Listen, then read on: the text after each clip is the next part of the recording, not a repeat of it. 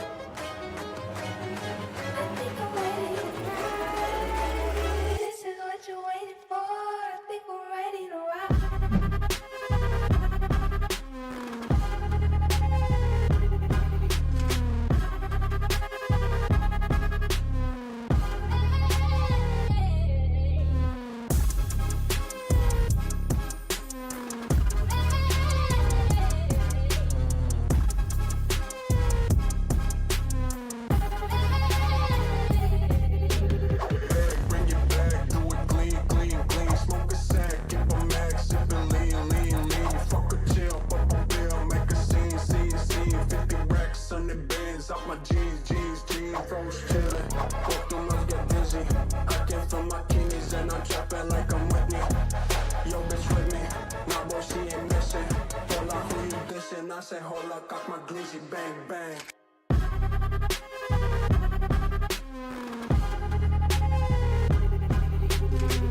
I said, hold up, cock my glizzy, bang, bang.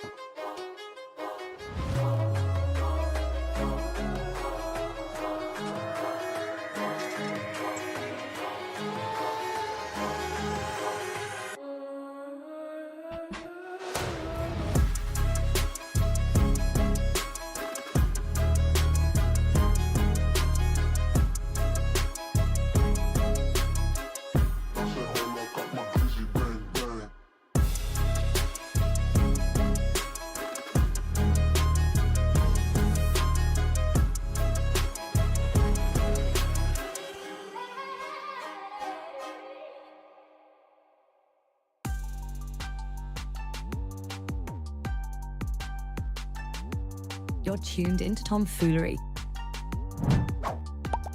Make sure to hit the thumbs up button and subscribe. And consider donating with super chats, stickers, memberships, or you can even gift memberships to other chatters. Or use the tips link in the description to write a message for TTS that will be read on stream. Hit the like button, or you eat black. And that's a fact. Jack. Enjoy the show.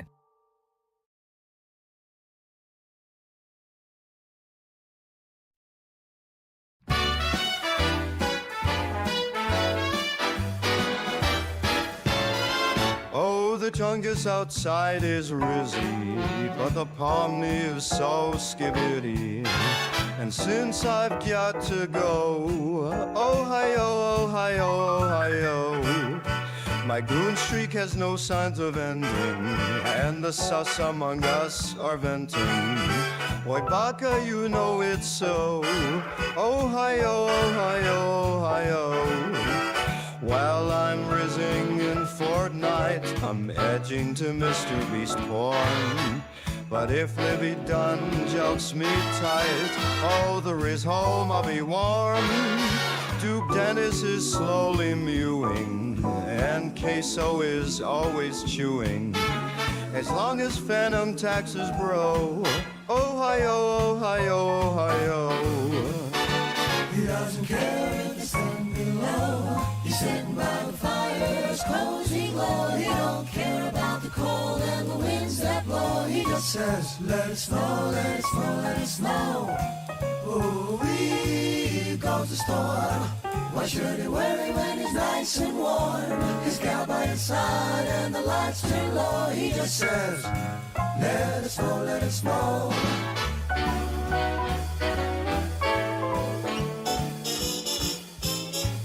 Oh, the jungus outside is rizzy, but the palm is so skibbity. And since I've got to go,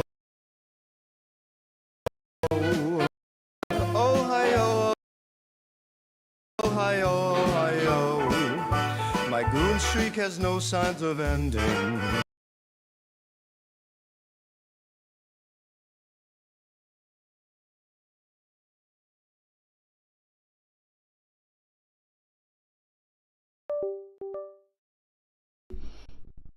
What's up, fools? Today is 12/24/2024. It's 11:08 p.m. Eastern Time. I'm having some major freaking issues over here. I don't know what the heck is going on with my PC. Felix 954 tipped $5. Happy holidays, fools. Rare Happy parrot, holidays. Rare parrot, rare parrot, rare parrot. Thank you, Felix. You freaking atheists. It's Merry Christmas. That's what it is. It's Merry Christmas. It's not Happy Holidays. So quit it. Quit with your freaking atheist crap. Yeah, I don't I'm having some major issues. Nico Pluto in the house. What's up, Nico? Nico is a fool's legendary member. He has Nico Pluto has started many memes on his own. Yeah, Nico is the person who started Thomas Fair. That is Nico. Single-handedly started Thomas Fair. That was Nico Pluto by themselves, all alone. Tom, you may need to clean drive on your C drive. I fixed most of the CP issues I had recently. Well, so I keep having this problem, and so at the end of last stream we went over this. It's the fact that like I sometimes overheat, and generally, yeah, if I just keep everything at like auto, it doesn't seem like the fans actually ever turn up when they're supposed to. And so you can see like the amount that my PC is using, it will it keeps like maxing out at like 80-90% on my CPU, and I don't know why. I don't know why my CPU is going up so high. But yesterday, when I went to go render a video, it sat at 100% for the entire like hour and 30 minutes it took to render that video. And it took like 3 hours for me just to edit the video. So the one that just came out earlier today with Tim Pool, that video took like 3 hours just to edit that little bit for the intro, because it was skipping so hardcore. The whole thing kept crashing. I had to turn off my my GPU accelerator, and that ended up making it a bit easier to get through, but too much porn on the PC. Well, so that's the thing, is that this PC, like, it is a PC that I will not like allow any sort of porn on, or I don't go to the dirty websites on this one. Yeah, because I just have to keep like everything is air gapped as possible from any sort of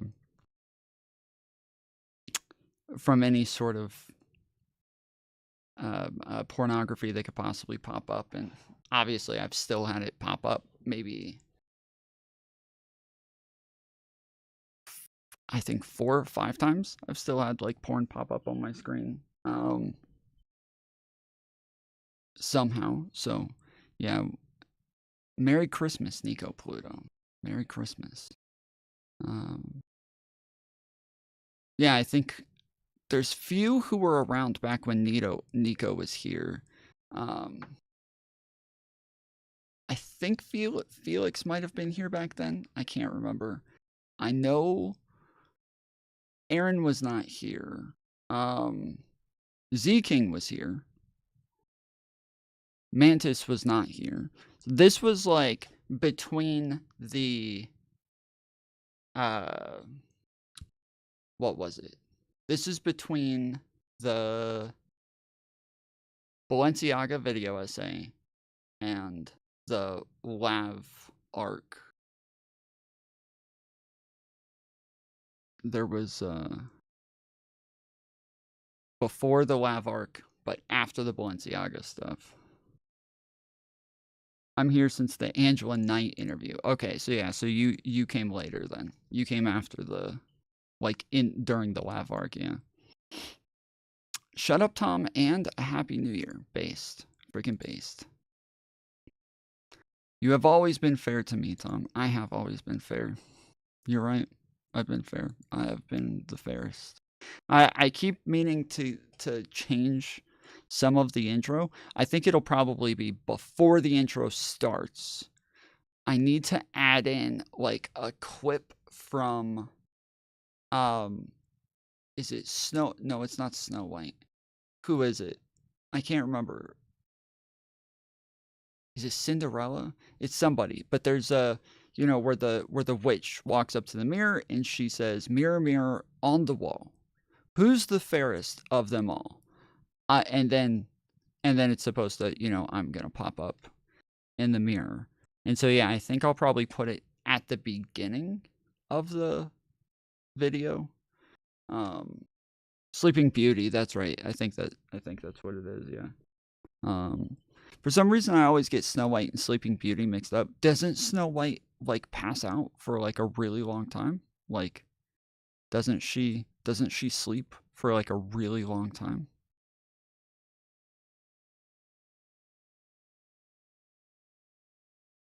Get rid of these glasses. I can't really remember my Disney movies that well. Any idea what happened to your computer? No. So yeah, so the last time I streamed, it got up to 165 degrees, and I was kind of blown away by that. Yesterday, it got up to 185 for like an hour. And at that point, shit's gonna start like melting.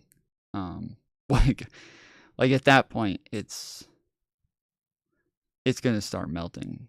So,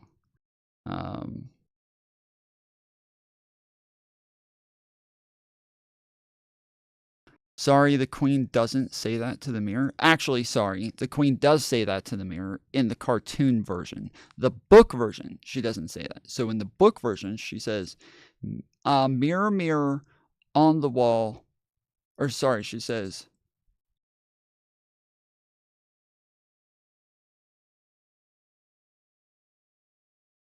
crap, it's something, yeah, she says something different in the books, but in the cartoon, she does say, "Mirror, mirror on the wall," because people started trying to pretend like this was a, I don't know why I can't remember this word. I can never remember this guy's name. It is the guy from South Africa. They call it the Mandela effect. That people were trying to pretend that this was a Mandela effect, that she didn't say "mirror, mirror on the wall." Yes, that she says "magic mirror on the wall," correct. And so yeah, people are trying to act like this is a Mandela effect, and they are wrong. They are wrong. Because it is "mirror, mirror on the wall."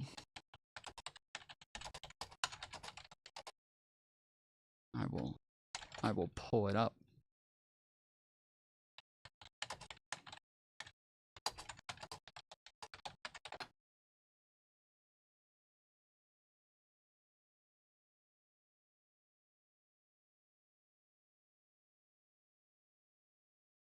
Space, through wind and darkness I summon thee. Speak. Told a lovely Who is the fair? Mirror, mirror on the wall. Suck it, Aaron. Suck it, Aaron.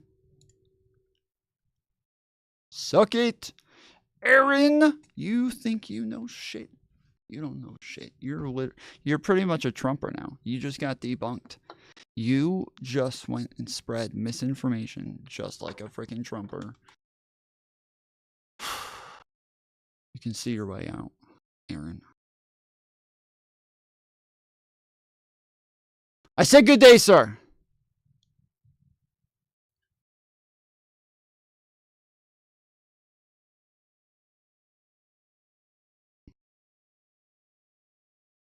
Some people triggered on Twitter after 4 account bans. I decided to rake myself. I don't know what that means. I like Trump. He's going to do good things. Ah, huh. That's what they said the last time. And then he did the things he did instead. It's freaking crazy.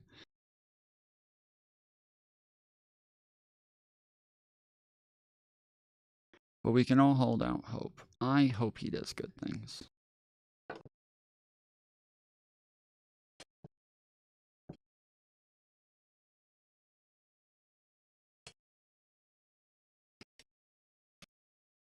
I don't know why, but my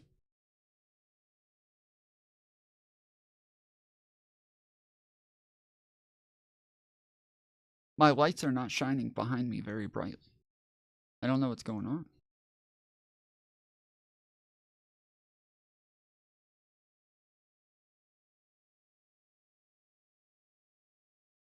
The blue especially. The blue is not showing up.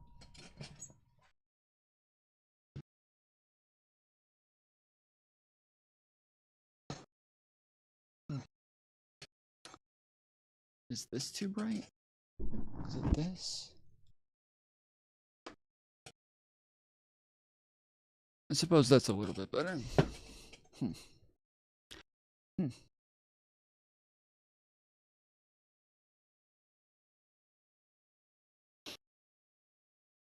But yeah, Nico Pluto's the one who started Thomas Fair, where he would just post it in the chat. So the reason I say he started it single-handedly is because he would post it in the chat over and over and over. He had like 3 things that he would say. And yes, it was so it was Thomas Fair, Tom's My Little Weirdo, and something else. There was one other thing, but he had like 3 things and he just kept saying them. Just kept saying those 3 things. Just over and over and over. Just that's it. And I'm saying like Nico was like one of the first people to show up to every stream, one of the last people to leave. He was here for all stream, every stream, and the whole time just had 3 things that Nico would say over and over and over. I thought Nico was a bot. Lots of people did. Lots of people thought Nico was a bot, and lots of people would get mad at Nico. I think Z King would get mad at Nico. Lots of people would get mad at Nico. But then eventually, they all just started repeating all of the things that Nico was saying as well. So like lots of mods would be like, all right, Nico, you can't just repeat stuff the whole freaking stream. You can't just spam the same thing over and over. We're going to time you out, okay? You got to, if you're going to say stuff, you got to say something different once in a while. You cannot just spam one thing the whole stream. But every time the timeout was over, Nico came right back, just saying the same thing. Didn't change.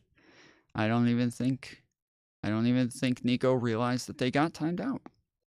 I don't even think that they knew. They just, all of a sudden, timeout was over, and they're right back there just saying it like nothing ever happened. And so, yeah, they... I'm smarter than a bot? I hope so. I hope so, Nico. But yeah, so then after a while, everybody just started repeating the stuff that Nico was saying, and one thing was that people would start going, you know, Nico's right, like Tom is fair. Like before that, Tom being fair was a downside. It was something that was always a bad thing. Like it was always something that was used against me, was that I was too fair and that I allowed people to get away with stuff, that I wasn't aggressive enough, that I didn't like yell enough, that I didn't that it wasn't entertaining enough because I was too fair. There was always like, those were always the complaints. It was always a problem. It was always an issue. And so, yes, the idea of me being fair was always a bad thing until Nico. And then it became a good thing. And me being fair just became, part of the brand, instead of it being like, yeah, he's boring as fuck because he just won't he won't just like hold people's feet to the fire for absolutely no reason. Nico saved me and made it to where now it's a good thing. Now Tom is fair and he's supposed to be. So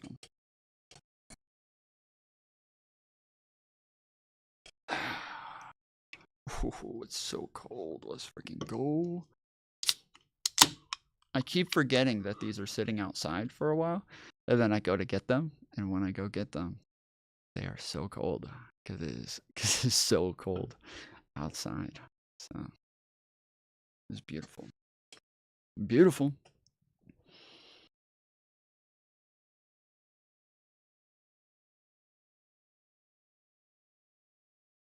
Officiated exorcist at your service. Huh. That's... You got your white privilege check yet? Yeah, of course. And there he goes. Yeah, he's repeating the same things already. You have always been fair to me, Tom. Yeah. But yeah, eventually Nico was just the chat pet, and now Nico's a beloved and cherished member of the community. Whereas, yeah, back when Nico first got here, Nico would really piss people off, and Nico will go off on you. There are a few times where Nico will say other things than whatever 3 messages that they've decided to repeat the whole time. Sometimes they will just go off. They will just pick someone and just go off on them. They just fucking target the fuck out of somebody, and it makes no sense. Whatever it is that they're going after them for, it doesn't make sense. Nobody can figure out why they're being targeted, why Nico's going after them. Nobody knows, but we all cheer it on. We all love it. We all enjoy it. So, yeah, I think Nico found me through Politically Provoked or through Andrew Wilson, one of those two. But yeah. Yeah, Nico's the best. I did post on Twitter this week. Yeah. Yeah, true. True.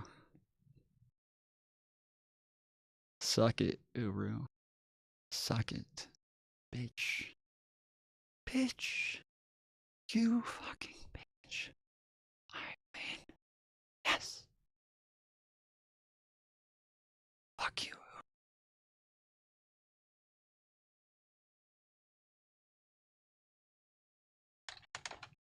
So yeah, I posted on Twitter yesterday that yeah, I'm probably gonna start doing some editing for other channels, and so I'm gonna add more channels to who I'm editing for probably soon, and so yeah, I put out a tweet yesterday, and I've been talking to some people about editing for them, and yeah, probably gonna add a couple more channels to what I'm editing for. And I added like a whole list of like, here's some examples of my edits. And so yeah, there's a lot of examples here of different types, different formats, different types of like creativity and crap like that. So there's a lot of links there to different editing styles. Edit these nuts? I would. I could. I could if I wanted to. Can anybody, if anybody knows, I've been looking I think I was watching Destiny today when he first started stream for like 15 minutes, and he pulled up a video behind the scenes. So he like put up his BRB screen, but he didn't mute it, and then he went and watched a video apparently of a woman being set on fire or something. I can't find it. I can't find the video. I've been trying to find it to see what the hell people are talking about, but I can't find the video. I'm sure if I scrolled on Twitter for like 5 minutes, it would pop up, but I haven't been on Twitter today, so if if anybody has the video, or they have like they know where I can find it, if you can send it to me, that would be great. I would like to see what the hell it is. The subway video, it's awful. Yes, the subway video. Yeah.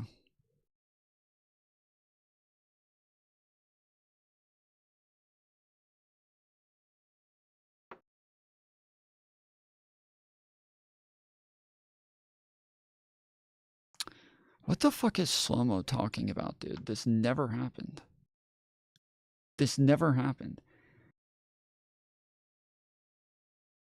Okay, hold on. Okay, so Z King, you asked for evidence of it. I'm intrigued. I want to see how you owned him. So yeah, so Slow-Mo keeps saying that he owned me back in the day on... it popped up on Reddit. I was looking for it on Reddit. Can you send it to me? Because yeah, I looked for it on Reddit. But yeah, he keeps saying that he used to own me all the time. And he made fun of me because there was a period where I went by DefNot and I was a VTuber.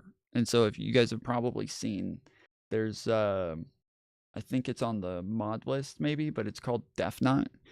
And it's that was the VTuber that I was for a little bit, because I was banned on Twitch for a while, and I kept getting invited onto panels and crap, or to debates, or just shit like that, and or I would, it was just annoying because people would invite me on the shows, and then all of a sudden I'd be like, oh sure, I'll come on, just so you know I am banned on Twitch, and they'd be like, oh never mind then.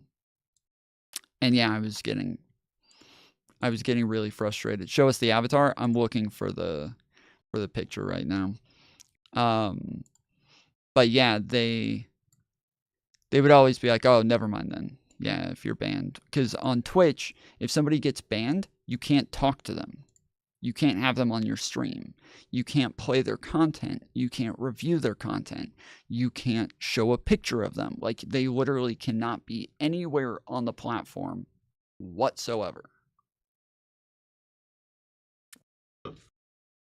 And it was very annoying. I definitely have not seen that. Let's see. If we go to memes and GIFs, or no, memes, Tom memes. I think there's a number of pictures or videos in Tom memes. Where the hell is it?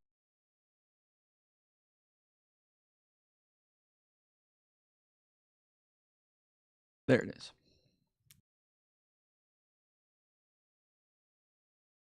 Yeah, there was I wasn't able to talk to people for a long time, and it was getting a bit frustrating that everybody would cancel once they found out that I was banned. And so I created a VTuber and created a Twitch channel for that VTuber, and just went and did some videos did some streams on Twitch just to make it legitimate. I popped onto a couple of panels here and there, and then I left it at that. And so yes, this was DefNot. And the reason the name was DefNot is because after I got banned from Twitch, I changed my name to definitely not Tomfoolery. I made a new name, and then I would be in people's chats as definitely not Tomfoolery. And so then everybody started referring to me as DefNot, because it was DefNot, PC. So definitely not Tomfoolery PC. Because that was my my show initially was Tomfoolery PC, as in Tomfoolery Podcast. And so, yeah, everywhere I went, it was always Tomfoolery PC. So once I got banned, yeah, I changed to Defnot TFPC. And so, it was just DEFNOT TFPC. And everybody knew it was me as soon as they saw, like, Defnot TFPC. They're like, is that definitely not Tomfoolery PC? Is that what that is? And every time I'm like, yep, that's who I am. But then, when I made this one, it was Defnot still, but it was spelled DEAFKNOT.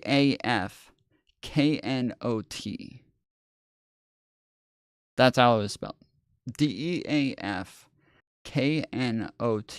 Which, once I made that channel, supposedly there was something called a Defnot that has some, we're missing a critical part of the story. Why were you banned on Twitch? I was playing other content that was also banned. So there were other content creators that were banned, and I kept playing their content.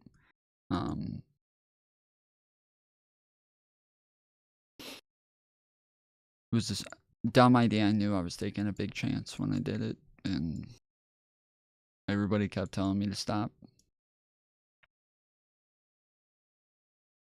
Tom, I can only find articles about the dude who set her on fire being arraigned. Can't find the video anymore. Yeah, that's what... I can't find it either.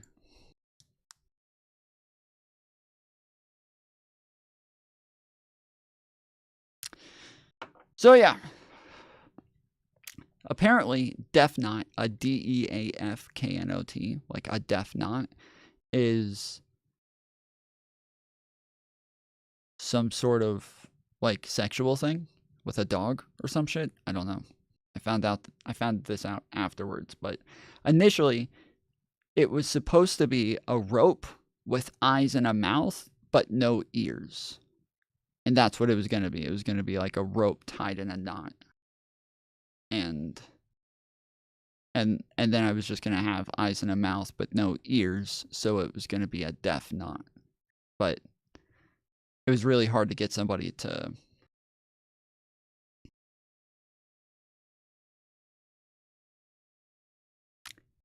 make a VTuber for me. And once I made this one, it was just kind of emblematic of Death Knot. So I saw the video, but it must have been wiped clean from the internet. Yeah, well, so again, I think Destiny watched it earlier today on stream. So yeah, and I would play video games on there, and I would put a controller in my hand. It was a VTuber, so it wasn't just a picture. It moved with my mouth. I could make the ears move. I could smile. I could look around. The eyes would move with me. Like, I had everything. It was a very high-tech VTuber. And so, yeah, everything moved perfectly. And so, yeah, you were hunting AIU? Yes. Well, so at this time, I had somewhat of a beef with AIU where we had some back and forths, and so, yeah, while I was doing this, Sass, I think, made this meme of me where I kept calling him a doe instead of a kangaroo. I kept calling him a doe or a deer. And so yeah, she made this meme.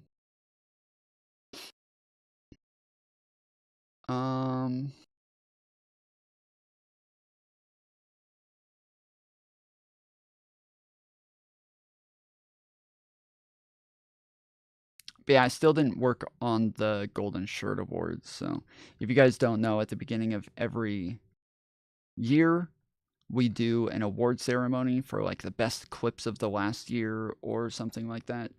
And yeah, we like do a bunch of awards for like best new character on the show, best new chatter, you know, best girl to coom to, all sorts of crap like that. And we never, we haven't set this one up yet, so we'll have to, I'll have to take some time to set it up, but yeah.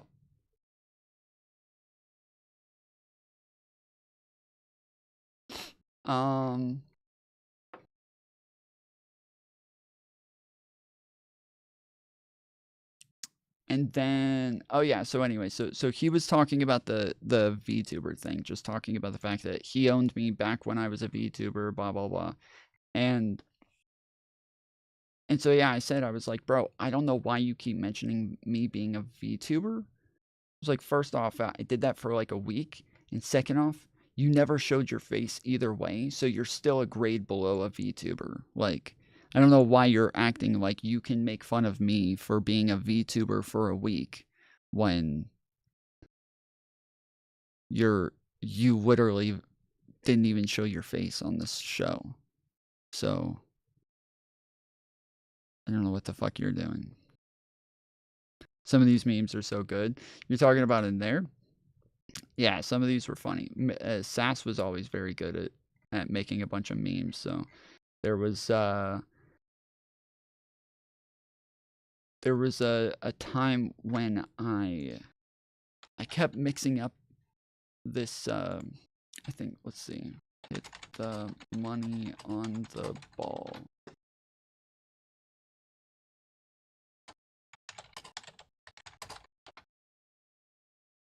I think it's one of like my oldest shorts. Somebody else made it for the channel. You know, somebody else made it for the channel because every time this person made a short for us, it was the blurriest shit you've ever seen in your life. Here it is.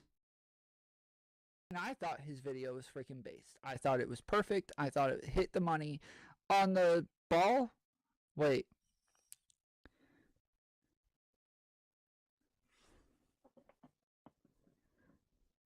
What am I thinking of? Hit the money on the ball? Is that right? That doesn't sound right. I don't think that's it.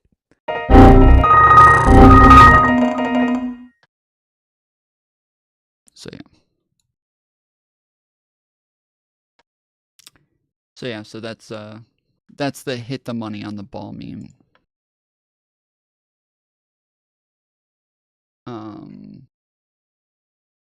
This is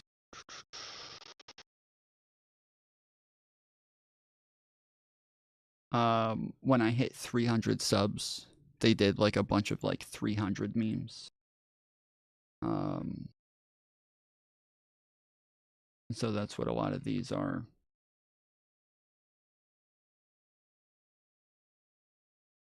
Did I already scroll over all the 300 ones? Yeah, this is during some of the BRB screens. You guys see me dancing, so I think that's also from the 300 stuff. Where like I just put on some music and it was like some old 70s music and just started dancing. So that's where some of those come from. Oh yeah, here's the 300 memes.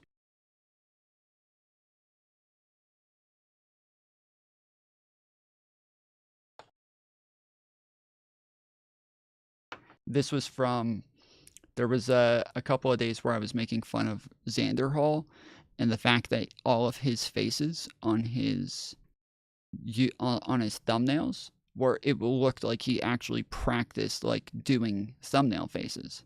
It was all, he had like 4 faces, 5 faces, and they were all the same. And so I was like, this is what they all look like. I was like, it's like he sat there practicing, and it's like,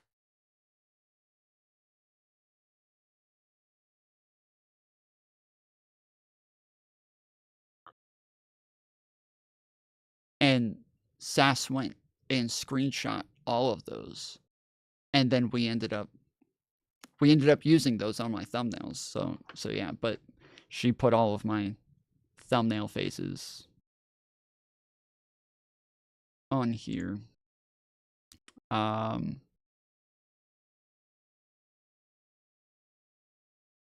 then, yeah, this is Rob Knorr kept just showing up places wearing the same thing that I was wearing over and over. It just kept happening like 5 or 6 times in a row. So then Sass started making memes about them, doing like a Who Wore It Best magazine for like red carpet. And then there's both of us with our American flag hats, our American flag cowboy hats. And then this is both of us with the same exact Hawaiian shirt on as well. His is way more worn out than mine. Mine is like dark black. His is like a off black color for some reason, but yeah.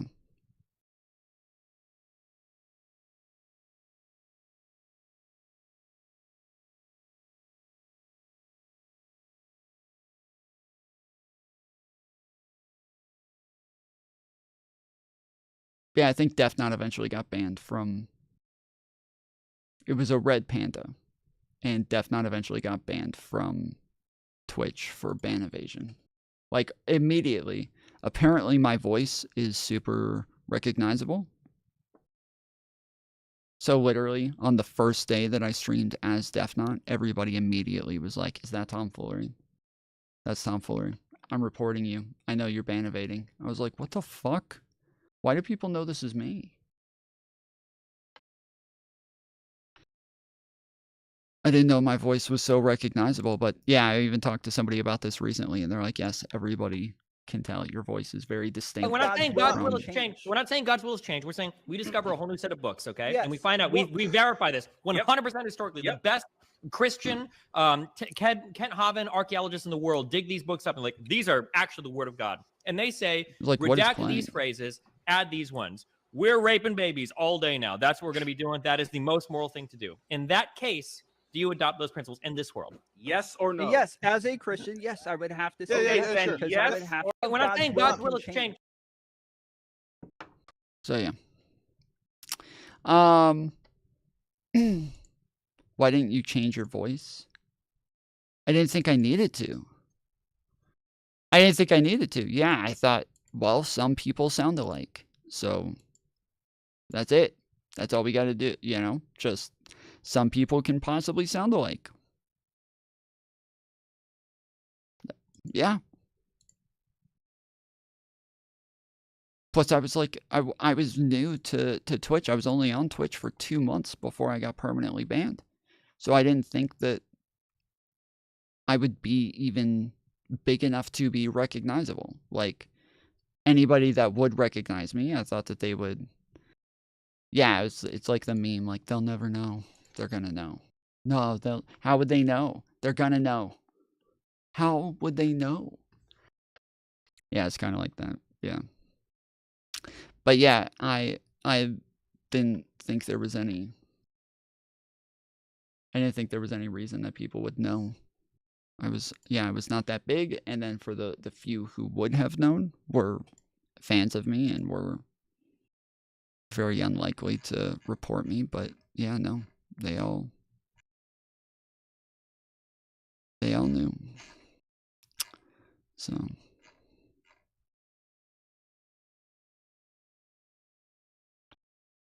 anyways, there's something that I haven't seen. I did want to go through and look at. Apparently Luigi had some hearings. I've been getting very frustrated with the Luigi shit. You guys saw I posted a short recently that kind of went over some of my issues with it, because it was the other day when my power went out while I was streaming. I just went ahead and streamed from my phone, and this was me talking on stream on my phone, and I was just talking about like how frustrated I am with all of the shit that's coming out about Luigi. And it's gotten worse since then, so we're going to talk about that in a little bit as well, but this is what I said at the time. I actually get pissed off when I get on Twitter, when I get on TikTok, when I get on Instagram, YouTube Shorts. I've been seeing this all over the place from the left, where they're saying, oh, I thought the right-wingers were in favor of vigilantism, but all of a sudden, Luigi kills the CEO, and now they're against it. But when it came to Kyle Rittenhouse, they were all in favor of it. And I was like, you guys are the dumbest motherfuckers out there. You know that? You guys are embarrassing. As the human race, you're embarrassing as fuck. I cannot stand you people. I don't want anything to do with you guys. If you're going to stand around acting like Kyle Rittenhouse is comparable to Luigi. First off, Kyle Rittenhouse was not a vigilante, okay? So when we think of a vigilante is somebody who's like on the offensive, right? They're going out and dealing with things themselves. They're going out and looking to fix something. They're going out to solve problems themselves. Kyle Rittenhouse is not a vigilante. That guy was just called just to show up and defend buildings. That's it. For you to compare Kyle Rittenhouse to Luigi, you would have to think that Kyle Rittenhouse was there on the offensive. And there's just no evidence to this. There's no evidence to say that he was there on the offensive. He defended himself when people attacked and battered him. They attacked him. He didn't go out and start attacking people. He didn't go out and just start shooting random people. He shot people who attacked him. The reason that he got off was because all of that stuff counted as self-defense. You guys are victim blaming. That's what you're doing. Luigi is a murderer. This guy just went and just murdered somebody. He is just a murderer. Whereas Rittenhouse did not murder anybody. He was defending himself. He just defended himself. That's it. This is not murder. It is self-defense. So for you guys to compare these two things, it's just victim blaming. That's all it is. You guys, you lefties, love to complain about victim blaming. You guys are victim blaming. That's what you're doing. And the same with the CEO. Same with the CEO. You want to say, oh, the CEO shouldn't have been the CEO of a company that denies all these claims if he didn't want to get murdered and blah, blah, blah. Okay, fine. You're saying that when... Normally shorts only go on for a minute, but this short was so based that YouTube was like, you know what? We're going to let you go on for as long as you want, bro. Do your thing. We're going to let you cook. Women shouldn't go in short skirts into fucking bars because then it's their fault if they get... Like, that's what you're saying. Good job. Congratulations. You have become the meme. Well done. Not even kidding. So, yeah. That's what I posted the other day. And when I posted this, I ended up with a bunch of lefties in the comments on TikTok repeating old fucking shit that I couldn't tell if it was a meme or what. Like some of them were literally saying shit like, Kyle Rittenhouse was a racist who just went there to kill black people, and he crossed state lines with an automatic weapon, and he, like, and shit like that. Like, they were just repeating the same old tired claims that everybody was saying at the beginning. And so, yes, they're all like fucking whining and crying about Kyle Rittenhouse, and I'm sitting there like trying to explain to them, like, you know, he did not cross state lines with a gun. Even if he did, that's not like a thing. It's like, Freddie Drongo, 23 months, let's friggin' go. Merry Christmas.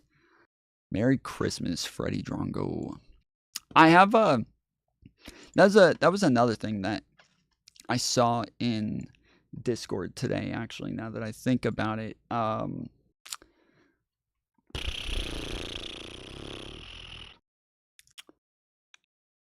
Alley Cats said to Mantis, we need Tom and all the fools to memorize a mantra like, we do not acknowledge until a claim is made. We cannot engage until proof or source of a claim is submitted.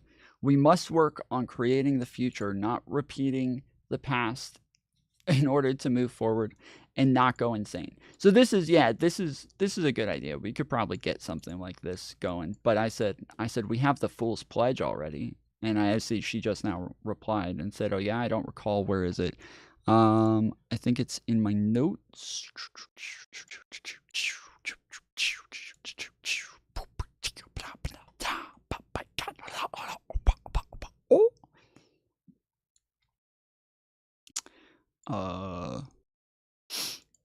Says, I pledge allegiance to the fools and the united coomers of the internet, and to the debate bros for which we stand, 3 chats, under Tom, indivisible, with facts and logic for all. This is different. This is definitely different, so not the Not exactly what she was looking for, so we can...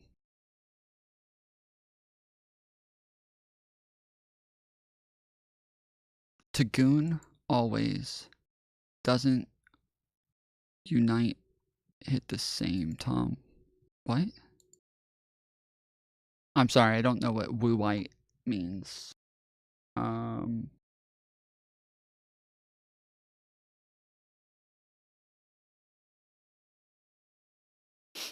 Autistic kids are kind, warm souls, but Corvik is the worst flavor of it.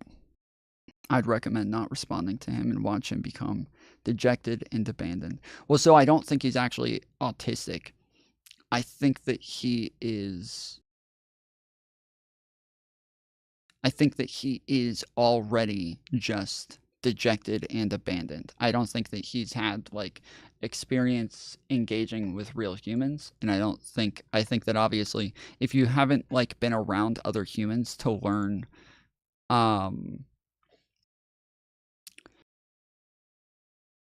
if you haven't been around other humans to learn, like,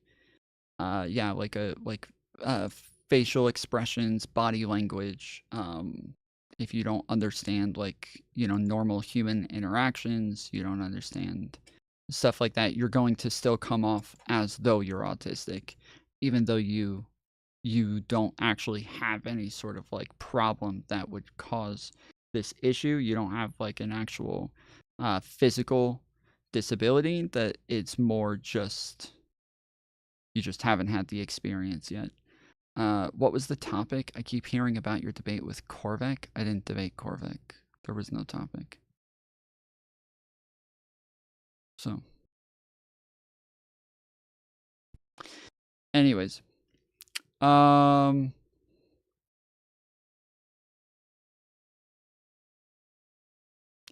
the Luigi stuff has been annoying. Yeah, they keep repeating the same dumb claims in the TikTok comments, and even in these comments, there's people saying some of the same dumb shit. It's like it really, like, lefties are just they love to, like, feel so much more like superior over Trumpers, but they're the same brand. It's two sides of the same coin. They are the same people. Just unfortunately, no leaders have been capable of doing what Trump has done on the left. There haven't been anybody, like, nobody's been as smart as Trump on the left to do what he's done to the leftists as Trump has done to those MAGA fucks. So yeah, it's all the same people, same exact people. That is not remotely true. That is 100% true. The misinformation, the conspiracy theorism, the populism, the the moral grandstanding and like virtue signaling, the buzzwords, the in-group, out-group shit, like, it is 100% true. And this is why tons of leftists this time said either that they're not voting or that they were voting for Trump. There's a reason that happened. There's a reason that happened, is that they said, I'm not voting, or I'm voting for Trump. Yeah, it's because they don't see Trump as the threat to the country and the threat to democracy and the fascist that he is.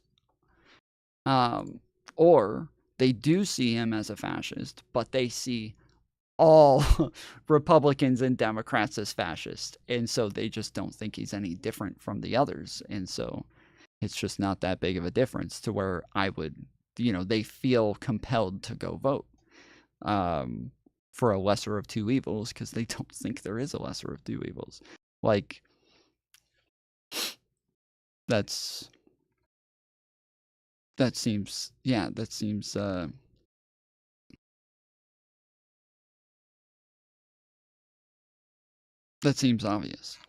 Like, and that was a likely outcome as well. And so even lately, as I'm scrolling over TikToks, I'm seeing so many leftists praising Luigi and treating him like a hero. Whereas the left acted as though the right was treating Kyle Rittenhouse as a hero. Now, I will say there were some who treated Kyle Rittenhouse like a hero, but I would say there's probably a lot less of right-wingers who treated Kyle Rittenhouse like a hero than there are lefties treating Luigi like a hero. Luigi is a million times worse the person than Kyle Rittenhouse. Luigi is likely going to be in an insane asylum for the rest of his life. I would assume, like, just based on the little bit that we've seen of him, the stuff that he said, the way that he went about committing this murder, he is going to be found to be, like, mentally incompetent, most likely, and he's gonna be put into a padded room for the rest of his life. But he's a murderer, and a malicious murderer. Well, I guess you have to be malicious in order to be a murderer, but yeah, he was a malicious piece of shit murderer. And Kyle Rittenhouse was a victim. So Luigi is a perpetrator. He is the one who victimized other people and went and murdered somebody. Kyle Rittenhouse didn't murder anybody. People attacked him, assaulted him, and he defended himself. And he gave them warnings ahead of time. And he retreated from those people as well. He, over and over, kept trying to get away from people attacking him, and they continued to chase him down and assault him, and he killed them for it. And the people that he killed, I mean, if you just want to be like, well, the guy who Luigi killed was a CEO, and he turned out to be a guy who was kind of a bad guy, so I don't really care. That's fine. You don't treat him like a hero, but if you want to say, like, yeah, I don't care all that much, that's fine. I don't mind that. I don't mind that take.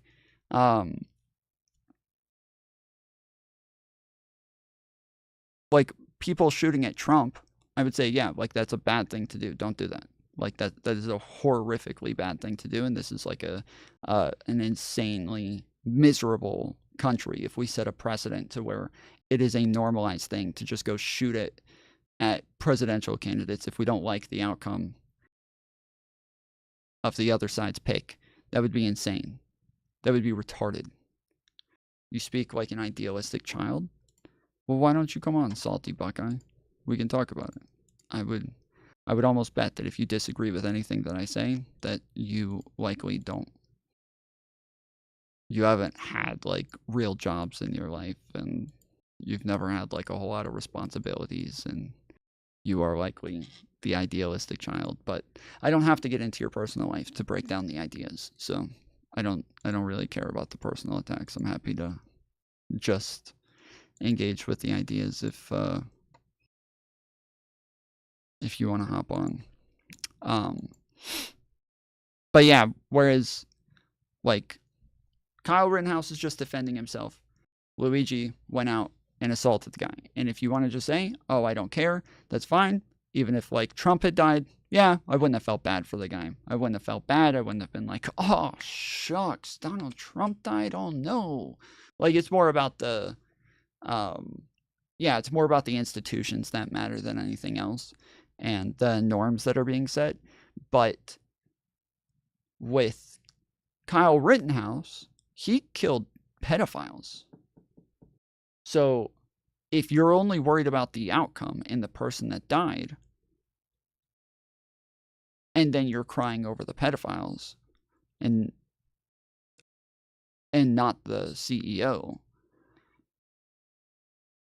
you kind of got some fucked up priorities there, I'm not gonna lie. So it's a bit weird.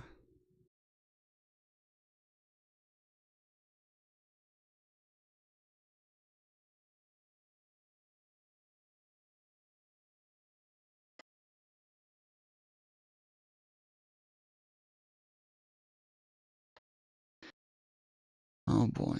All right, what is this? Wait, no, I have this video.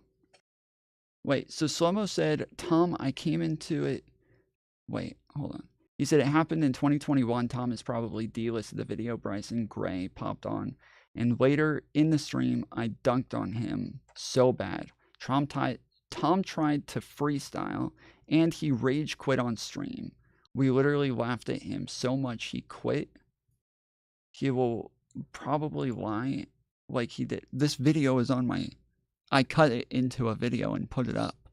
I don't know what some of this is. I don't know, but yes, the conversation with Bryson Gray, I definitely kept. You probably lie like he did with Brian Craig incident. Oh, I lied in the Brian Craig incident. Okay. Now you will have to watch yourself because I no longer have access to old clips, or Tom could have just shared the VOD.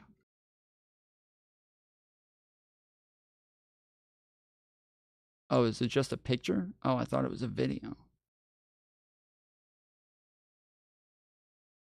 The VOD is up, motherfucker.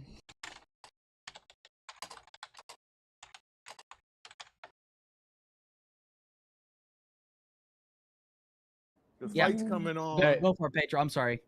So we all know about the video that came out with the "We are coming for your children," right? Oh yeah. Oh yikes! Big Here yikes! comes the gymnastics. Come on, Yeah, Alex. okay, Come around, Alex. I'll sacrifice some time. Can we play it? Let's play it. Play it because you know there's been slowly this. We on the. Do you guys remember this video? Right wingers made such a big deal about this. They were such big babies about this shit. Like, it's a funny meme, and they all just soyed the fuck out over this. Yeah, keep it. Mio, you and I can talk about that sometime. I'd love to. Are you guys can see it, right? Better be ready. You guys Here can we see go. it? All right. Oh shit. So to those of you out there who are still working against equal rights, we have a message for you. You think we're sinful? Come in, please. It's your fate. We'll convert your children. Hold on, Todd. Will you let Tom in, please? Todd. Todd. Is Todd? Is Todd- I think Shlomo is Todd, I believe. I'm not sure, but I believe the guy who I said, like, he doesn't even show his face, so he's a level behind VTubers. I'm pretty sure it's Todd. That's why this is him right here. And he's black.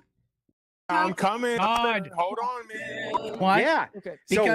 So why wouldn't we assume the same thing, Alex? All right, Alex. Well, let probably me answer probably because We're like gonna watch gay one. I would take it down. Like, I don't think I ever tried to freestyle on here. I don't think that happened. When did you make it? Made that song like. Oh yeah, go ahead. out about it, and you're really. So you're saying that if someone says something which is demonstrably false, Based. So are binary, and if you don't think so, you don't know shit. Subject. I would be so down. Hell yeah. Yeah. Oh, try this guy. This is what we call it. Oh my god. no true Scotsman. What's that? Only pseudo hermaphrodites exist. Exactly, bro. Exactly. All right, right. Did you want to source on? Did you want to source on hermaphrodism also? Bro, all right, listen. I do have to go. No, before y'all came on, I'm answering this.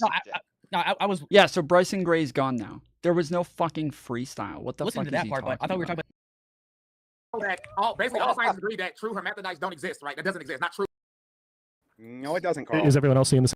you're improperly citing Wiki. That added to the union they already had. Bryson, we just the reason you're So you didn't realize that they didn't discuss Kamala. So getting back on the topic, I actually have a challenge to Petrus. Goddamn point. Oh my 1970 goodness. 1970 When did it become a social construct? When did that start happening? In the 80s. In the 80s. There we go. So the 80s when it started being changed to become a social construct, which means it did change to fit it. This, and what we're saying is that if you have a vagina, there are things that are not inherent. You can't have two reproductive systems. That's never Petrus. Yeah, I don't know if you know this, but the Man and male, right? You're change things to have an actual And get it out now. out of the time they're Give me a bunch of your music, but this Yeah, one's it's definitely your, BPF on yours, top. I think. Thank you. Thank you. Thank you. in Florida. Going When did you make it? Sensitive and emotionally like an ethic owner. Yeah, this never happened. I don't know what the fuck. This guy's on another level when it comes to insanity. But anyways. All right.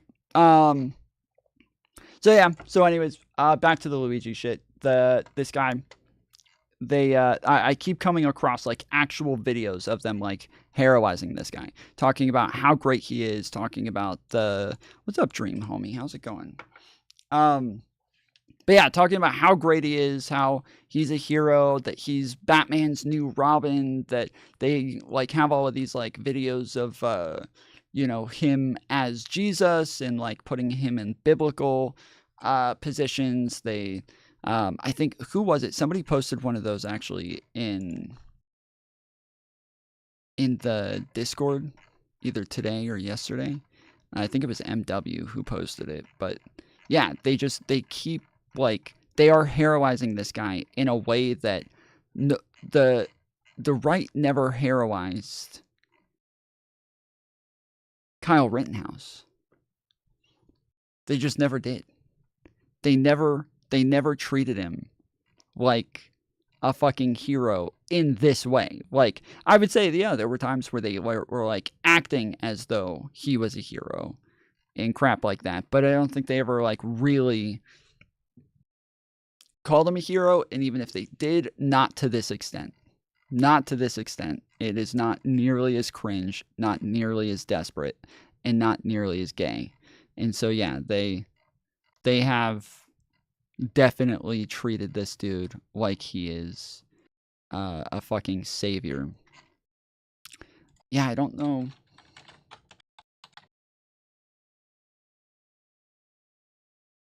I could have sworn. Oh, wait, is this it? Yes, this is it. Okay. I got the video now.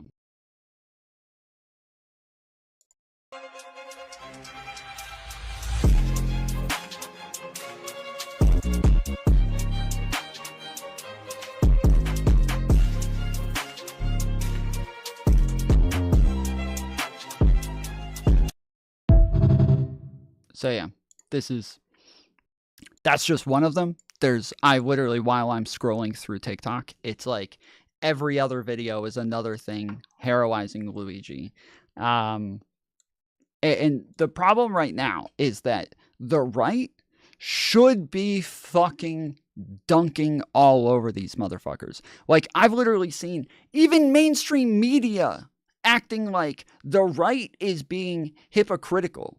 Even like, even like literally like Comedy Central, like MSNBC, acting like the right is being hypocritical because they defended Kyle Rittenhouse, but they're not willing to defend Luigi, which again, Kyle Rittenhouse did something that's like completely legal, that's completely allowed, that's even necessary for society, where you have to be able to protect yourself. You have to be able to stop people who are just coming and trying to assault you and trying to hurt you.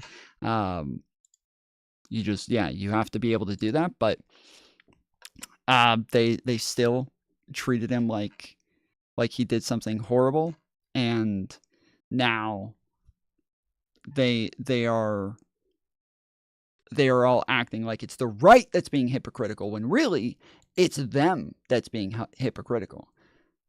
It's them that's being hypocritical because they kept saying that it was wrong to treat somebody who killed people like a hero.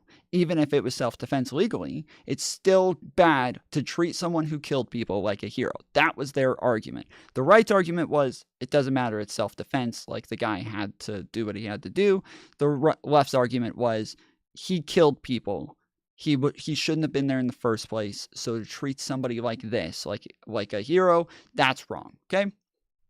But now that they made such a big deal about how you shouldn't treat somebody like a hero, and now they're treating Luigi like a hero, it is cringe as fuck, dude. It is cringe as fuck, and they are definitely Kyle being way more Rittenhouse. hypocritical. We knew that Rittenhouse was going to be lionized and made into a hero after he was acquitted in the killing of 2 people and shooting of a 3rd in Kenosha, Wisconsin. And it is happening exactly. Well, he actually ended up just being canceled by Republicans because he wasn't a full-on Donald Trump simp. Which, if you go back to back when Kyle Rittenhouse first did this shit, he said over and over he was pro BLM, that he was that he's like, I was there to when if you watch the videos, I have a timeline on this out where he was helping BLM protesters. He was offering them aid, he was offering them water, he was offering them help. No, he didn't get canceled because he caved to MAGA mob. Do you remember when he caved? All of the fucking comments on that were still people calling him out and saying, this is too late, you're a fucking bitch. Because for them, just stepping out of line on the talking points, that's bad enough. That is enough to start gatekeeping. And yeah, he has not been the person that he was before. He wasn't going around and before he was often on shows. He had a massive following. He was still, pulled up all over the place to do all sorts of conversations. Wasn't really a cancellation. It was. I don't know. I don't know what you don't know about this. So but anyways, yeah, he was canceled, and they have kind of left him behind for the most part now, and but yeah, he was already they already were pissed off with him in the first place, because every time he did an interview, and they would ask him so those BLM people, right? They just won't stop burning down cities. He's like, yeah, no, I don't like the burning down cities. I don't like the rioting. I don't have a problem with people in BLM though. I think that I think it's a worthy movement, and I agree with the protest, and I agree with the idea that they're fighting for, and I'm always going to fight for people's right to protest and push back against the government. And so yeah, and then even in the videos, when you go watch the militia guys, the other people that he was there with, they weren't really a militia, but they were all saying guys, if y'all want to pull down the fucking street lamps, do it. If you want to go attack the post office or the police station, do it. If there's cop cars all over the place, go attack them. Just don't attack the private businesses. We're going to protect you guys in your neighborhood, in your citizens. We're going to protect you guys. But if you want to go attack the cops, go at it. We don't give a fuck. So yeah, most of them were on camera saying shit like that, and Kyle Rittenhouse felt the same way. He was saying, yeah, I don't have a problem with BLM, and yeah, the right-wingers didn't like that either. Exactly as predicted. Some of you Republicans who watch wrote to me, and they said, David, and you said, David, the verdict was the right one, but nobody's going to make a hero out of this kid, because ultimately what happened is a tragedy. And I said, no. They're going to make a hero out of this kid, and it's happening. First, he got his... I don't think Rittenhouse was canceled either, to be honest. Most people I know agreed with the premise he made that Trump wasn't great for Second Amendment. Okay. Yeah, I think if you guys don't know what happened, or if you don't think he was canceled, I think you either don't know what happened in totality, or you have some different definition that's he has to get fired from his job or kicked off social media or something in order for it to be canceled. So I'm not sure. media rounds. He got to meet Donald Trump. He was interviewed by Tucker Carlson. He was invited here. He was invited there, everywhere. At the end of the day, even aren't left and right both lying? So the reason that I started off by saying the right should be dunking on the left right now. They should be dunking on them right now. The reason that they're not dunking on them right now, the reason that they're not running around owning the fucking left on this one is because they don't believe that it's him who shot him. They're all too conspiratorial to believe that that's the guy who shot the CEO. They don't think it's him. They think it's somebody else. They think that he's the patsy. They all think that guy is just a patsy and that he is not the real shooter. There's no way that I promise you. That's why. This is what, like, all the comments on my videos, all the comments on the other videos about him, all the we've had a bunch of it in my server as well. Yes, they do not believe that that's him. I mean, come on, we have a bunch of right-wingers in chat. One's in chat if you believe that Luigi Mangione is a patsy and that he did not shoot the CEO. It was somebody else. One's in chat right now. Because yeah, this is pretty much everything on the right that I've come across. There's only 40 people in the short bus chat right now, so I don't know how many people will even get to respond, but yeah, there's already a couple ones over there, 3 ones. And if you believe that what Kyle Rittenhouse did was legally justifiable as self-defense, which many people on the left do, and I said the way the laws are written and based on the evidence, not guilty is the quote correct verdict because it is totally plausible that he feared for his life in a situation he never should have been in, into which he placed himself. I said not guilty is what follows the way the law. Yeah, I agree with the fact that he shouldn't have been there in the first place. I agree with that. That's true. But this is like, this is like the thing that came up with Nick Fuentes recently, where the woman who knocked on Fuentes' door, obviously, she shouldn't have been there in the first place. It was obvious that she was trying to provoke him. It was obvious that she was being a bit of a menace and being a bit of a piece of shit by going up there and knocking on his door in the first place. But like, that doesn't mean that he gets to go and attack her the way that he did. And so she was still a victim in that case, and he should still be the one who's condemned for his actions and the one who's treated more harshly based on the way that he interacted with her. That is like the bigger story there. Whereas with Rittenhouse, yeah, he probably shouldn't have been there. He probably shouldn't have gone to the protest at all. If he did, he definitely should not have had a gun at the age that he was at. But once he's there and he does have a gun, that doesn't mean that it's okay for these other people to come and attack him. It's not okay. They can't. Just because he shouldn't have been there doesn't mean that now that these other people get to assault him over and over, and he's not allowed to protect himself. Like that's just ridiculous. So yeah, at that point, it's just way too late. And honestly, in the state that he was in Kenosha, they did have some like loophole laws there that made it a bit more, a bit harder to tell. They have laws that say that you can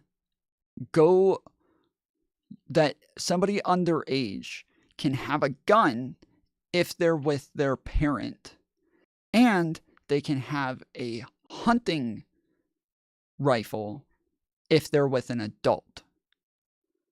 In this case, an AR-15 is technically not a hunting rifle, but it is a rifle. It is used for hunting sometimes, but they ended up not charging him for possession of a deadly weapon underage. because there was just a lot of there was a lot of like confusion over whether or not he was allowed to have it. So yeah, it wasn't even one of the charges. As written. But what he did was still horrible. It's nothing to celebrate here. It was a failure of parenting. It was Wait, it's just not a similar situation at all? I don't see what's to gain from the comparison. What do you mean? What's to gain? It's analogous. The way that the things that are being analogized are analogous. That like when it comes to what it is that you're like condemning in that moment, when it comes to how you talk about that situation, that if it's like if we talked about the Holocaust, but instead of talking about what the Nazis did, instead we talked about the fact that a lot of the Jews who were in those concentration camps were bankers who ripped a lot of people off. It's like that.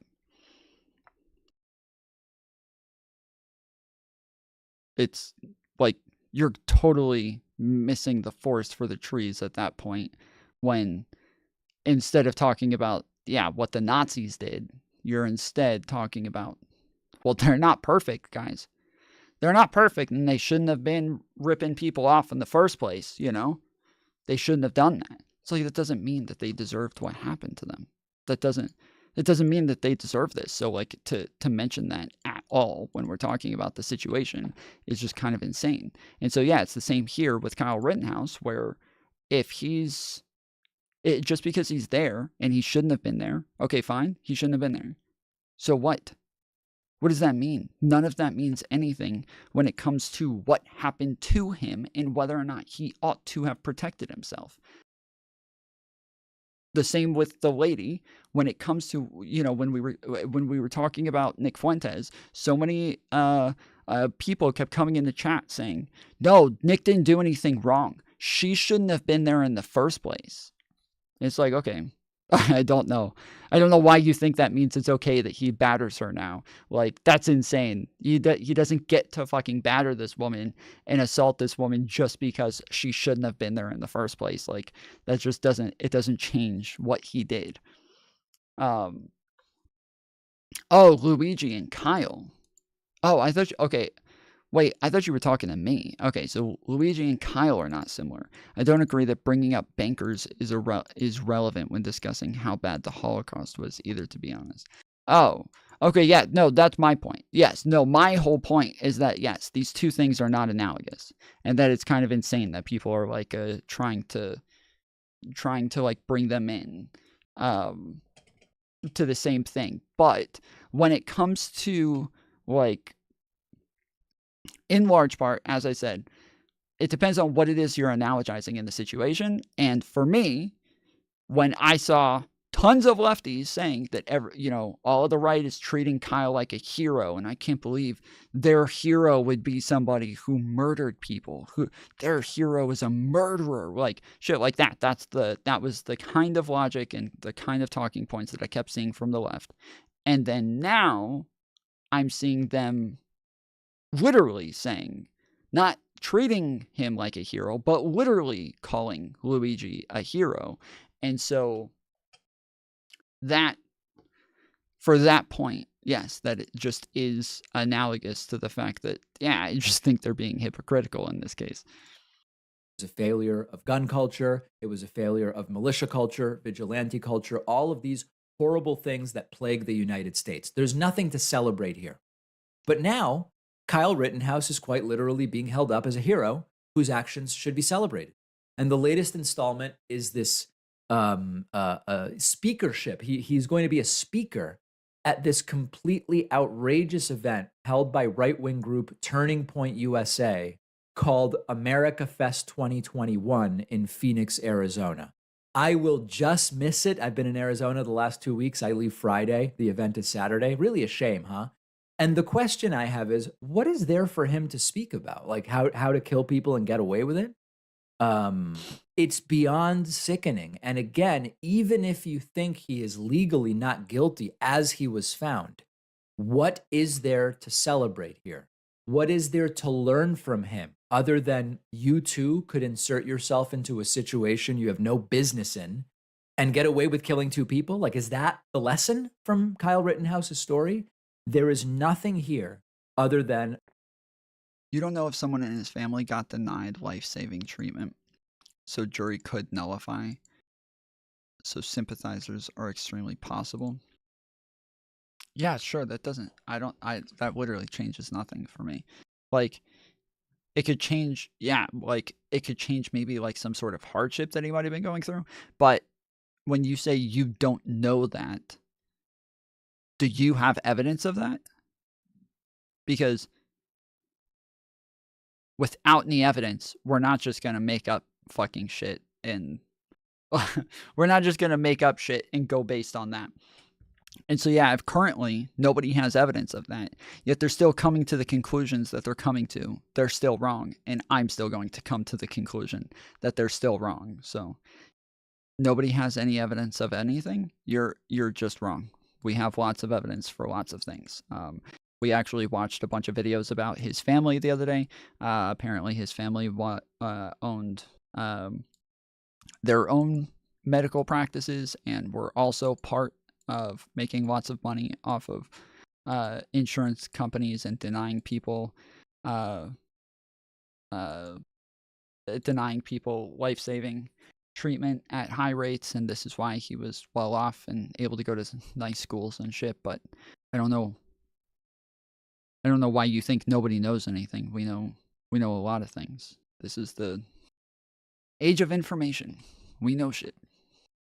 a cult of personality, and disgustingly, they are celebrating it. And in so doing, they are celebrating the killings. There's really no way around it because there's no other substance. There's nothing there. And the problem, there's a number of problems with this, but one of the questions that comes up is, if we celebrate the fact that a 17-year-old did this, what about a 16-year-old? What about a 15-year-old? What about a 12-year-old with good trigger discipline? Just a TikTok? No, I looked into his family. So I think he had like a grandfather or a great-grandfather or something like that who was literally like a billionaire, like massive fucking real estate tycoon, owned lots of shit. Initially, I think it was just office buildings. And then over time, it was hospitals, nursing homes, medical centers, doctors' offices, stuff like that. So, yeah, no, it was definitely part of it. As they love to say, like, where is the end with this? Maybe I'm wrong, and he'll show up and talk about how he's looking forward to a career in nursing. He hadn't been in contact with his family. They had reported him missing. Yeah, he hadn't been in contact with his family for a couple months. So he went on a trip that he was supposed to be gone for a couple months on, and then he was supposed to be back, and then just never came back and was missing for a month after that, from what I understand. So, as we often heard during the trial, but somehow I don't think so. And I just my shit's fucking up again. I feel like my mic's gonna go out here pretty shortly. I can't even see my screen right now. Is it? No, it's only, well, I guess 35% is not that high for. It's like on the high end for just a YouTube video playing, but all right. Fuck. genuinely don't understand what on earth he would he would speak. Like, what's his open? What is the body of his speech? And I can only imagine that he's getting paid for this, if you can imagine that. Although maybe not. The one thing that makes me think maybe not is I was invited onto Charlie Kirk's show a little while ago. Travel didn't work out. And they actually had the gall to say, we're a nonprofit, so we don't pay anybody for appearances and speaking and all that stuff. I don't know if they tell Kyle Rittenhouse the same thing. Maybe the last rally that I went to, the first rally that I went to of Donald Trump's, Charlie Kirk spoke there, as well as a bunch of other big names. Tucker Carlson was there. There were a lot of big names there, and it was a TP USA fundraising event for Donald Trump. So yeah, I wonder if some of the speakers there got paid. He probably has a different status within Turning Point USA than I do, but they actually, for me and a few others I know, they said, "Now we're a nonprofit. We're a nonprofit, so we can't pay you to appear." So Kyle Rittenhouse being made exactly out to be the hero that we predicted they would. How long does this grift run? I actually don't think it runs that long. I think it's like a couple years, but maybe it's something that he can use to keep the great gravy train coming for a long period of time.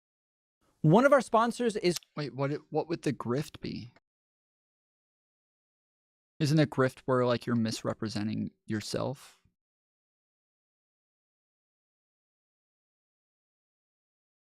I don't know how they would call this a grift, but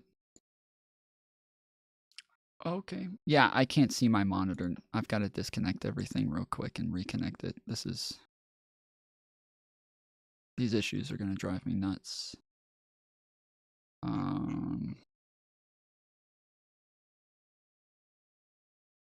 All right, give me a second. Let me disconnect this bitch.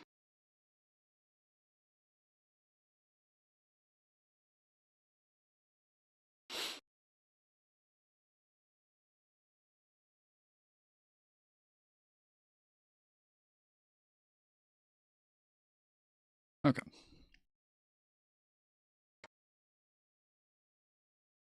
The crime of murder? Oh, okay, that's right. I believe part of this hearing, I'm not sure if the whole thing was a bond hearing or not. But I do believe part of the hearing is supposed to be about the fact that they believe that his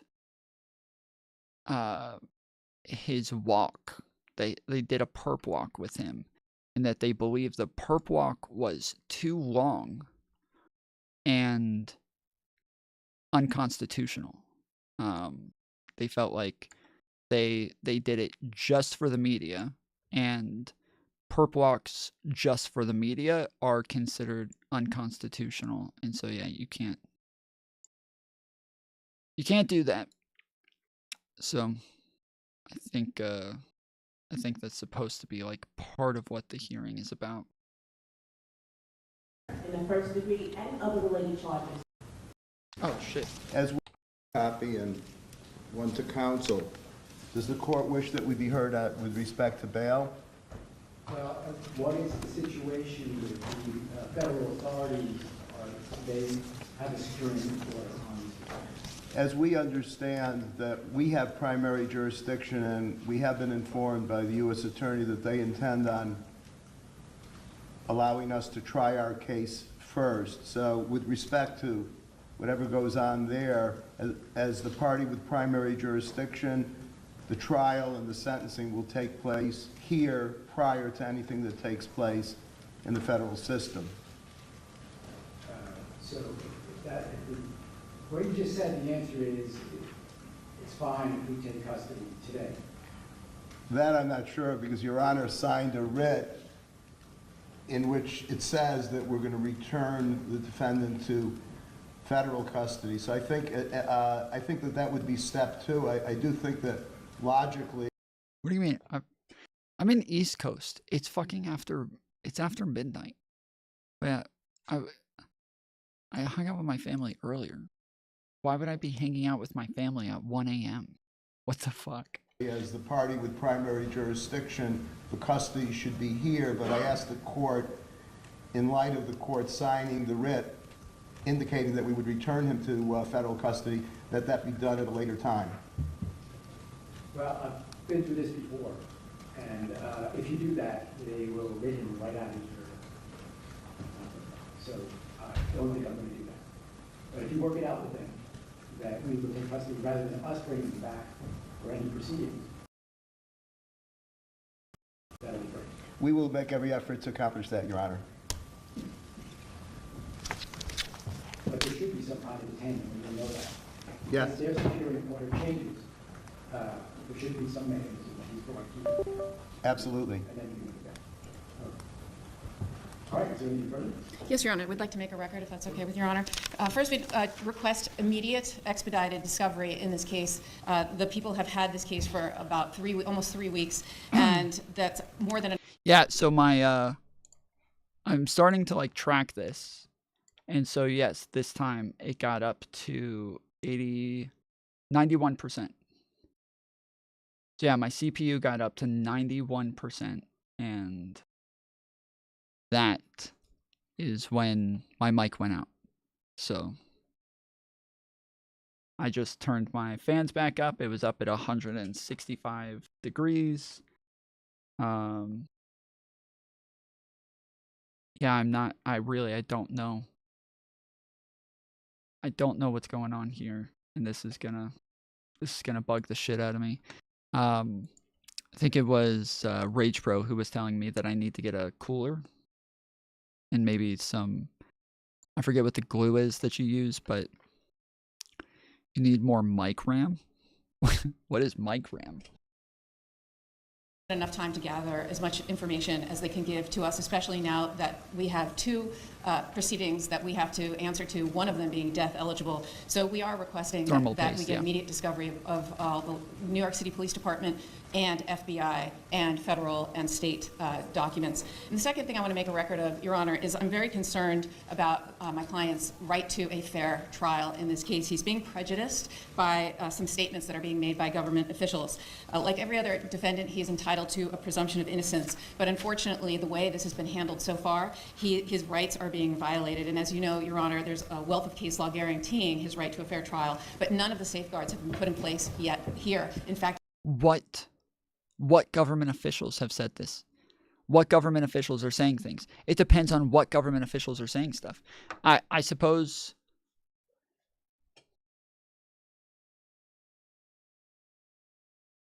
Okay, yeah. I was gonna say. Actually, yeah. I do think there's a. There is a. It's New York, right? There's a New York government official that I do believe has been talking about this, like he's already guilty, and that they're gonna try the fuck out of him. Is it Garland?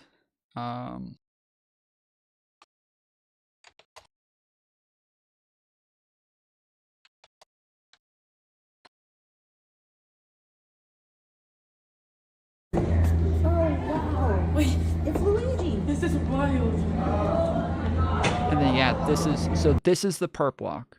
They said that they had like 20 agents. They had like big guns. They were all in like tactical gear. They had him in oranges already, shackled on feet and hands.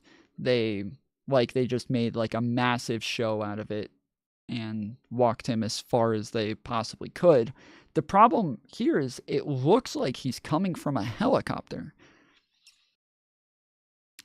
And I would assume they brought him in a helicopter because of the way that people are treating him. And so they were afraid that people might try to help him get released or something like that. So they wanted to make sure that they didn't just drive him in an SUV or a police car or anything like that. They brought him in a helicopter. They landed the helicopter.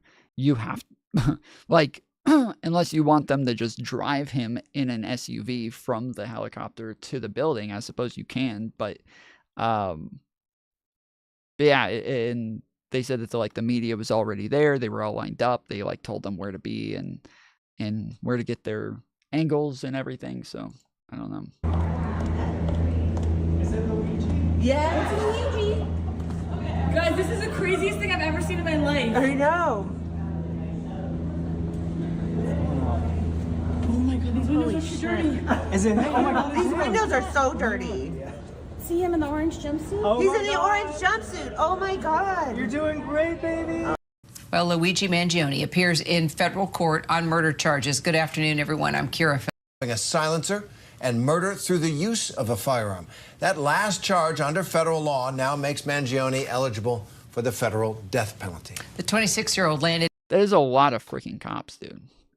That is a lot of cops. That's a lot. Law now makes Mangione eligible for the federal death penalty. The 26-year-old landed in New York earlier today and was transferred to federal custody after waiving extradition from Pennsylvania, where he was arrested after days on the lam.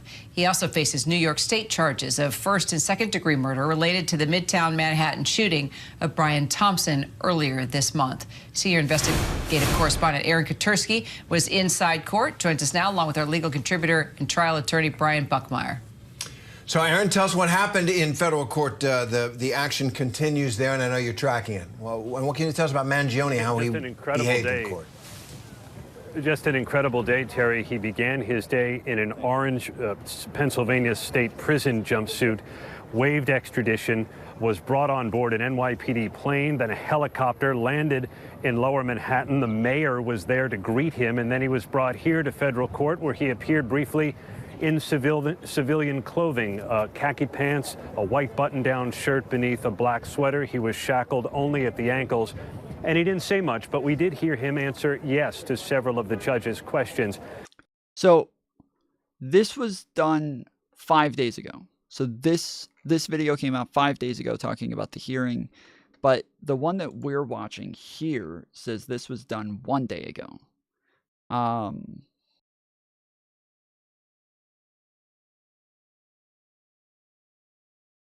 So they're separate hearings, right? Was one of them just was the first one the arraignment, and this one just another hearing based on some other possibilities? Or why? Of course they're trying to make an example out of it. Oh, they have to make an example out of them. Yeah, they have to. He's like, first off, people crying about the fact that he's getting terrorism charges is actually retarded. It's actually stupid, dude. I don't know how the fuck you can cry about him getting terrorism charges with what he did. He made a fucking show out of what he did. He literally wrote stuff on the bullets. He had Monopoly money in his bag. He went, the whole thing was a show. He made a big show of what he did. And then he's even, as he's getting pulled out of the car, he's like yelling at people, slogans and stuff. He wrote a manifesto. Like, the guy is, they have to make an example out of him. They have to. It is what it is. Anytime somebody is like being shown as an example of something, then they have to also be the example of punishment for that thing. And generally, courts are trying to be easier on people who are just regular citizens, have lives, have things to go back to. But yeah, if instead you're not that, you're now like a poster boy for something, then no, they're gonna make sure that everybody else sees what happens to you, sees the punishment, and is afraid to do it in the future, for sure. The attorney for him, Karen Friedman-Agnifilo, though, called this a highly unusual situation.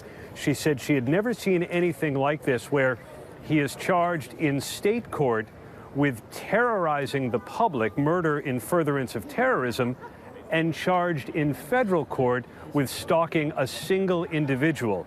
The defense said those theories of the cases appeared to be in conflict. They sought clarity. The judge told them to confer with prosecutors. It appears now that Mangione is going to be prosecuted first in federal court. He was taken into the custody of U.S. Marshals, and his attorney declined to comment on her way out.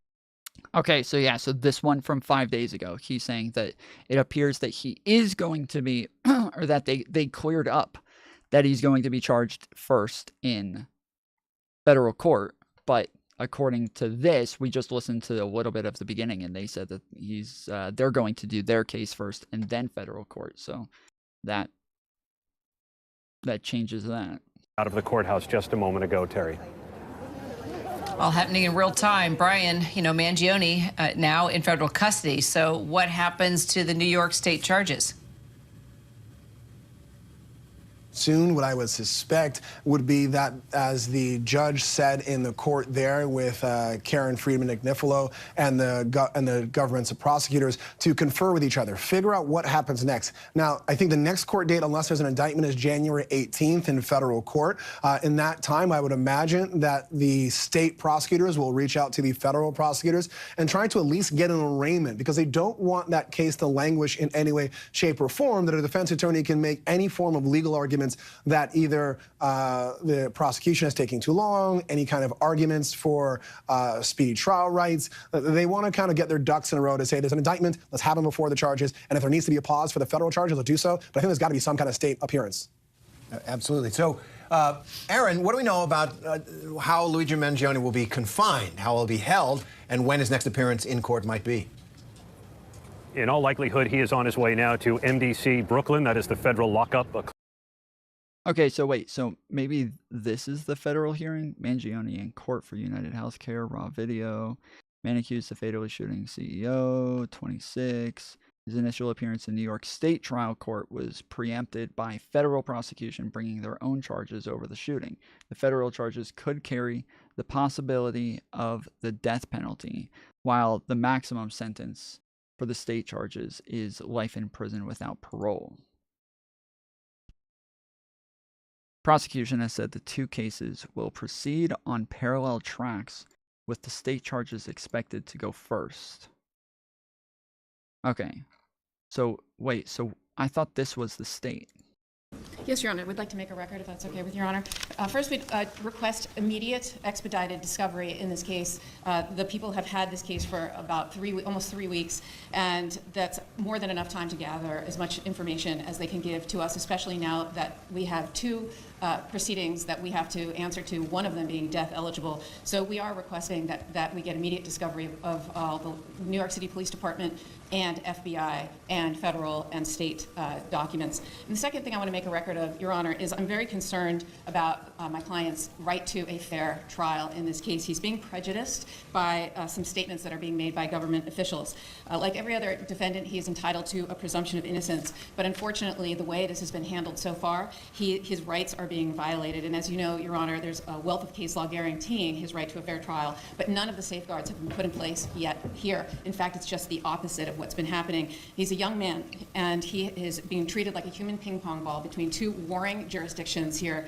These federal and state prosecutors are coordinating with one another, but at the expense of him. They have conflicting theories in their indictments, and they are literally treating him like he is like some sort of political fodder, like some sort of spectacle. He was on display for everyone to see in the biggest staged perp walk I've ever seen in my career. It was absolutely unnecessary. He's been cooperative with law enforcement. He had been in custody for... He keeps looking at her like he's impressed. He keeps like...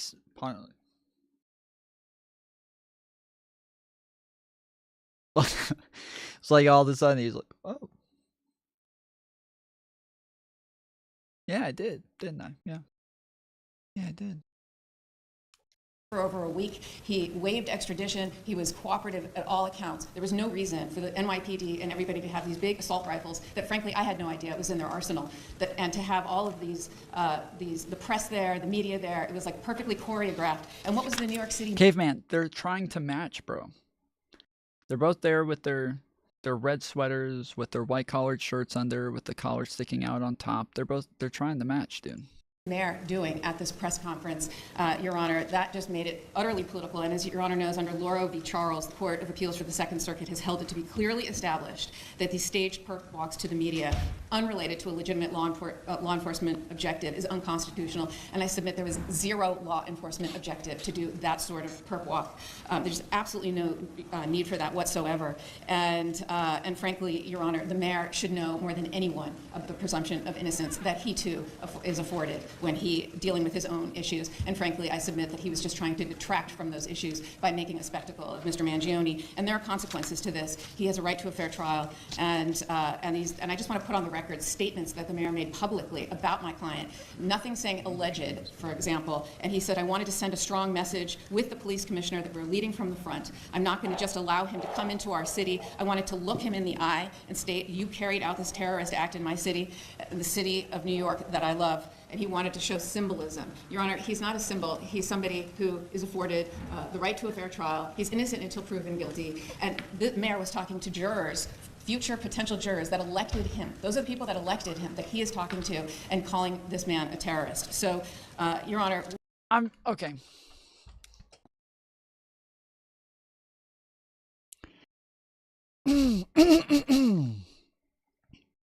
When it comes to a mayor, I think it's a little bit different. Like, I don't know.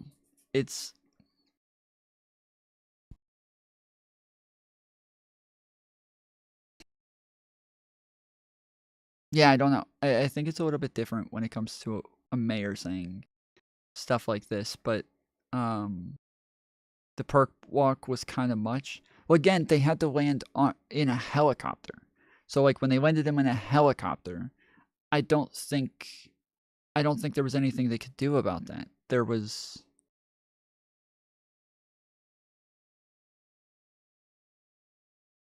They landed in a helicopter. Like, they had to walk from the landing spot. And so, yeah, it didn't seem all that ridiculous, but...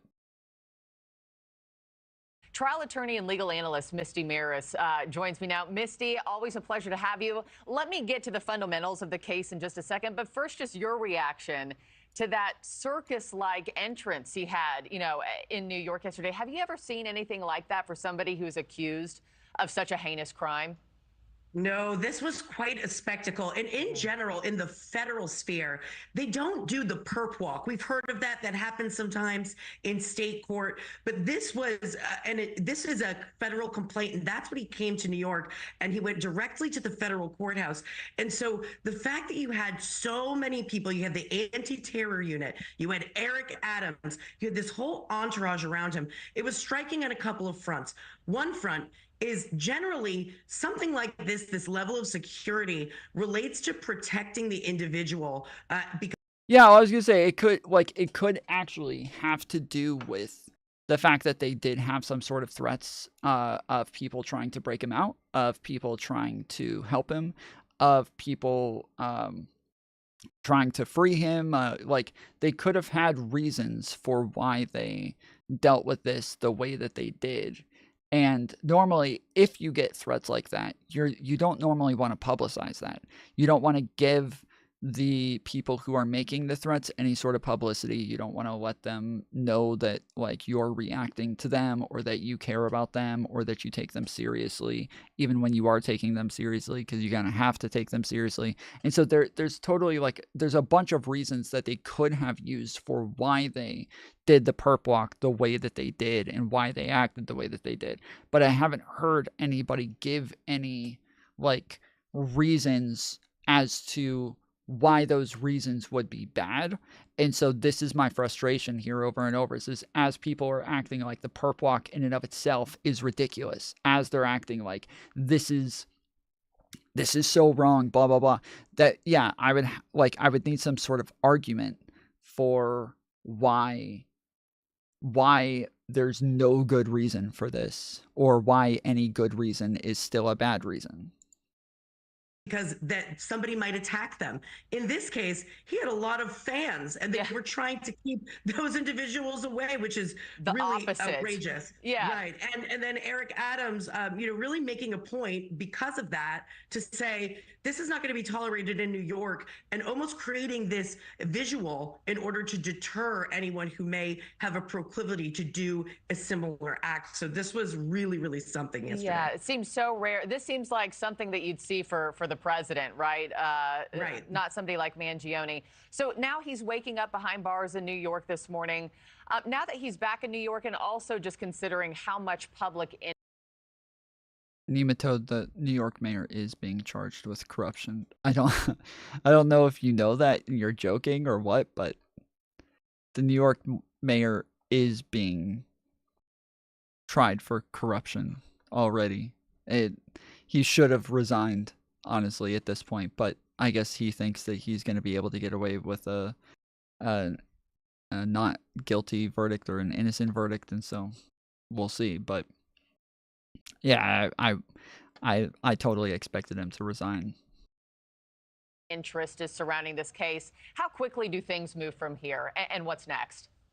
So he's going to have the right to a speedy trial in both the New York case and the federal case, but they're both procedurally in a different spot. We know there's a grand jury indictment that's already happened in the New York state level case. That's the case where he's charged with first-degree murder in furtherance of terrorism and other charges that are lesser included to that. So that case, the conference that we expected to go forward in state court yesterday didn't happen. That's adjourned to a date in the future. We don't know when.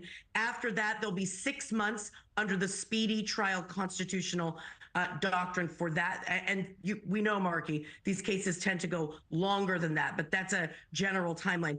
In federal court, this is just a federal court complaint. The perp walk isn't ridiculous. Well, so technically they're not allowed to do perp walks. That's the point, is that you're not allowed to do a perp walk because it does... You have them in oranges, you have them in shackles, you have them looking like a criminal, and you're commercializing them as a criminal. You've put them in this spot looking this way. So it's very similar, like if somebody goes to court and they're supposed to be heard in front of a jury. Well, if that's the case, then you're supposed to come in street clothes. Nobody goes to a trial in front of a jury in oranges, because that looks like a criminal. That looks like a bad guy. That looks like a prisoner. You don't want to look like that. You're not supposed to look like that. And so when you're already being publicized this way, it for anybody who could be a potential juror, for them to already see you as this criminal is a negative. Like, and so they're supposed to do some things to try to get around that in some ways. Now, they're still likely going to see you, right? We've already seen him get out of SUVs screaming and yelling in oranges. We've already, there's a bunch of different states that have like magazines that put out magazines with people in their oranges showing their mugshots, stuff like that. It's all, but yeah, as far as perp walks go, they are considered, like, you're not allowed to do that. Lots of people go to court in oranges. You've never been to court. I've been to court many times. I have like 17 felony charges on my record. So I've been to court many times. I didn't say nobody goes to court in oranges. That's not what I said, Gabe.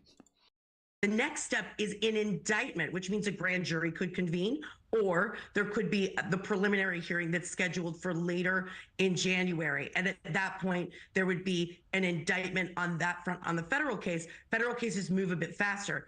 But if I had to guess, I don't think Alvin Bragg, District Attorney of New York, is going to give this one up to the feds too easy. Yeah, I think he's going to fight for the New York case to go first. What do you think the... I think you did say that. I didn't. I said nobody goes to a trial in oranges. And so when they go to court, they have to be given street clothes. I was talking about for trial. I didn't say nobody goes to court in general in oranges. Every single time I went to court, I went in oranges. That's because I didn't go to fucking trial. Likelihood is that he could face the death penalty, Misty, if he's convicted. Well, Yeah, Freddie said in front of a jury for a trial, if I remember correctly. Correct. You do remember correctly, sir. A really interesting moment for this, because in the federal statute, the death penalty, the charge of murder with a firearm is death penalty eligible. But it doesn't necessarily mean that the Department of Justice will actually seek the death penalty. There's a process internally. It's reviewed. A recommendation is made. And guess who makes the final decision? The Attorney General themselves. So we're in an interesting moment here. Right. The Attorney General, the DOJ is about to change dramatically. January 20th, there'll be a whole new regime there. Right. And so you're talking about Pam Bondi, if she's confirmed, how will that look? So the policies may be a bit different, considerations a bit different. So it's difficult to tell. But in some of these cases, leveraging that death penalty in a case where it's eligible can sometimes lead to a plea deal. Plead guilty to life without parole, take the death penalty off the table. So it's certainly something that's going to be considered given. Was this in front of a jury? No. Okay. I will repeat what I said, Gabe. Okay. Just listen this time. Okay. I'm going to repeat what I said. I don't like doing this, but I will. I will repeat what I said. What I said was, it's illegal to do perp walks. It's considered unconstitutional to set up a perp walk that's meant to be like very visible to the media, for photographers, for everybody, because putting out this like image of somebody in oranges, in shackles, with cops all around them, you know, cuffed, like, you know, all of this, it makes them look like a criminal. Now, that's going to happen anyways, because obviously they're doing like press conferences talking about the fact that they arrested this guy. The media already has pictures of him. They already have, you know, like pictures of but the media can do that. The media is able to do that. The justice system is not supposed to take part in giving that to them in these like very dramatic sort of ways, right? So it is a very political sort of thing to do, which lots of times it can be like a mayor who's going to tell everybody to do it. The mayor's going to say, hey, go do the perp walk. We're going to get the media there. We're going to tell everybody to show up, and we're going to make this look like we are really going to fuck this guy in the ass, right? That's what we're going to fuck this guy hardcore. And then I get to go up on stage afterwards and I get to tell everybody how I'm handling the case with my prosecutors in my city, and we are going to, and it's like, yes, it turns into a very political thing. And so they want to try to separate people's cases and the way that they're politicized from actual politics as much as they can. And so yes, getting rid of perp walks is one way that they've tried to like put some separation in there, because now all of the media is able to play this all over the place and show him all over the place. And so yeah, that's why they do it this way. So yeah, the nature and severity of this crime. Yeah, and thanks for pointing out that nugget. I didn't realize that. Yeah, and also what the defense's approach is going to be. They have, you know, prosecutors have this mountain of evidence against him: the manifesto, a gun. So someone leaked the info because a high-profile case like this should be under the radar and kept as anonymous as possible. So supposedly, the city actually did plan this, and that it may have actually been like a purposefully planned perp walk. We're not sure yet, which is what we're about to listen to. But yeah, this was possibly a purposefully planned perp walk, and we'll see. And I submit there was zero law enforcement objective to do that sort of perp walk. They just did there. It was like perfectly choreographed. And what was the New York walk I've ever seen in my career? It was absolutely unnecessary. He's been cooperating, literally treating him like he is like some sort of political fodder, like some sort of spectacle. He was on display for everyone to see in the biggest staged perp walk I've ever seen in my career. It was absolutely unnecessary. He's been cooperative. So yeah, again, you're allowed to have like points where you walk people outside, and you're allowed to have them in oranges and shackles and stuff like that. It's just not meant to be publicized. It's not meant to be a politicized perp walk. And so when they, yes, in this sort of way, that's why it's bad. But that's why I'm saying I feel like there's tons of possibilities to where this could be justified, because yeah, they're coming from a helicopter. And so fuck.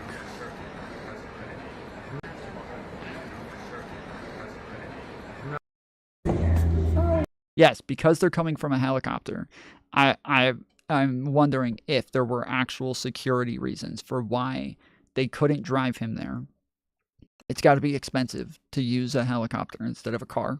It's going to be way more expensive. And so you would think that if they wanted to do a perp walk, they would just do it with a car. But a car is going to pull right into a garage, and then nobody would ever see him at all. And so instead of doing that, maybe it was the only way that they could do a perp walk was by dropping him off in a helicopter. And then, yeah, the only way that he could walk from the helicopter to the courthouse was with the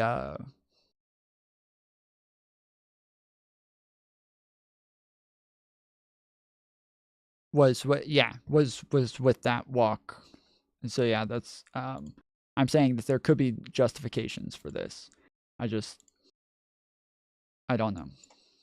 I gotta know. I gotta ask, whose idea from the FBI, the NYPD, maybe it was Eric Adams, to perp walk Luigi Mangione like That's what they think. They think it was Eric Adams who set this up for them to politicize this. Like, they've been openly talking about how they're disgusted, how a surprising amount of the public supports him and what he did. I mean, we talked about a poll the other day where I think 41% of 18 to 29-year-old voters in the United States found what he did to be acceptable, or at least somewhat acceptable. And then they perp walk him like he's the fucking Joker, like he's Hannibal Lecter, like more specifically, like he is the smallest person in the world surrounded by the most fighting against the most powerful machine in the world. They are actively, optically, for a number of people, turning him into a folk hero. Like, I don't know what the thinking was behind this, other than like, oh. Yeah, I was gonna say, I personally, I feel like a perp walk would only do the opposite with the amount of coverage that's already been on this, and the ways that the left has already like raised him up as this hero. I think that they're definitely doing the opposite by putting him in a perp walk to where they're able to take all these photos. And we played the video earlier of them using photos from the perp walk to show how he was posed kind of like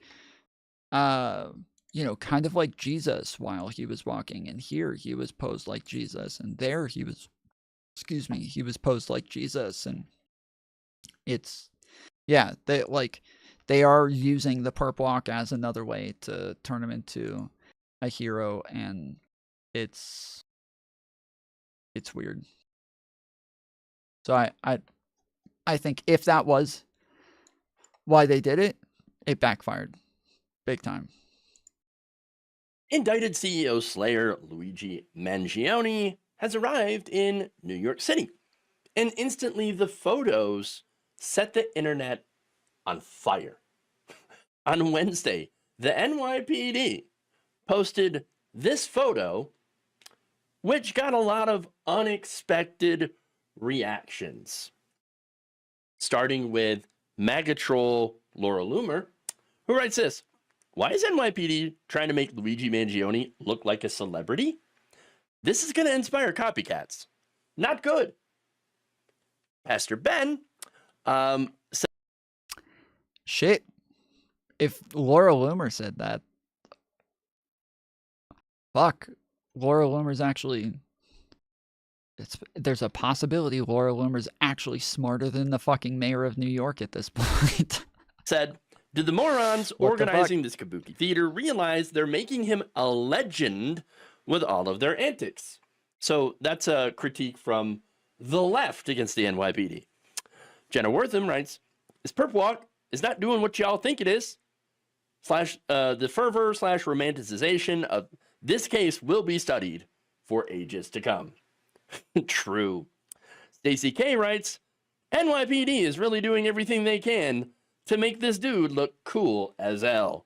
Are you watching Jeff with the extra chromosome? I've never heard of this guy. I have no idea who he is or what that means. Now, speaking of that phenomenon, okay, the other picture that they posted, the NYPD, went even harder. Well, look at that. Damn, what is with all the tactical gear? All right.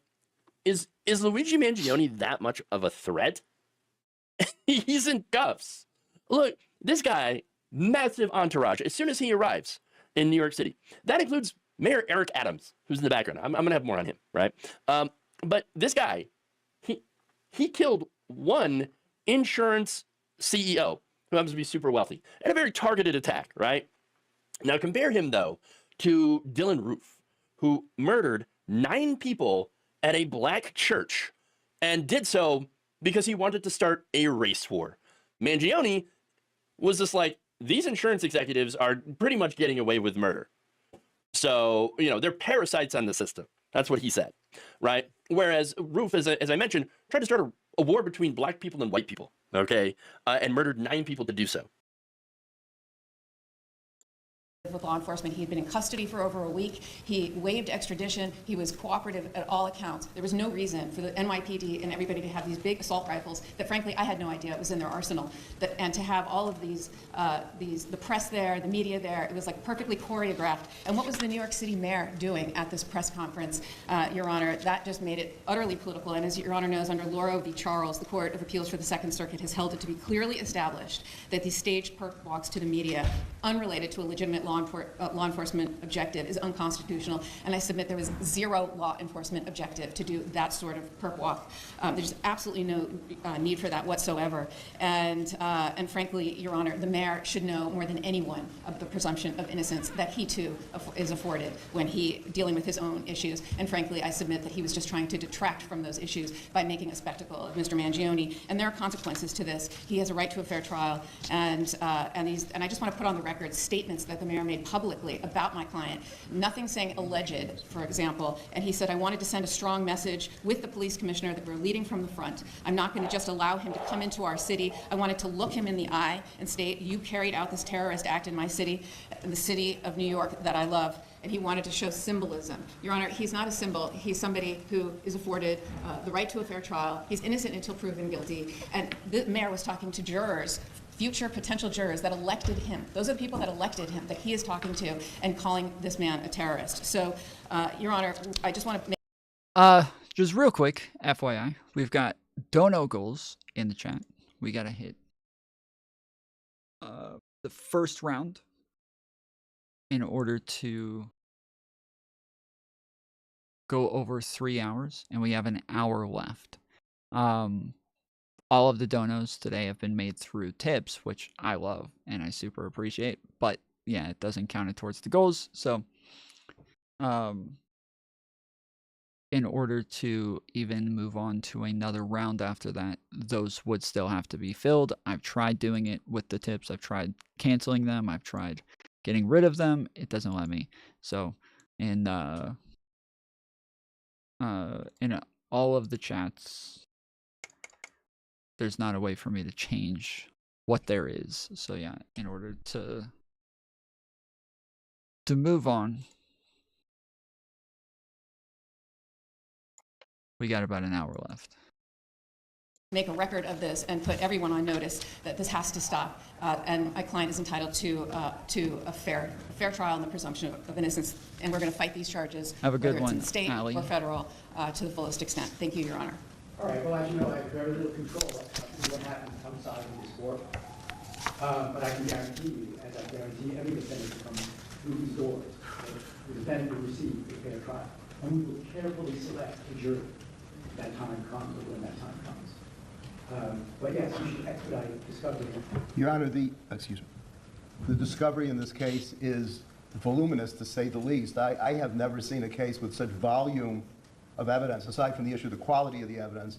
And I suggest to counsel, because we have a discovery portal, but given how much evidence there is against this defendant, it would be smarter if counsel could provide us with a 2 terabyte external drive rather than rely on the crashing of the portal. With respect to statement and identification notice, we will be giving that notice within the next 15 days. We're preparing an ADF. We'll do our best to expedite discovery, but I'll say that with redactions and with the volume of it, we're hoping. You need this more than my family Formerly needs to Rudy super chatted $2. You need this more than my family needs to eat. True. True. Thank you, Rudy. Well, I guess now both, now all of a sudden Botrix decided to work. So I gotta fix that so that it's not doubling up every time. Hoping to do it as best we can under, this is not a usual case in terms Thank of you, the formerly thousands Rudy. of hours of video tracking and the like, and the fact that we're not only responsible for discovery in this county, but in Altoona, where the arrest was made and where several officers were involved. And we're in touch with those people, and we're going to get everything counsel's entitled to. As to other issues, I think a 30-day adjournment to see where we're at, and to, of course, council's aware of the various notices. We have notices as well. I take it that the council will abide by the statutory limitations on their notices with respect to any notices they believe to be appropriate. As to council's record on the mayor, basically repeating what the mayor said, I don't know how that advances the ball. We will comply with our ethical obligations with respect to trying this defendant's guilt in this courtroom and this courtroom alone. Thank you.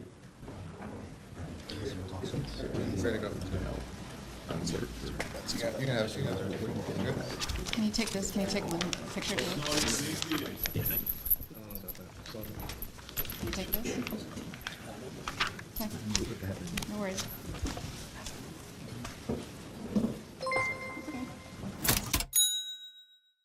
I also super chatted $5. I also need this more than How many years is Luigi's Luigi family getting? needs to eat. How many years is Luigi getting?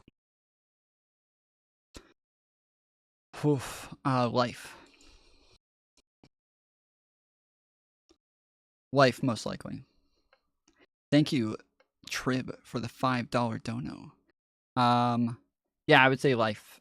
So, from what I was just reading down here, this is from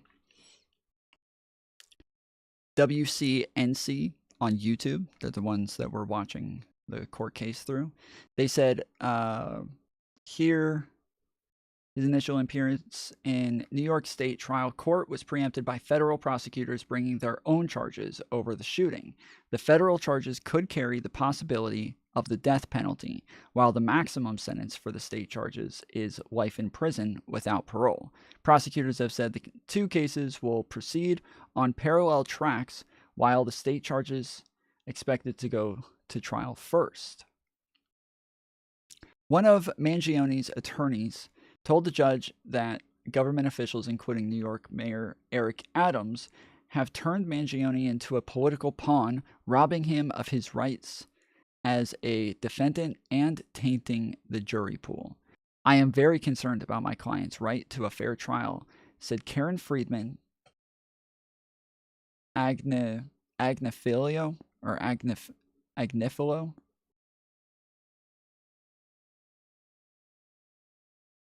The city's mayor and top police officials. I need to get my glasses again. Tom, try not to add to the Grinch who stole Christmas through populist rhetoric of blame. What the ghost of better Christmases in the future guide you. No, thank you, but I appreciate the thought. Merry Christmas, Tom. Have yourself a roast. Thank you, MW. Appreciate it, homie. $5 because your takes are based, but if you had hair I'd pay more. JK, love you buddy. Thank you, Caveman, for the $5.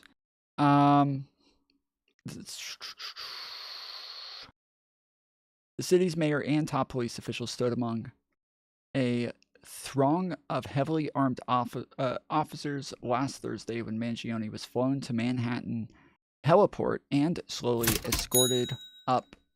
While he's locked up, I hope he writes enough to make a book. And I hope the writings are about what he would have done, help others instead of murder. Yeah.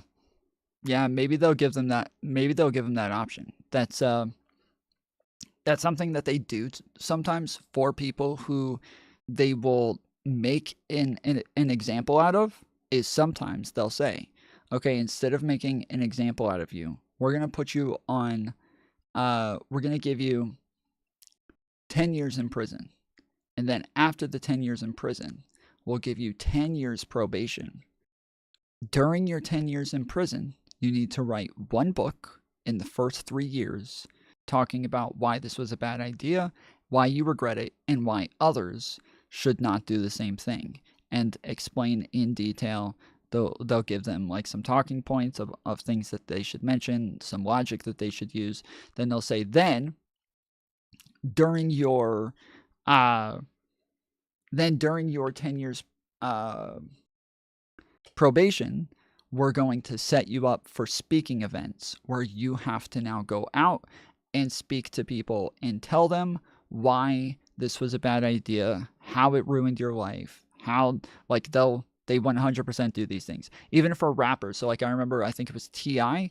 That they did this with, where they told him that he had to make a couple of songs about why, like, gang violence was bad, and then they also set him up with nonprofits to go speak to children about why gang violence was bad. And then, yes, he was supposed to go to schools and talk to them about why gang violence was bad. And so, yes, they'll use people and their fame sometimes as a means of deterrence and give them those options instead of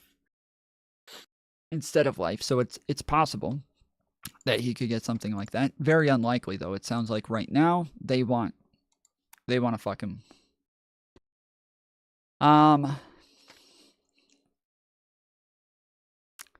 So yeah, according to this, the city's mayor and top police officials stood among the throng of heavily armed officers.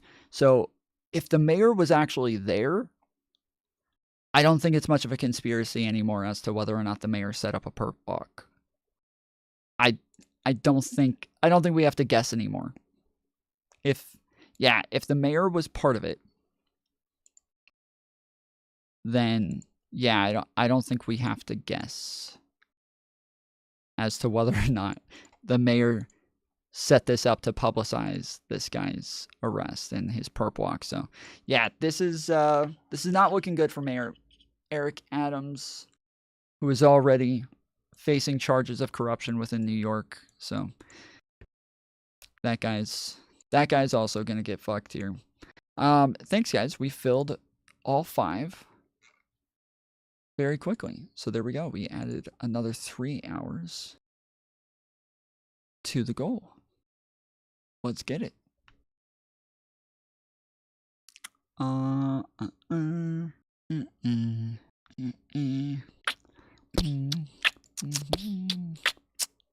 I'll go ahead and set the other one up a little early so that maybe we'll have a little bit of extra time.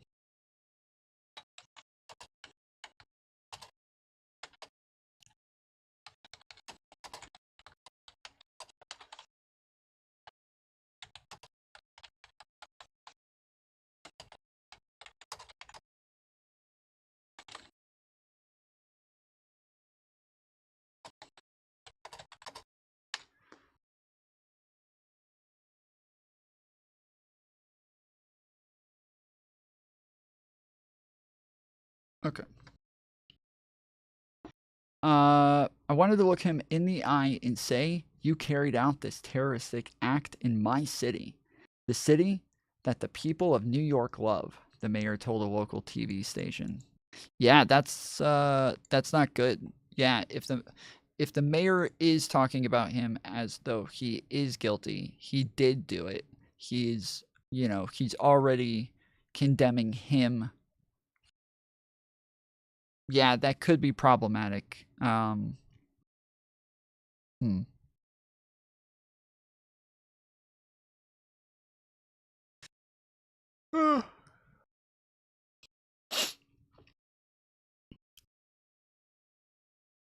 Friedman Agnifilio has accused federal and state prosecutors of advocating conflicting legal theories, calling their approach confusing and highly unusual. He is being treated like a human ping pong ball between warring jurisdictions here, she said Monday. State trial court judge Gregory Caro responded that he has little control over what happened outside the courtroom, but said he can guarantee that Mangione will receive a fair trial. Authorities say Mangione gunned down Brian Thompson as he was walking to an investor conference in Midtown Manhattan on the morning of December 4th.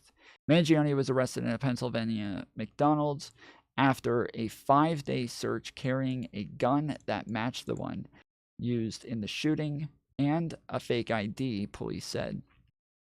He was also carrying a notebook expressing hostility toward the health insurance industry and especially wealthy executives, according to a federal prosecution.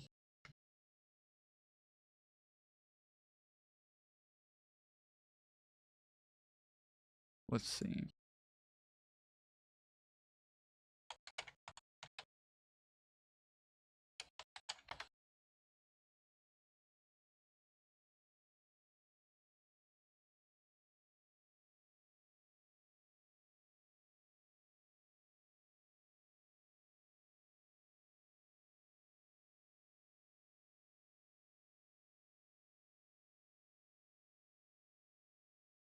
Fuck, my shit's fucking up again.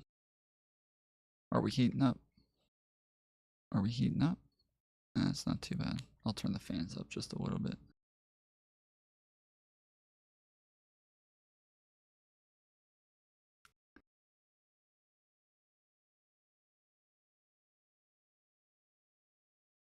Okay, and say your classmate's name. Luigi Mangione. How do you know him? What school did you guys go to? How long did you know him for? So I knew him. I came into the school in 8th grade. I knew him 8th grade throughout high school. But I obviously knew him. We were a small class, small school, only about 400 kids in the high school, maybe like 85 to 100 in my class. So everybody knew everyone, really. So what were your interactions like? How well did you know him? How many times did you speak to him? What do you remember? I would say I spoke to him pretty frequently. He was like a leader in our class, so I'm not quite sure the exact clubs because it's a while back, but he was like a leader of clubs. He was in many clubs. He was also like a soccer player as well. He played baseball. You are not gonna. But I think he You stopped are after that. not Shut gonna. up. Just knew him as like a quiet, Shut up. nice kid. You are and not. He was obviously really intelligent, and everybody can tell that by his resume, of course. Yeah. So he's a valedictorian Yeah. and had a speech at your... Yeah, so he spoke at our graduation.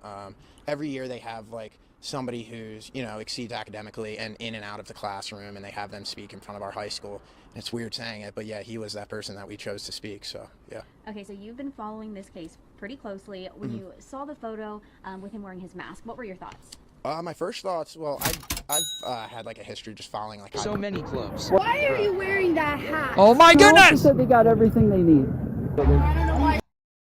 I fucking hate TikTok. So many clubs. So true. The real caveman. Thank you for the $2 dono, good sir.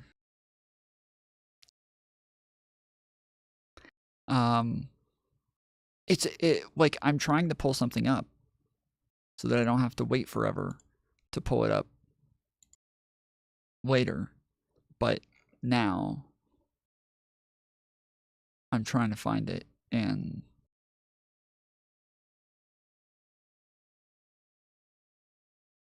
yeah, it's driving me a little crazy because I'm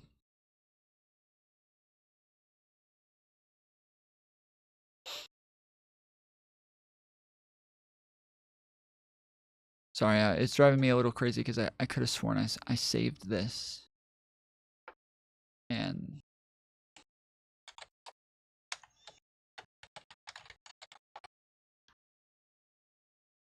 I guess I didn't. And so yeah, now I'm getting a little frustrated trying to find it.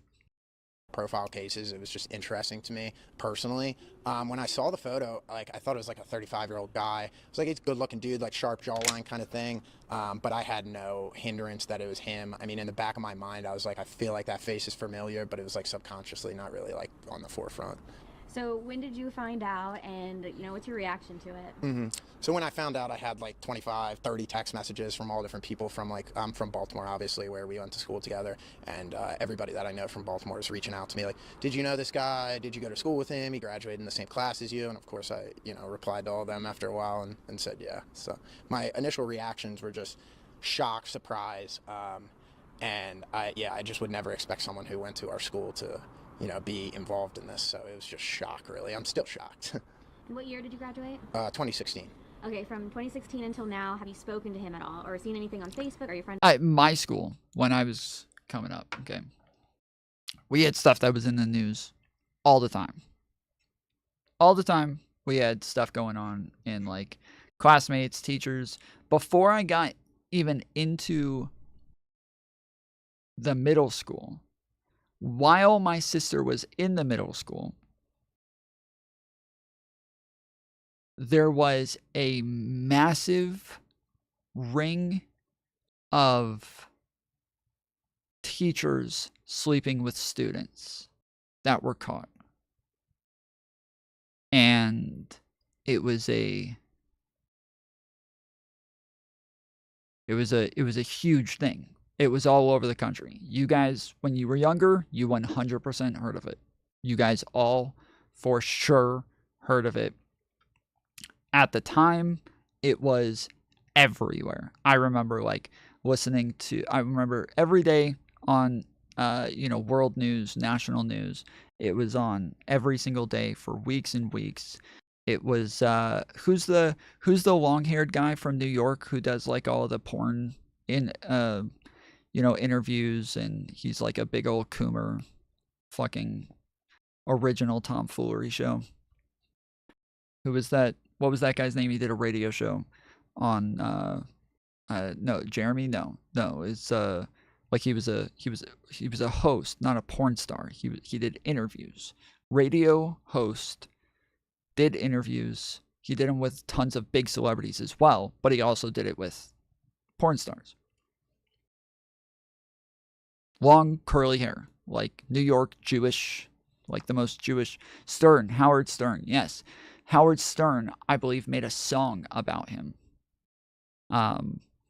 About one of the teachers, because there was one teacher who got caught, I believe, with like tons of students.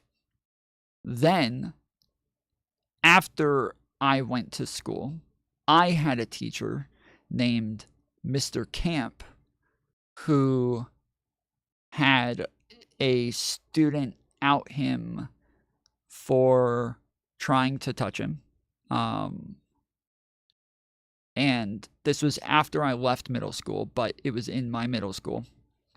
And because it was in that middle school, my Mr. Camp blew up again all over national news. Everybody talking about Mr. Camp because it's that school that seems to have those people there.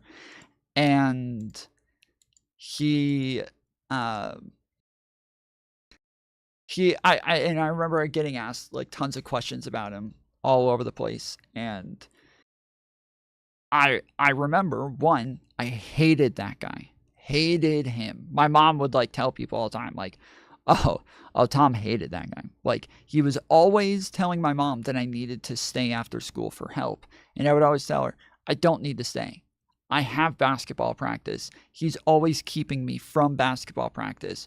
And I feel like he's trying to get me kicked off the team. Like, do not let him convince you on this stuff. I'm passing his classes. I have like a high B. I have like a B+ in his class. And he's acting like because it's not an A, I need to stay after. It's fucking annoying. I don't want to go. I can't stand this guy. And he was such a dick. He was such a dick. And he was the biggest nerd of all time. Biggest nerd, like kind of fat, kind of autistic seeming, very like he was like a grown man, like in his 30s and 40s, and was like still pimply for some reason, and was just very nerdy. And he had tons of like sayings that he would say all the time. He had like all these pens in his pocket with a pocket protector, and he would say things like shit, I forget. He had just so many sayings that he was like, just very nerdy, weird sayings. Let me see if I can find, let's see. Woodstock middle school teacher sleeps with students. Okay, so this is 2016. This would have been like 2004, 2002. Let's see. Former Cherokee social studies teacher accused of having sex with a student. Let's see. A former Cherokee County social studies teacher accused of having sex with a student and touching another pleaded innocent Tuesday. Groves, who was 28 and arrested last year, pleaded innocent in the Cherokee County Superior Court. Groves is one of the 3 former Woodstock High School teachers who resigned following investigations into improper relationships with students. They all lost their Georgia teaching certificates as well. Chapman, that's who it was. Chapman. Bradley Chapman. That was my sister's teacher, was Chapman. Bradley L. Chapman of Roswell pleaded guilty in February to sexual assault and statutory rape charges. Chapman was sentenced to 10 years. Richard Paul Adams II pleaded guilty. So I think Chapman was like the main guy that everybody made a big deal about. Let's see.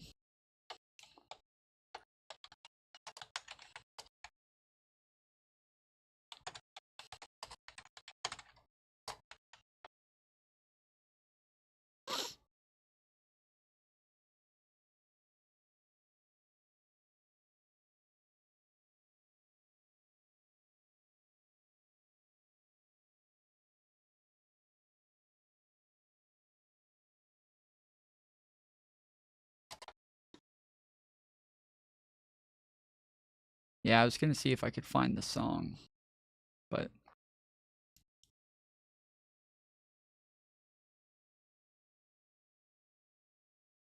yeah, it was weird seeing all of these people that I had seen numerous times in my life all of a sudden being all over the news, celebrities saying their names. Like, it was wild.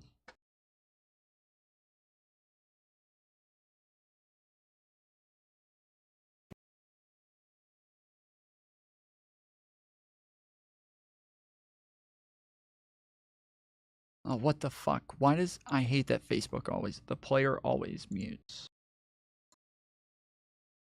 out of nowhere. Oh my goodness, it did it again.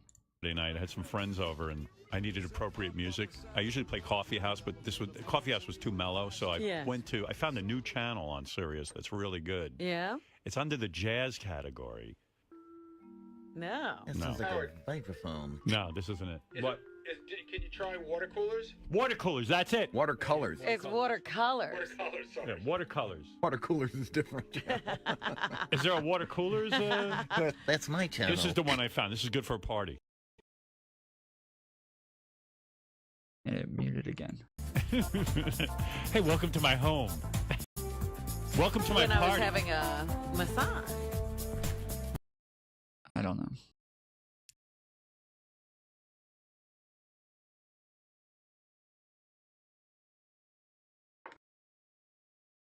Okay.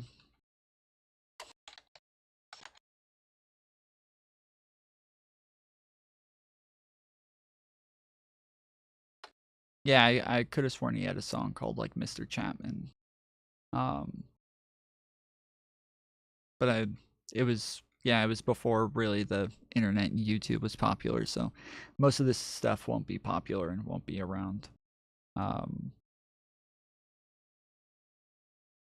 to where people can see it. But yeah, Mr. Chapman was the big one.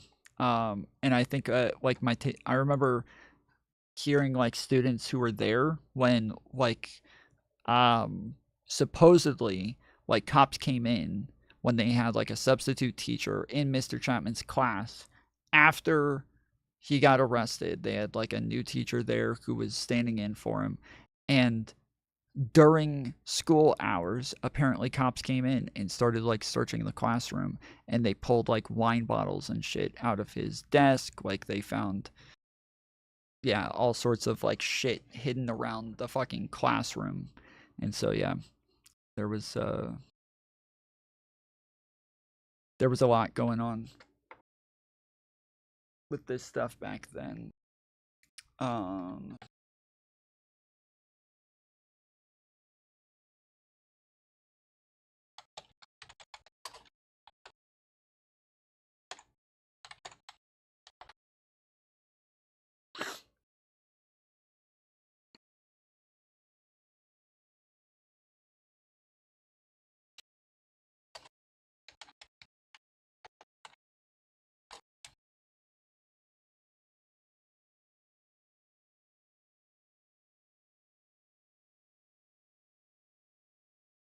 Yeah, I would love to find stuff on it because I don't really remember much of it. I just remember how big of a deal it was and that it was everywhere for months and months and months. But it felt like it was never ending at the time. And so yeah, anytime teachers anywhere around there get in trouble, it's always a big deal again. 3 teachers, principals resign in Georgia school scandal. Woodstock, Georgia, April 1st. Instead of answers, an investigation into allegations that one teacher had an affair with a student has led 4 resignations at Woodstock High School in this affluent Atlanta suburb. 3 young male teachers have quit and faced charges. And on Friday, Principal J. Rick Ingram announced his resignation, saying the scandal has brought shame, ridicule, and embarrassment to the school. It's becoming harder and harder to entrust your child to a school, said Sis Smerick, who's a 15-year-old daughter. Andrea is a Woodstock sophomore. You can interview and pick each teacher individually, so you entrust your child to the school hoping the teachers are okay. How are we supposed to do that? Brad Chapman, a 24-year-old history teacher and coach, resigned from Woodstock High after administrators found he had played hooky to take a weekend trip with a 15-year-old girl. He was charged with sexual assault February 23rd. Oh yeah, and I think he gave up all the other teachers. I think that was like, I think somebody said that he gave up everybody else after he got caught. Are you in a millennial generation? Yeah, I'm a millennial. Yeah. Yep, millennials. Yeah, I remember we had a bunch of weird things going on with coaches at my school. There was always weird stuff with them, like hanging out in the offices for too long with girls with the doors closed by themselves, and there was always rumors and shit going around about that stuff. But at the same time, I've talked about this a bunch, is that like when I was in middle school and when I was in like high school, it was normal for like 15-year-old girls to be dating guys in college, and guys would come and pick them up from school, and they would, they were the girls who was, oh, middle school boys are so immature. Yeah, I would never date a boy in middle school. I'm dating a guy in college and he has his own house and shit like that. So yeah, that was like a normal thing for us when we were younger. And so yeah, just like a big age gaps at the time. I didn't even think anything of it, and I thought it was weird, but that was it. Like I didn't like at the time that this was some like horrific thing that might be going on was yeah, it just never really occurred to me. I knew a girl that dated a dude 8 years older than her, and she was 16. Yeah. Yep. Yeah, this was happening all the time back then. Less than a week after that, another teacher, 25-year-old Jean R. Groves, resigned amid similar accusations. Groves was charged Thursday with sexual battery and assault against a person in his custody. Arrest warrants said he had sex with a 16-year-old student at his apartment and touched the breast of another 16-year-old student against her will. None of the men or their lawyers has spoken publicly about the charges. Frank Petrizello, I think that was the superintendent. Yeah, that was the superintendent, because I think it's pronounced like Patriello or something like that, but they called him Dr. P. My mom was a teacher around here as well, and he was the board superintendent for a really long time, so he had been around for forever.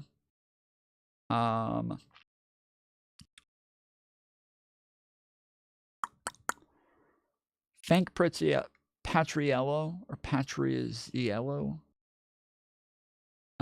Cherokee County School Superintendent, defended the school system. He said all new teachers undergo through background checks and attend an orientation that includes the district's code of ethics. He also plans to start a mentoring program so older teachers can work with young teachers.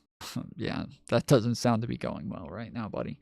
Nan Steen, senior researcher at the Center for Research on Women and Wellesley College, said the school's administration dropped the ball. People need to be discussing these issues explicitly at hiring, telling new teachers what is acceptable and what is not, and then supervising them.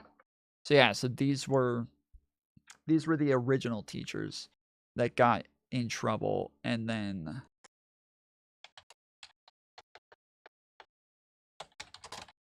Todd Camp.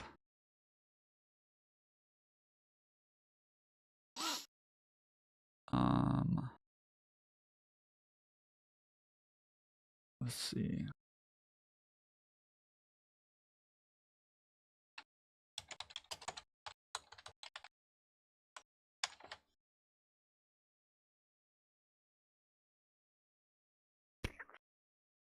Yeah, I don't know if Camp ever actually got. I don't know if he ever actually got convicted.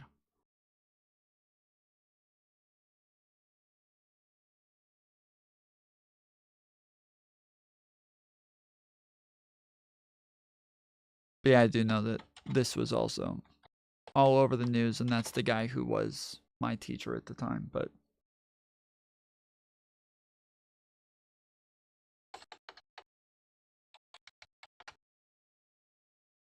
yeah, it doesn't look like there's any stories on it. So on the video that I just uploaded a little while ago, this is the video of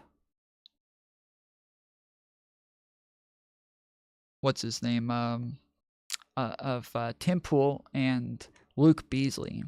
It says, woke Tim Pool immediately regrets calling Luke Beasley fascist. Yeah, this violations, this took forever just to make this freaking intro, dude. It took like 3 hours because my computer just kept crashing, just kept overheating, kept crashing. And as I was editing it, even when I would hit play to see what I had just done, it would like skip all over the place to where I couldn't actually see what it looked like. And so yeah, this is the intro currently, but I want to show you guys some of the comments in a second. And this is the problem I have with the left. They don't know the facts. They don't care about the facts. They view morality as a blanket government stroke of the pen, and every person, regardless of their crime, should be in prison for decades. Oh, Tim's about to get fucked. Tell me this now. Why is Enrique Tarrio in prison? Yeah, so they uncovered with him his plot to overthrow the plot. Oh, now he's asking why Enrique Tarrio's in prison. No, is the fascist machine state told you he should be in prison, and you're saying yes to them. Tell me why. No, I understand that laws on the books have been there for a long time that I agree with, that if it's proven that you had a plan and you wanted to act on it, and then days after. What's the proof? What's the proof? The proof? Say the proof. Say the proof. Say it. Communications. Say it. What communications? What did he say? What is it? What is it? Is this serious? Are you going to tell me why you Tell think him! Enrique Tarrio should be in prison? You loser! Are you going to say the government decreed it? On November 24th, 2020, Biggs, in response to a social media post calling for unity in response to the results of the presidential election, posted, "No, bitch, this is war." On November 27th, 2020, Nordine posted on social media, "We tried playing nice and by the rules. Now you will deal with the monster you created." Democrat? No, I'm not a Democrat. Just a sapien. Just a Homo sapien with a brain. That's all. The spirit of 1776 has resurfaced. Whoa! What happened in 1776, guys? The spirit of 1776. What happened? What happened, guys? What happened in 1776? What happened? What was that? Does anybody know? Does anybody remember? I don't remember. Wonder what he could mean by that. This would be that more Republicans. Okay, so it's kind of ridiculous to me. Like, even the guy earlier, like, instead of being like, yeah, dude, I can't believe Tim Pool is so stupid saying this dumb shit. Instead, of like caring about the truth or being like, yeah, Tim Pool is wrong here. Or like, oh, I wonder like if he's right or blah, blah, blah, right? Like we thoroughly debunk him, thoroughly prove that he's an idiot.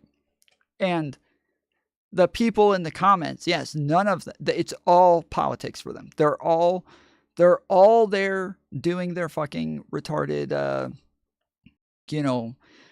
bipartisan hackery. Like, they're just hacks. They just care about like which side they're fighting for. That's it. That's why this like, yeah, wild clips just keeps going off about who's a Republican and who's a Democrat, because all they care about is just helping their fucking elitist daddy and their billionaire overlords, and just making sure that they're proud of them, and they run back, did I do good, daddy? Did I say the right thing? Did I repeat the propaganda right? And so this is all like, yeah, the comments over and over. You mean partisan? Yeah. Sorry, I said bipartisan. Yeah, sorry, partisan hackery. Yeah. So, yeah, even like this. Okay, so it's literally like, again, we literally have debunked it. Like, he's just wrong. He said that there was no evidence, that they didn't have any evidence against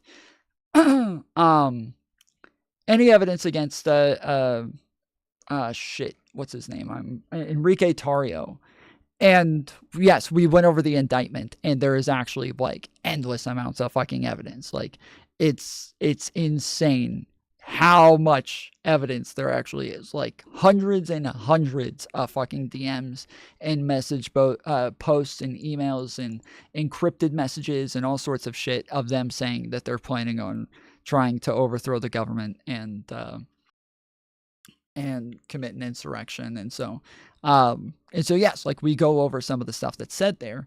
And yeah, here's people. Tim is absolutely spot on about everything he says here. Many of the January 6 cases are some of the most egregious examples of judicial corruption.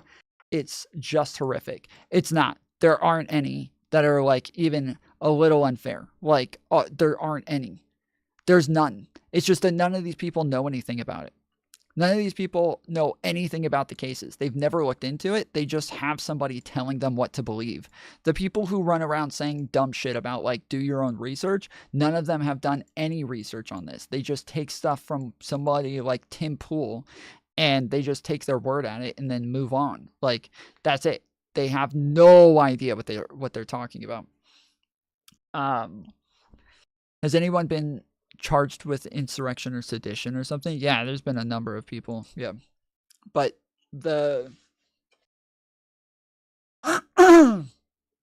like Enrique Tarrio, who we were just talking about, got charged with seditious conspiracy. And then, yeah, a lot of other Proud Boys got charged with sedition. I don't know why I can never remember the name of this group, but it's the Oath Keepers got charged. I had some people charged with sedition. But yeah, so this guy right here, Always Nerdy TV. You guys know this guy's a dumb fuck. He said some stupid shit, so we'll get to that. But here's somebody named Kichu. So they said, for someone who knows so much more than Tim about January 6th, you didn't immediately disprove Tim's claims about the guy imprisoned for 3 years. So this is something that Tim said like 3 or 4 times during that conversation, is he kept saying that there's people who have been jailed for 3 years and they have never even been to court, and there's no evidence against them. And I kept saying, I like, there's almost no chance that that's true, but like, we'll see if he gives any evidence. Not only did Tim never provide any evidence for it, he never even gave us a name. He never even gave a name. So now this person is complaining that I didn't immediately disprove something how could I disprove it? They didn't even give a name. He never even gave a name. How am I supposed to disprove something without any information there? Yet the entire time, Tim's yelling at this kid, telling him to like memorize every detail of every case, pull up every little bit of evidence, know every little thing about every little thing. Yet Tim made tons and tons and tons of claims and had absolutely no evidence for any of it. And then I do pull up evidence for my claims. I do prove my claims during this video. And instead of them like being like, okay, fair enough, you proved that Tim was wrong about the shit that he said and you did prove your claims, this guy's instead mad that I didn't disprove the claims about the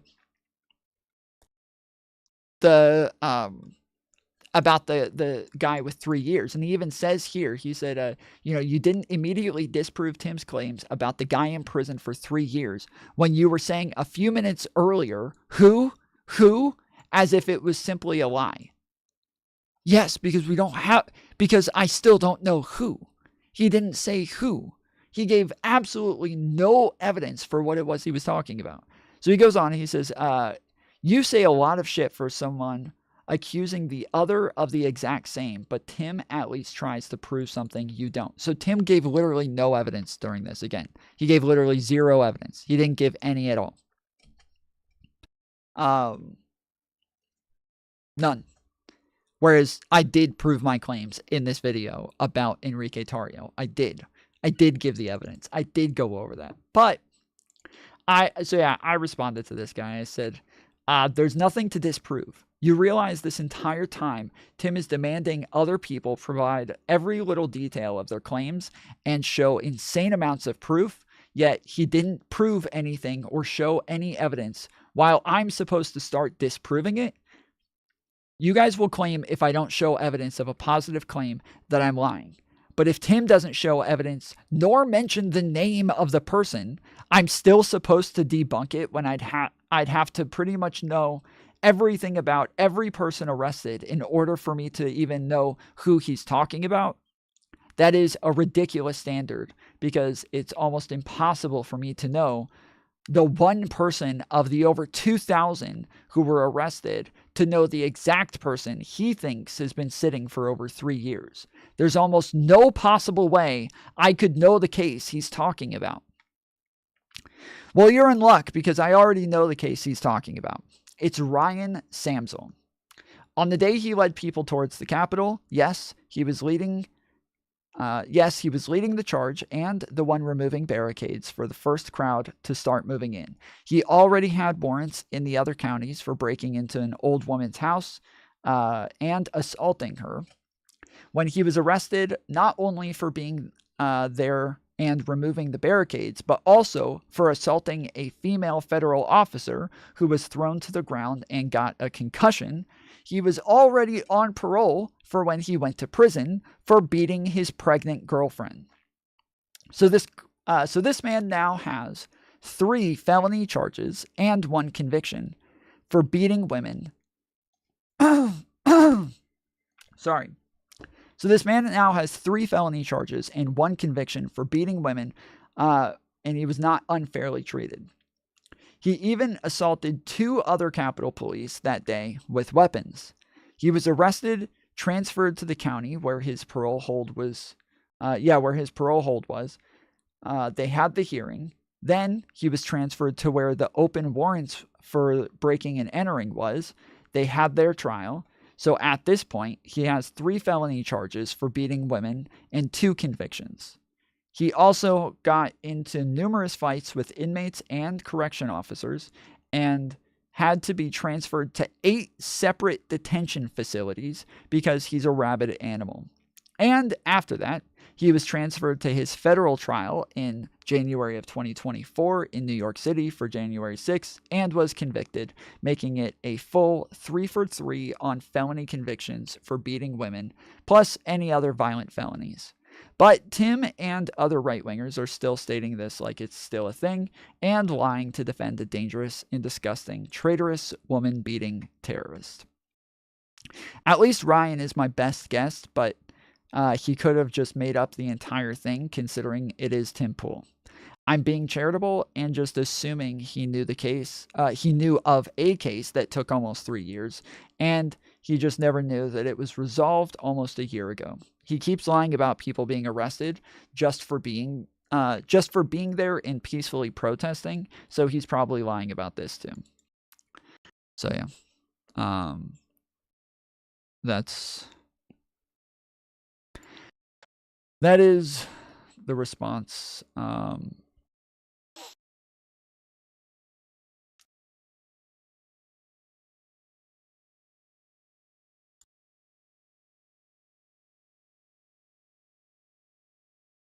I don't know. Yeah, and then there's the same fucking nobody tall. Nobody at all. It's a tomfoolery show. Go ahead and keep defending blatant tyranny and horrific judicial corruption. Okay, yeah. You guys keep defending fucking terrorists as the terrorist sympathizers that you are. We got terrorist sympathizers on the right with January 6th. We got terrorist sympathizers on the left with Luigi. It's just a bunch of fucking terrorist sympathizers everywhere I look. Not a good idea, but whatever.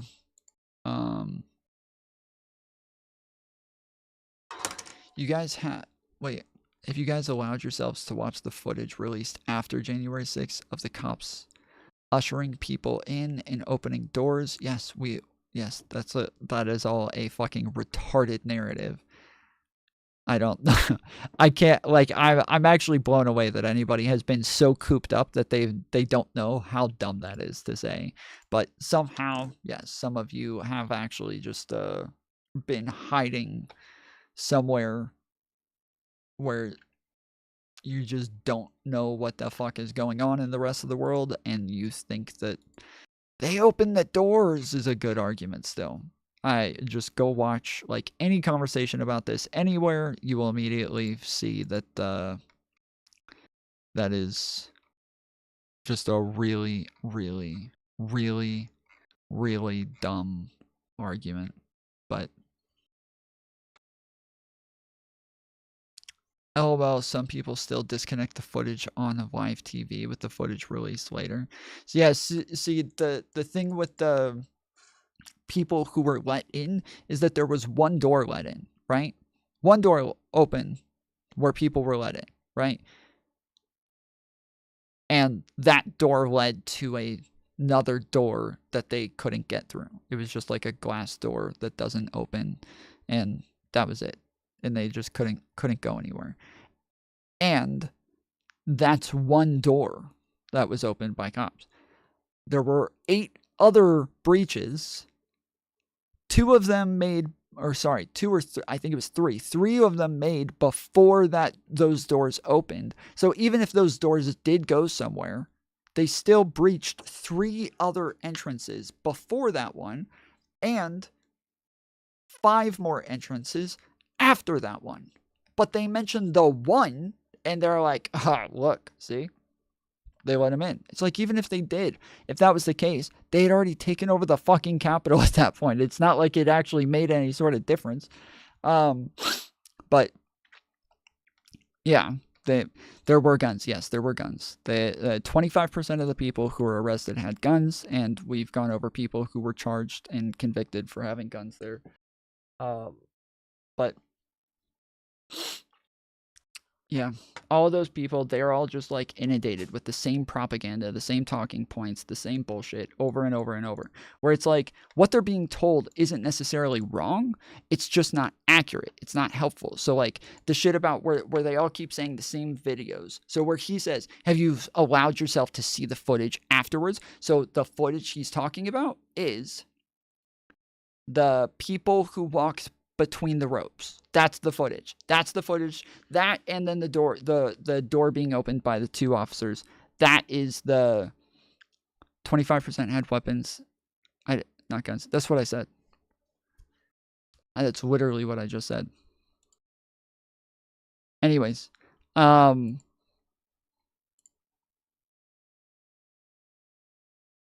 said 25% had weapons, and then people have been charged and convicted for having guns. That's what I said. But anyways,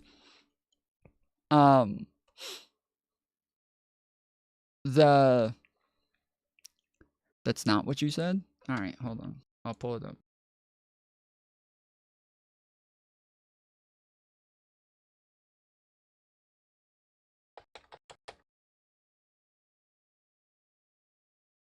The ropes. That's the footage. That's the footage. That, and then the door being opened by the 2 officers were charged and convicted for. Yeah, There were guns. Yes, there were guns. 25% of the people who were arrested had guns, and we've gone over people who were charged and convicted for having guns there. Is this working? Okay. But okay, yeah, I did say guns. My bad. I meant to say, that's why I had the inflection on it, is because I just said guns. And I said 25% had guns, and then there were also some charged and convicted for guns. I thought, for some reason, I was saying armed, or yeah, for some reason I thought I said armed, but yeah, okay, my bad. Yeah, anyways, one of the things that they all talk about is the fact that they all walked in between the ropes, and that they did walk between the ropes, but again, the people walking between the ropes were going towards the place where the governor, or sorry, where the congressmen and women were. They were going towards where they were all where they were all, I don't know why I'm blanking on this word. I'm having a lot of trouble with words apparently today.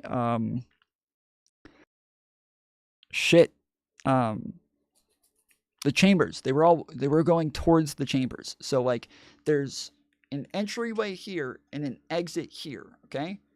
And then on both sides, there's literally nothing there except for statues. And in between, from this hallway to this hallway, there's ropes just keeping them away from the statues. So they show them walking between the ropes where the statues are. And they're like, look, dude, they're literally like fucking tourists. People call that an insurrection. They're literally walking between the ropes, dude. They didn't even go outside of the ropes. It's crazy. Well, if you watch that same camera later, they are outside of the ropes. But at the point that they all clip where they're walking between the ropes, they're walking to the fucking chambers. So, yeah. It's just a bunch of people who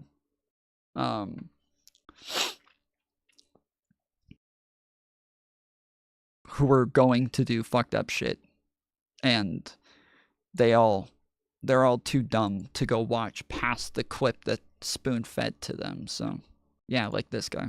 Yeah, this is who I'm talking about right here. BJ Sal. Congrats, Tom. You just proved yourself more credible than the right-wing flavor of the week, wacko, by admitting you're wrong. Props. Yeah, that's...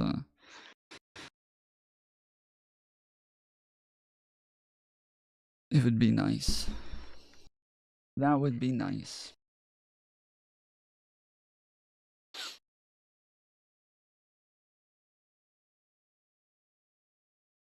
Let's see.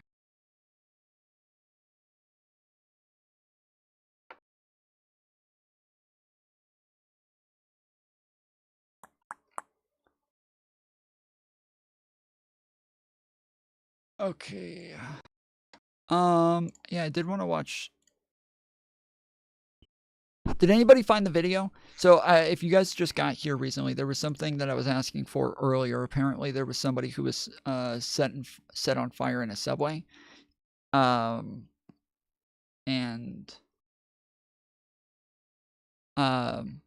I've been trying to find the video of it, and I can't find it anywhere. And I'm kind of getting annoyed that there are videos and they are circulating, but I can't get a hold of them. And even the people who said, I saw it, I'll go get it for you, they said it was gone. So, yeah, if anybody knows where one of those videos are, if you could send that to me, that would be great. I would appreciate it very much so. A lot going on. Yes. So apparently Elon Musk is president. Yeah. And, you know, Trump is dancing to the beat of his drum. He ended up tanking. I'll let you lay it out for everybody. But he ended up tanking what was effectively, it was a budget bill, but really like a continuing resolution. Mm-hmm. And he stepped up and... Yeah, illegal immigrant set woman on fire. Vivek stepped up and they said, yeah, we're going to go ahead and not do this. And so this was like months and months of negotiations between Mike Johnson and Hakeem Jeffries and Chuck Schumer. Mm-hmm. And they had just ironed out all the details. Mm-hmm. What this idea? was to keep the government funded through Christmas. And Elon Musk said no. And then Trump felt pressure from the likes of Elon Musk, who gave him roughly $2 quadrillion.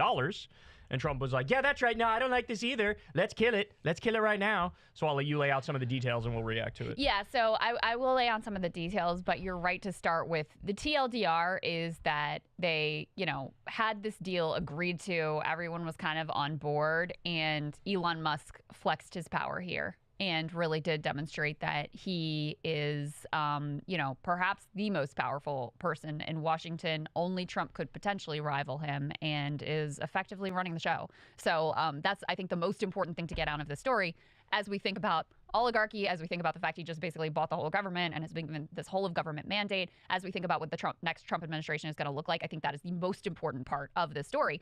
But to give you the details, the government we have to pass a new funding bill before tomorrow at midnight, or else the government is going to shut down. Today's Thursday, by the way, that we're recording this. So Friday at midnight, government's going to shut down if they don't pass this continuing resolution. And let's just point out what that means for people. So it would mean, for example, that the troops wouldn't get paid. Right. Would mean things like that. Would mean that, TSA is a mess. They is what they call essential workers, continue to work without a paycheck. So it's not like the government just totally stops functioning, but aspects of the government do stop functioning. And then in addition to that, part of what went into this bill that was negotiated is things that are also really critical, like natural disaster relief for these Western people North Carolina, in North Carolina and in Florida who were hit so hard by these hurricanes, absolutely devastated, Farmers still recovering. Farmers are in a really bad way because the farm bill negotiations fell apart. Okay, I don't care about this.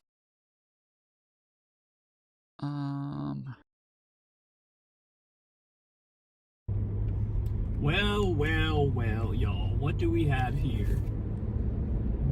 Did a robber baron just decide to come after me, Crystal? Is that what happened? I think an immigrant welfare queen, robber baron, actually. Immigrant welfare queen, robber baron, decide to come after me.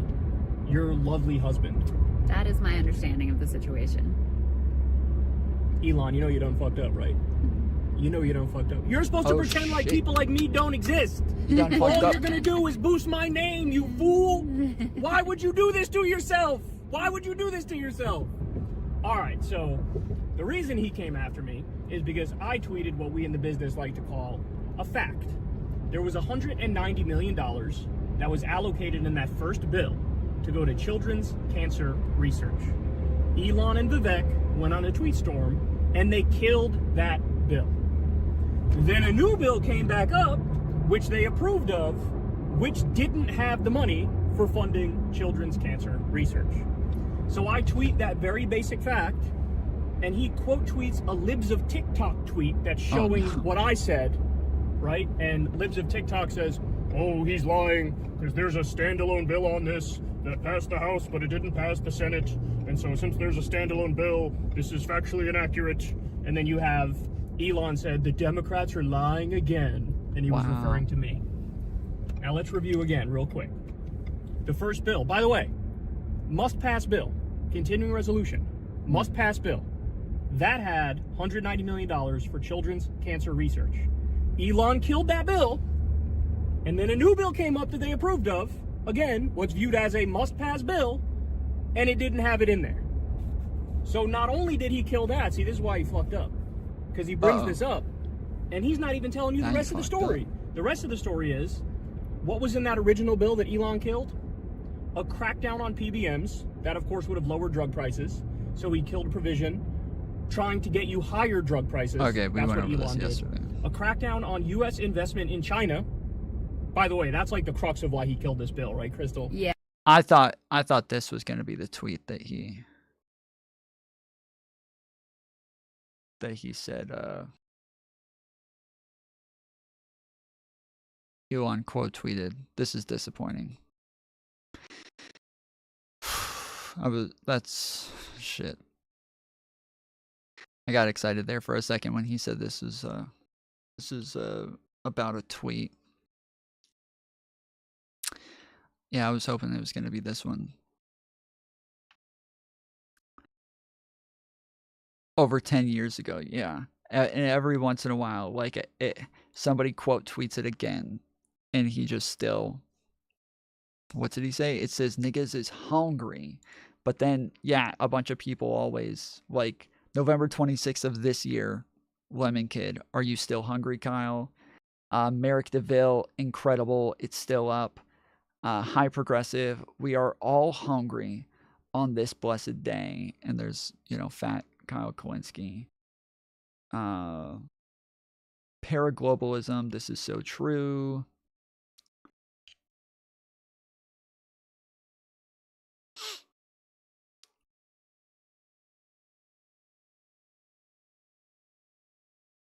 Yeah, here's somebody, bruh, delete this, even if it was almost 10 years ago. Delete this in 2020. I'm so happy you never deleted this in 2023. This is Aegon Chalakian on November 27th. Come on, man, just delete it. 2020. What the hell is wrong with you? 2021. This tweet is taking up a worrying amount of space in my brain. 2020. So yeah, this is a legendary tweet that will go down in Twitter Hall of Fame. Wow. Wow. Wow. Wow. Wow. Wow. Wow. Wow. True. It's true. It's true. Wow. Oh, shit. Oh, that's the fire. Oh, shit. How is she standing up? What the fuck? Oh, she's still moving. Oh, what the fuck? How the fuck is she moving? What?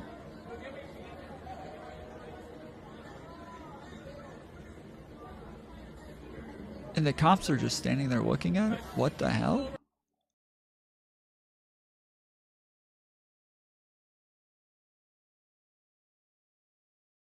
What the hell? What is happening there, dude?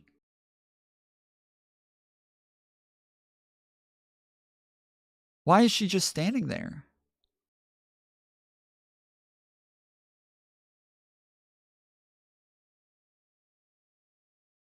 Damn. That's... I don't understand. Thank you for sending that to me. What the fuck?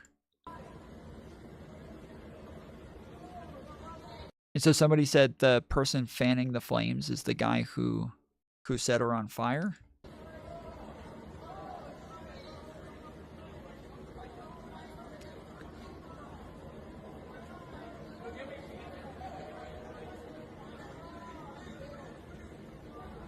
Like the cop who's standing there.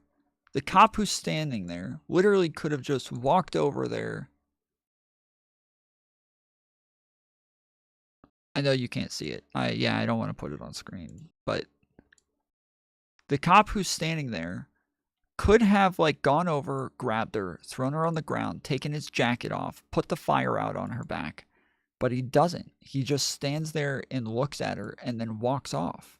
And I don't know if he's like walking off to get a fire extinguisher or something, but she's walking around inside of a subway cart that's on fire. Her entire back is on fire. And she's kind of like just walking around while on fire, not running around, not screaming. She's literally kind of like bent over, like on the side of a cart, just kind of like this, just like. And her like head's on fire, her back is on fire, like her shoe is on fire. Dude, I don't know what kind of fucking drugs she was on to not even like give a fuck, but she was probably in shock.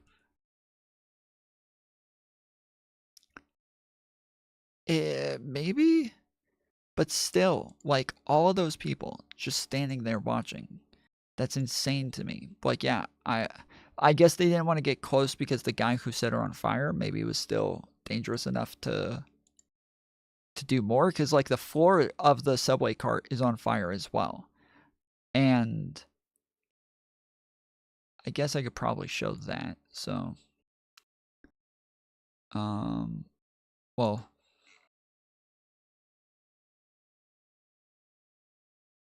let me... Okay.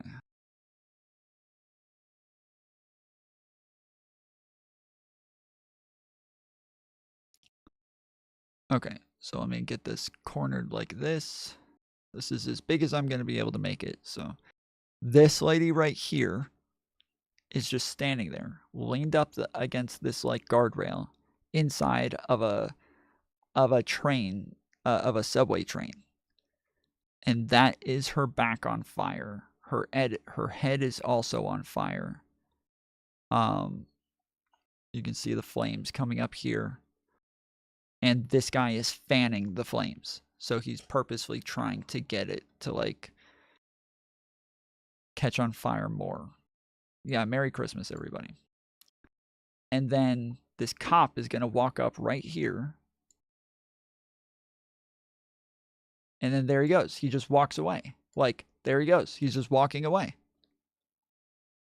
So he just walks up, looks at it for a second. So there he is looking at the flames. And then he just turns and walks away. And he doesn't run away. He just walks away. He doesn't stop the guy from fanning the flames. He doesn't grab her and pull her out. He just looks at her on fire. And that's that. So weird, dude. What the fuck?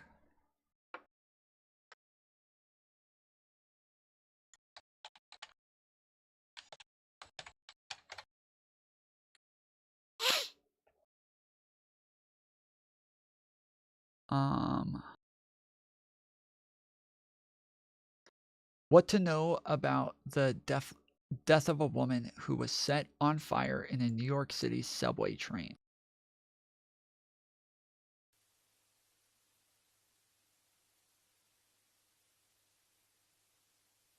I guess this is the guy who set her on fire.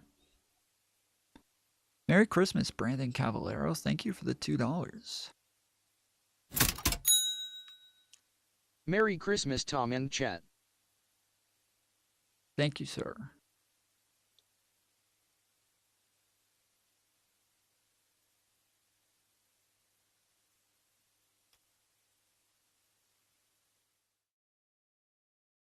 Weird.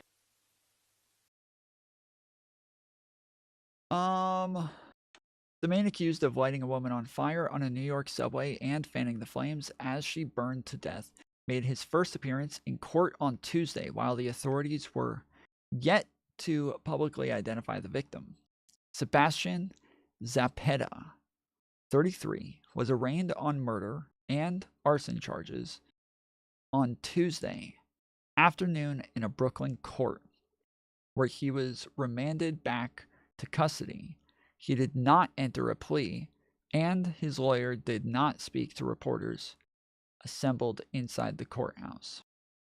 Authorities allege Zepeda, who federal immigration officials say is a Guatemalan citizen who entered the U.S. illegally, calmly approached the woman on board a stationary F train at the Coney Island Stillwell Avenue station in Brooklyn on Sunday morning and set her clothing ablaze. New York City Police Commissioner Jessica Tisch on Sunday described the case as one of the most depraved crimes one person could possibly commit against another human being. Here's the latest. Zepeda was taken into custody on Sunday, hours after the police disseminated images of a suspect in the woman's death. Police said 3 high schoolers called 911 after recognizing the person in the image, and officers found him on another subway train in the same gray hoodie, wool hat, paint-splattered pants, and tan boots. U.S. Immigration and Customs Enforcement spokesperson Jeff Carter said Zepeda is a Guatemalan citizen who entered the U.S. illegally after he had been previously deported to Guatemala in 2018. It is unclear when and where he re-entered the U.S., Carter said. He was arraigned in Brooklyn Criminal Court on Tuesday, appearing before a judge while wearing a white jumpsuit. He did not speak. His next court date is scheduled for Friday. Assistant District Attorney Ari Rottenberg, during Tuesday's court hearing, alleged Zepeda lit the woman's clothing on fire and fanned the flames using a shirt. Rottenberg added that under the interrogation, Zepeda claimed he didn't know what happened, noting that he consumes alcohol. But he alleged that Zepeda identified himself to interrogators in images of the attack. A Brooklyn address for Zepeda released by police matches a service center for Samaritan Daytop Village, which provides housing and substance abuse support. The organization did not respond to a request for comment. Sebastian Zepeda, a Guatemalan who entered the U.S. illegally, according to ICE, was in court Tuesday to hear the murder and arson charges against him for the burning death of a woman on a New York City subway. He did not enter a plea, and his lawyer did not ask for bail. Prosecutors say they have surveillance video of the 33-year-old using a lighter on the woman's clothing as she apparently slept on the train Sunday morning in Brooklyn. They also say they have video of Zepeda fanning. How do you light someone on fire? That's what I was saying earlier. Is I was like, that's why I'm wondering why other people didn't get close, is because the floor was on fire. And so I'm wondering if the floor is on fire and that woman is on fire and her head is on fire, I would assume some sort of lighter fluid or something flammable was poured onto her that poured on the floor as well and then set ablaze. Because subways are made not to catch fire. They are made to where they are not supposed to catch on fire, and they ought not to catch on fire. So he got back in after being deported and / or denied entry. This sounds like a psyop. I wouldn't say that it sounds like a psyop, because the right-wingers act like people don't come back after they've been deported. That's why because they have to pretend that each and every single entry of an illegal immigrant is still here. None of them get deported. Joe Biden never deported any of them, and they all never leave. They all just stay here forever, and they never go anywhere. And so when we look at the numbers and we're like, yeah, no, some of these people are double counted. They've come in numerous times. They're like, no, they didn't come in numerous times. They've never been deported. Nobody deports. Joe Biden's never deported anybody. So Joe Biden literally broke the numbers that Donald Trump put up. He deported more than Donald Trump did. You're just wrong on that. Nope. You didn't do anything about immigration whatsoever. You just let everybody in. He handed them $1 million and said, come on in. Tom, you're missing the point. They want people to think that Biden deportation means nothing. It cuts their way in favor. It doesn't, again, because the numbers are what they care about. The numbers have to be as high as possible. People coming back is a point against them, because now they get to, now that's double counted, and they don't believe that ever happens. So the number has to be as high as possible. Whereas they don't mention that he came back in. The Republican stuff that I've seen, they don't mention that he came back in. They only mention an illegal immigrant killed him or killed her. That's all they mention. An illegal immigrant killed her. That's it. That's the end of it. End of story. Nothing else. Nothing else to know. They don't believe in numbers that don't agree with their vibes. Correct. Vibes are data. Each and every vibe is another type of data.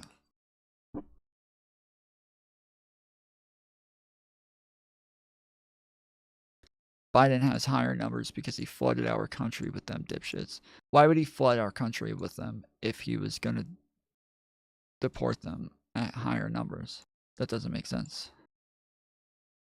Did he let them in just so he could deport them and beat Trump's numbers? Is that what it was? He just really wanted to beat Trump's numbers, and so he just kept letting people in because he wanted to deport more than Trump. Is that what you think? That makes sense. It's good conspiracy theory. The flames with a shirt as she burned. He stayed around on the subway platform and was even seen on police body cam before leaving. He was arrested later Sunday after his picture was released. His next court date is Friday. The victim identification was still pending. Julie Walker, New York.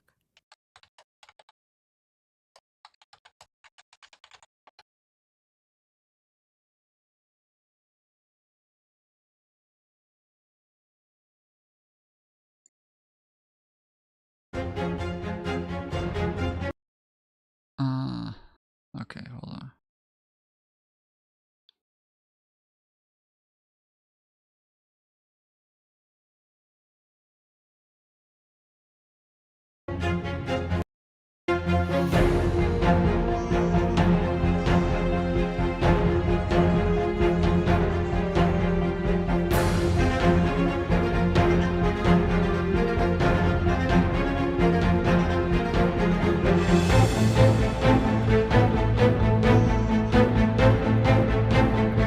They suspect she was set on fire with a regular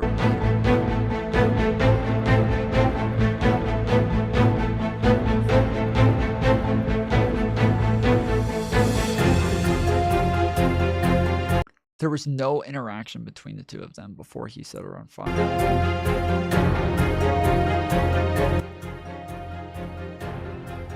So yeah, that's him. Suspect got off the subway before police arrival on the scene. Suspect got off the subway. Oh yeah, silly. New York City police put out subway flames as victim dies. What the hell, dude? Emergency responders pronouncing the victim dead. It was just before 7:30 this morning when our person of interest and the victim were both riding an F train to the end of the line at Stillwell Avenue in Brooklyn. As the train pulled into the station, the suspect calmly walked up to the victim, who was in a seated position at the end of a subway car. The suspect used what we believe to be a lighter to ignite the victim's clothing, which became fully engulfed in a matter of seconds. Officers who were on patrol on an upper level of that station smelled and saw smoke and went to investigate. What they saw was a person standing inside the train car, fully engulfed in flames. With the help of an MTA employee and a fire extinguisher, the flames were put out. Unfortunately, it was too late, and the victim was pronounced on the scene. Later, Z King. Have a good night, homie.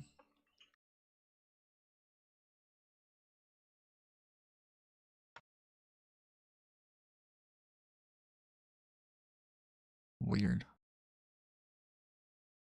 The victim had not been publicly identified as of Tuesday, and a New York PD spokesperson said earlier in the day that an identification was still pending at this time. Police have described her only as a woman. Tish said at a press conference on Sunday that the victim was in a seated position at the end of the train car when she was set on fire. Joseph Galota, the department's chief of transit, added that the police don't believe the suspect and the victim knew each other and that they did not interact before or during the incident. What kind of police presence is there on the subway? Police patrol the New York City subways, and there is a vast network of cameras in stations and in all subway cars. But the sheer size of the subway system, 472 stations with multiple entry points and millions of riders each day, make policing it logistically difficult. Wait, but again, it looked like there was an officer in the fucking clip. Like, what the fuck? Look at the article I sent you. Let me see, maybe where I don't have anything from you. Where did you send it to me? I didn't get anything.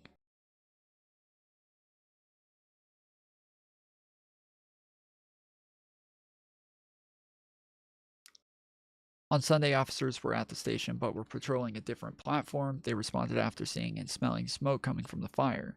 New York Governor Kathy Hochul. Okay, there it is.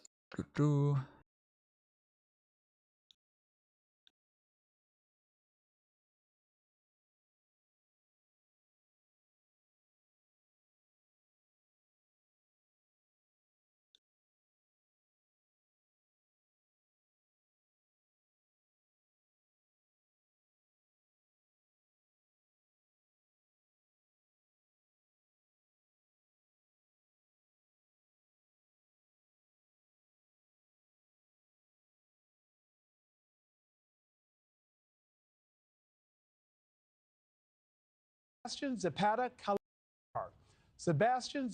Calilla, a Guatemalan national in the country illegally, has been charged with murder after allegedly lighting the sleeping woman's clothes on fire.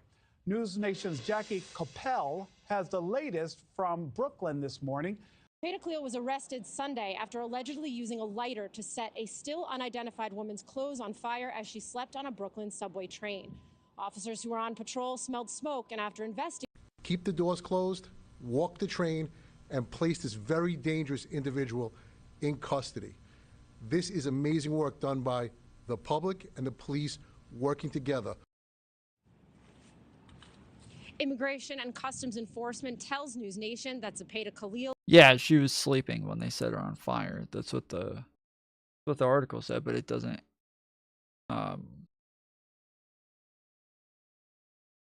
So it doesn't make sense why she was just standing there on fire. Is a Guatemalan citizen who is in the country illegally and had Or been why deported everybody in else June just of stood there. 2018.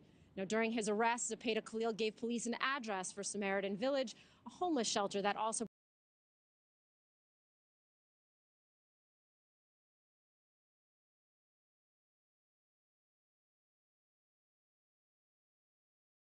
Oh, it just links back to the article we're already reading. Okay.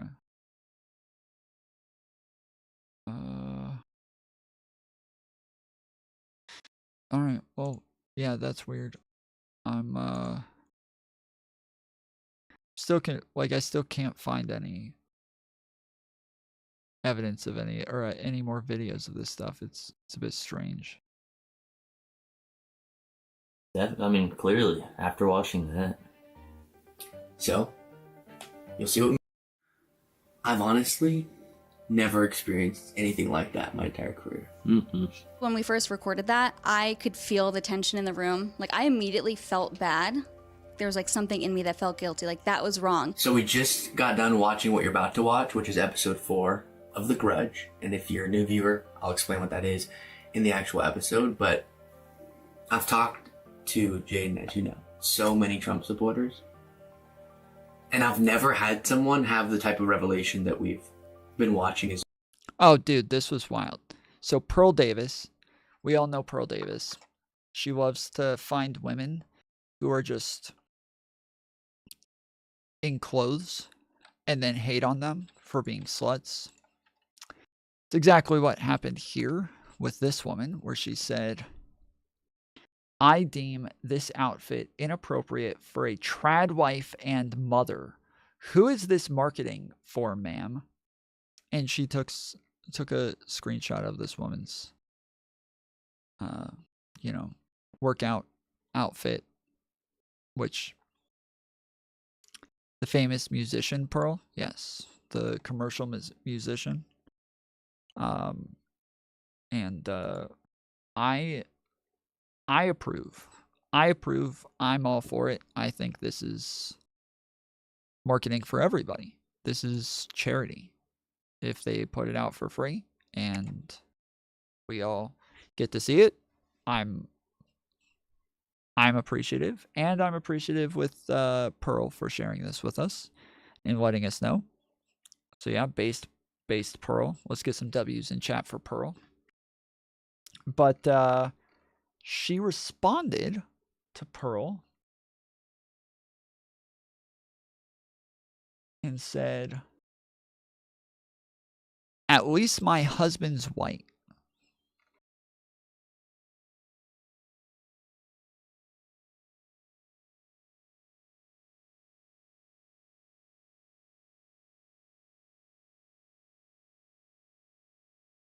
So there's that.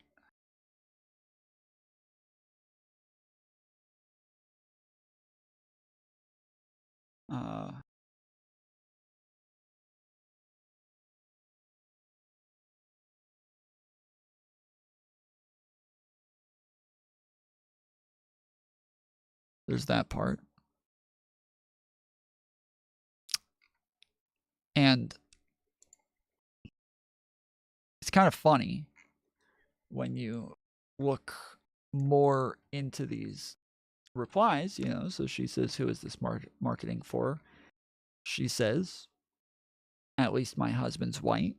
Okay. So we're I guess we're getting somewhere. It's probably for white guys.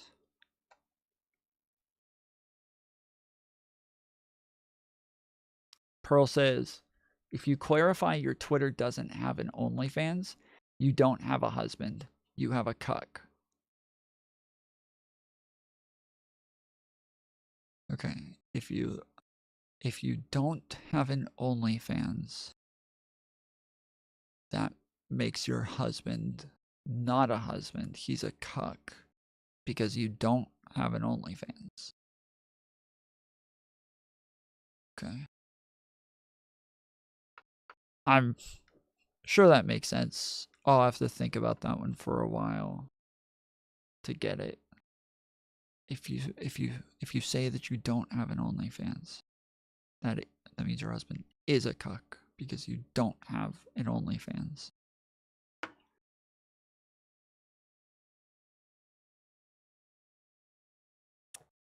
We'll come back to this part. Amanda responds again. You talk a lot for someone who's dating outside their race and yeah, I figured she was going to go back to that. And sleeping around with people who aren't even your husband. Bye, Pearlisha. And then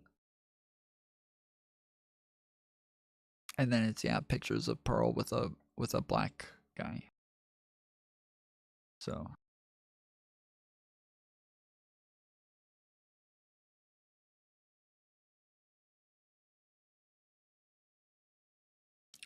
This is me when I see Pearl and her boyfriend in public. That thing's brown.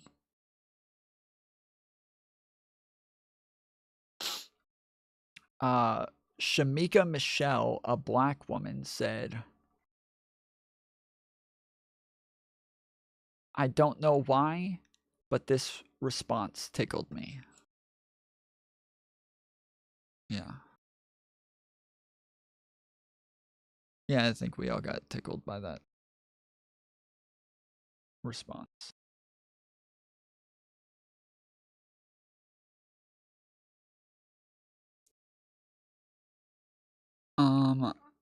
And Amanda wasn't done. She continued on her own Twitter. You're literally rocking the same fit as me, but I just look better doing it. Oh, yeah. Yep. Yeah, that's the same outfit, actually. Yeah.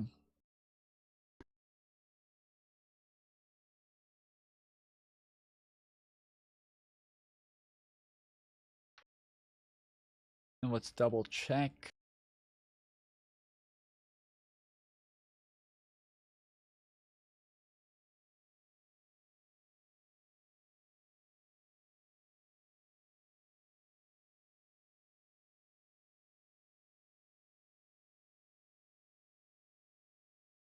Yeah, she does look better doing it. Yep. She's actually, I would say, correct on both counts.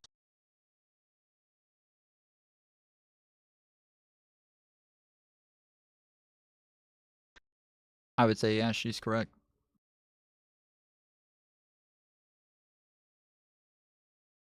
That is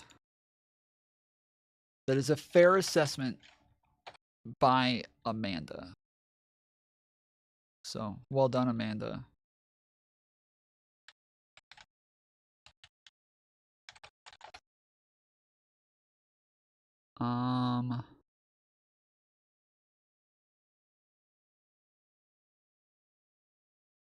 Yeah, this is, oh shit. Okay. Fuck. I'm glad I didn't just pull up Pearl's Twitter, because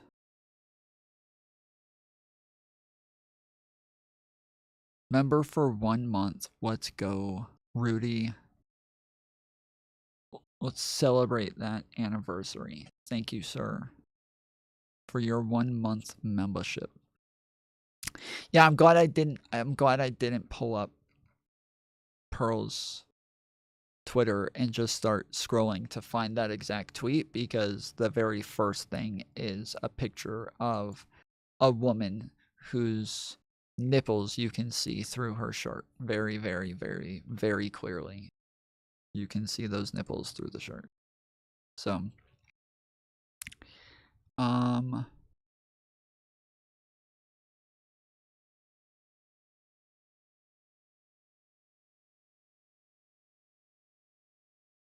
and yeah, she's still doing the same thing here.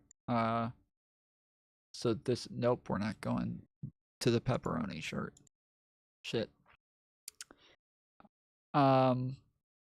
Yeah, here's a woman saying, "Here I am blinking for my haters."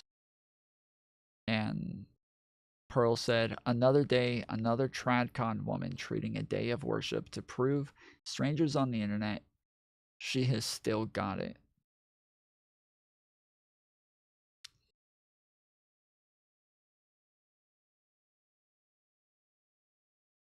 Did she actually retweet "I hypocrite"? When I left my husband, I was only making like $16 an hour.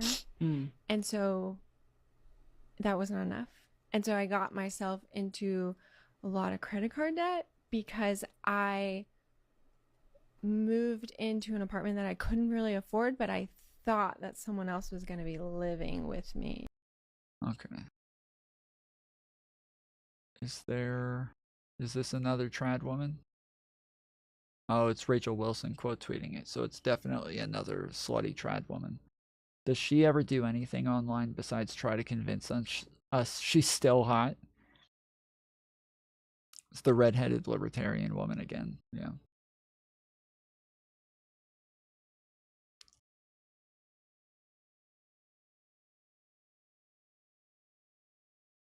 And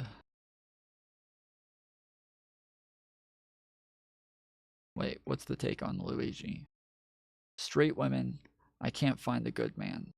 Also straight women. Luigi Mangione had about 24 women in the court's public gallery today to support him. Most of the women wore face masks, and a few appeared visibly emotional as Mangione entered the courtroom. Based. Oh, I haven't looked into this yet, but apparently there's a whole thing with this woman and a lawsuit with I forget her name. Something like Kelsey Lively or Brett Lively. She's got like a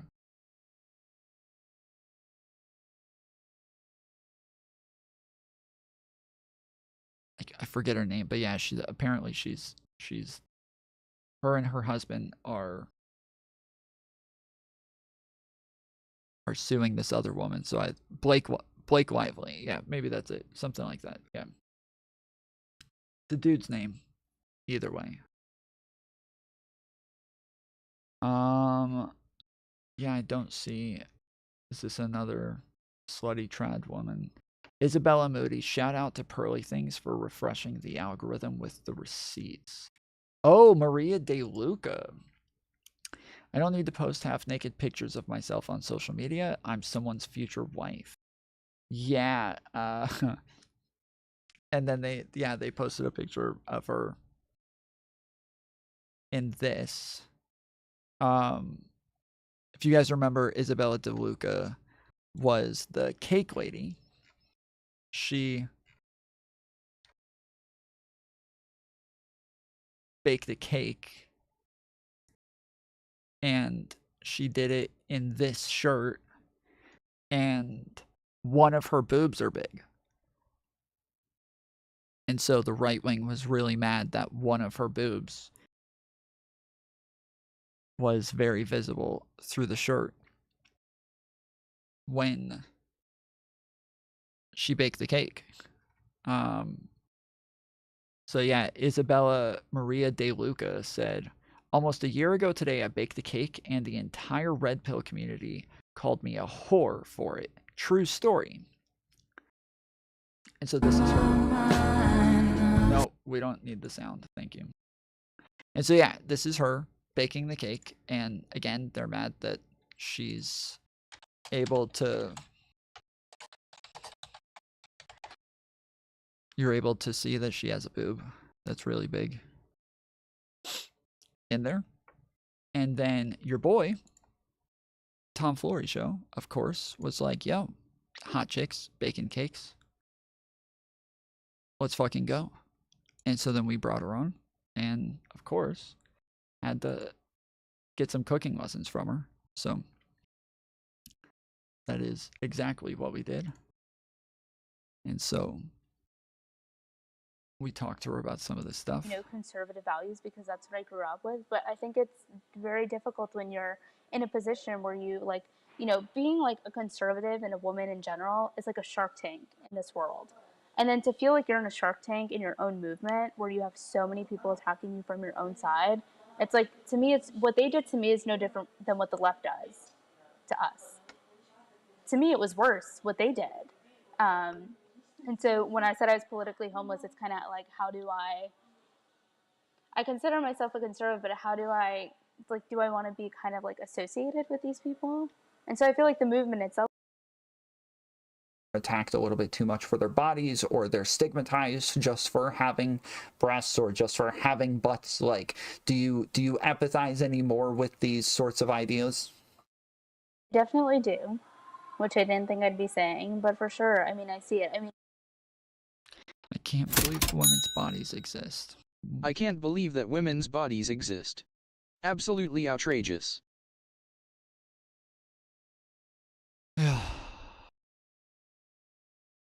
How did the cake turn out? She got cake. She definitely got cake. So yeah, that's why today they are here back again attacking her, because today she tweeted out that a year ago she got attacked for baking a cake, and then here she said, yeah, I don't need to post half-naked pictures of myself on social media. I'm someone's future wife. And then this is probably considered half-naked to some extent. Yeah. Probably. Yeah. I would say so. And then, but Isabella responds, that's not half-naked, but this is, oh shit. Yeah, this is just Pearly Things doing the Twitter or the Twitch trend where they just use a crop top and then just stand there to make it look like they're naked the whole time. Sheesh. Oh, snap. Trad woman getting wrecked. Of course.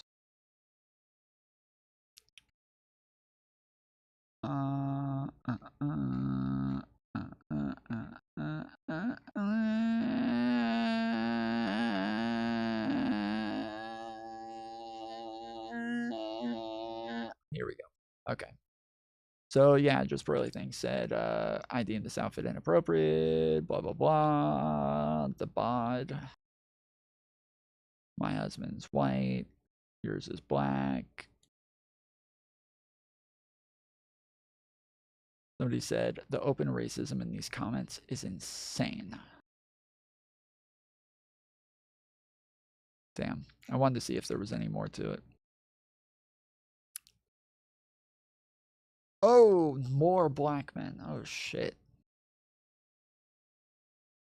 Oh, man. How embarrassing. That guy was black.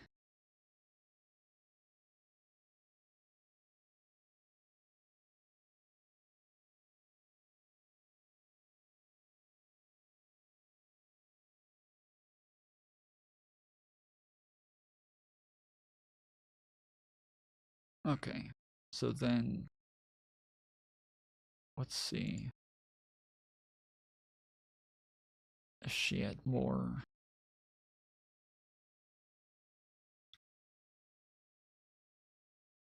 Oh, damn. Okay, there's some yeah, she's just sitting there on fire as well. Maybe this was like one of those artistic things where like you just catch yourself on fire in public. And it's supposed to be some sort of like analogy for illegal immigration. P. Diddy peed on the black woman apparently to get the fire out, I guess. Oh, here we go.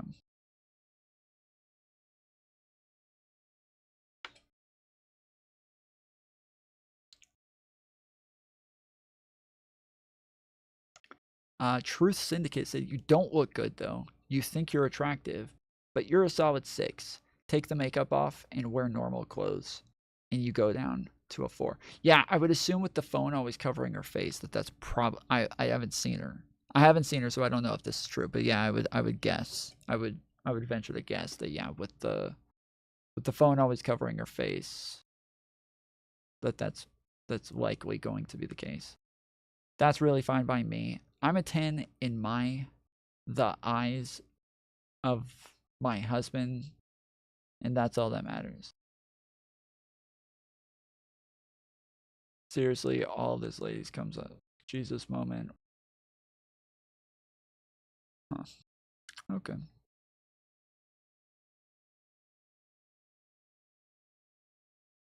Well, I'm glad we went searching for that bombshell. Let's see. Is it? Oh, yeah, more pictures of Pearl with black dude. Okay.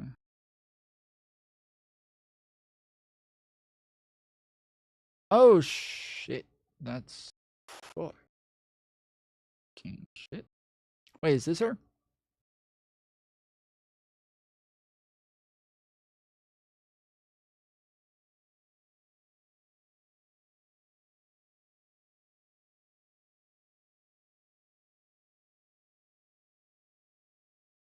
That's her proving that she's built like a Mexican.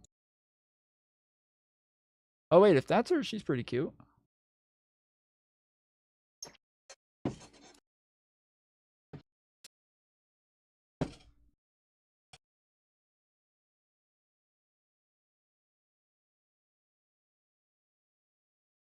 Yeah, it's captioned, I love being my man's midwifey. Oh, yeah, I know her. Okay. Yeah, I know her. Yeah. Yeah, they're probably white. She's got some work done and a lot of makeup. Yeah. Those lips are something else. Okay. Fair enough.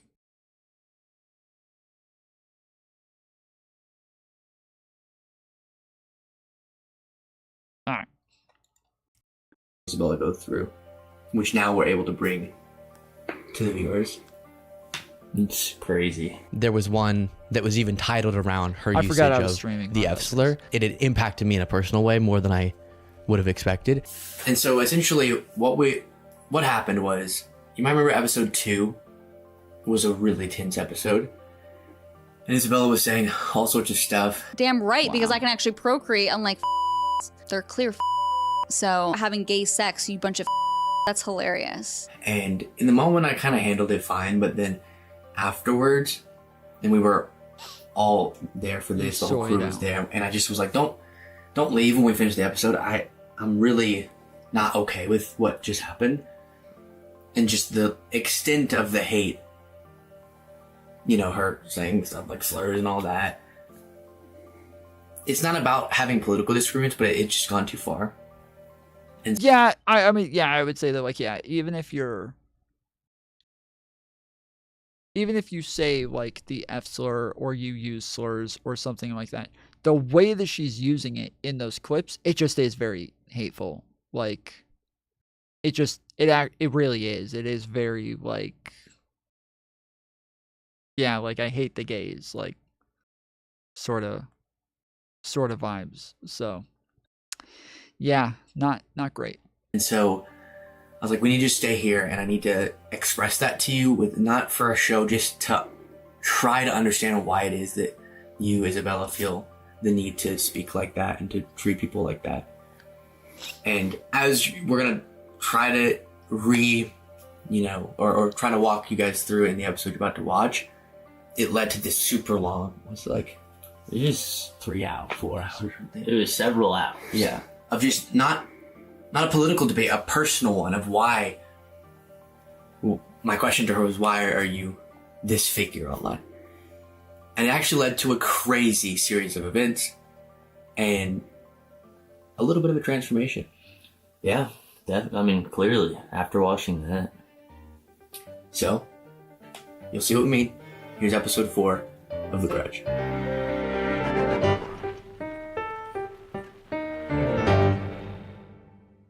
Welcome back, everybody, to The Grudge. I am joined by Isabella Moody.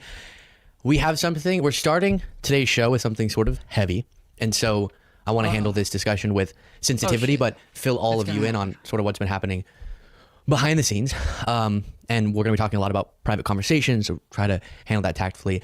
And I do request that you listen to the full explanation before making any judgments, because there's a lot that I want to say, and I'm sure that Isabella will have to say and probably won't nail it perfectly. So first, for context, if you're just stumbling across the show, and sorry, I have a lot to set up before I throw it to you, but on the sort of the background of the show, if you're not familiar, it's called The Grudge because we have a political grudge. And I thought originally how it started was I reached out to the Moody's saying, y'all cray, can I interview you and sort of debate? And so we did that initial debate that was broken up into 2 videos. Then I was like, wow, that was really interesting, but there's so much there. And so I don't know if we just do like another interview, or then we came up with the idea eventually of what if we did a whole weekly show and just argue every single week about. Okay, yes, yeah, that is weird, and it does seem odd, but yeah, I guess it's surprising that he would do a show with her, not with a conservative. Like, I guess it could make sense that he would do a show with a conservative, and I especially think that, like, doing shows with conservatives in general for liberals is normally corny as fuck, but, like, I guess it works in some sort of way, but I swear I've seen About this when this come out 2 days ago. Technically, when I grabbed it, it was at like 4 hours yesterday. But now that we're into the next day, it's at 2 days. So, but yeah, it's like, yeah, it's normally pretty cringe when they do shows like this. But like, I think it's fine for them to do it, and it probably is like it probably gets a lot of popularity for people to do that. But her that's weird. It's weird to do it with her, right? Like, he has over 1 million subscribers. Luke Beasley has over 1 million freaking subscribers, whereas she has like 30,000 subscribers. So it's very strange that he would get her to be the person that he would do it with, but yeah, whatever. Political differences. And in theory, that felt like a really good idea. And right now, I do think people of different ideologies need to engage. But, and for this next point, I'm not sure if this episode will come out right after the episode I'm referring to, or if we recorded a couple episodes back to back, if another one will have come out by then. Yes, this is the guy. Yeah, this is the guy that Tim Pool just completely soyed out on. But regardless, I'm sure you all, if you've been watching the episodes, know which one I'm talking about. There was one that was even titled around her usage of the F slur, the anti-gay F slur. Damn right, because I can actually procreate, unlike they're clear. So having gay sex, you bunch of that's hilarious. And in watching that back, it really ended up causing a problem between us, separate from the show, which is a part of it, not feeling comfortable, even if, okay, I want to disagree with her, and that's the whole concept of the show. There's disagreements, and then there's sort of crossing lines. And so that was part of it, but it was more so just, it had impacted me in a personal way more than I would have expected. And so then a little bit more context in terms of what's been going on behind the scenes. I like to create a show like this. We can really despise what each other believes. I think I have a unique... Do you think it's because she's a crazy person and easy to make look stupid? It's possible. I've run into tons of conservatives who, when they are not around you, when they first get around you, they'll say crazy things, but the more you talk to them, the more they're willing to like pull back and make a lot more caveats. And that's been like a very common thing with a lot of conservatives who are trying their best to be like reasonable, is yes, the more you talk, the more they're willing to kind of like pull back. But every time they're not around you, they immediately go right back to saying fucking unhinged, insane shit. And so I think that she's likely one of those who's not going to be good at debating her points, who's not going to be good at, like, you know, who's not going to be good at justifying her arguments. She's not going to be able to debate these things. And so she just has to kind of concede a lot. And it's possible that, yes, he's going to appreciate that, see that as super good faith, and think, wow, I would like to talk to this person more. And now, this whole beginning of this is him kind of being fairly condescending about the fact that she took an L. Like, I don't know how easy it is to find people you don't agree with, but can vibe with, that are the same level of YouTube subs as you. Well, that's part of my issue, is that I have trouble believing that he can actually vibe with her. She's fucking retarded. But that is why, like, I'm saying is that, yeah, she probably has to concede a lot, and that's probably what he likes about her, and he thinks of it as really good faith. But yeah, I would see her as the type of person who's going to concede a lot in person with you because she can't defend those takes. But then as soon as she's not with you, she's going to go right back to using the same takes and saying the same shit. And so, yeah, she's a troll. Yeah, I don't think she's a troll. I think she's just legitimately dumb. I know Destiny kept saying that she was a troll because he doesn't think that she can actually be this stupid. I think she is this stupid. I think she's definitely this stupid, and I think that she's just...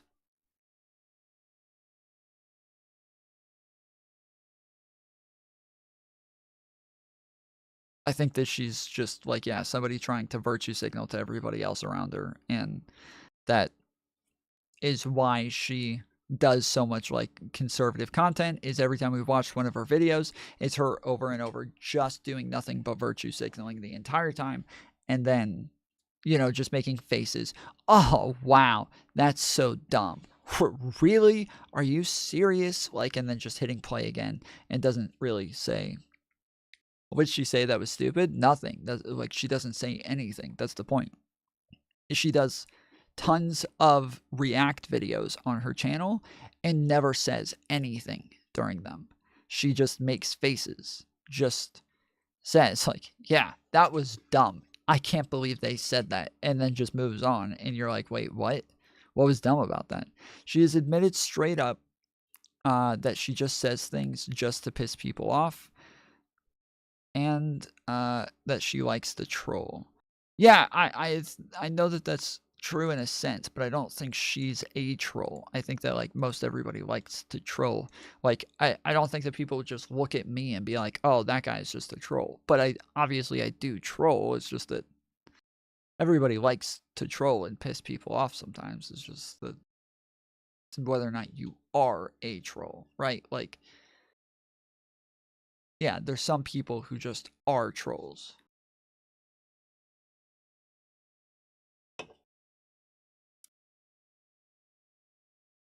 I'm not expressive, so I don't like those who are.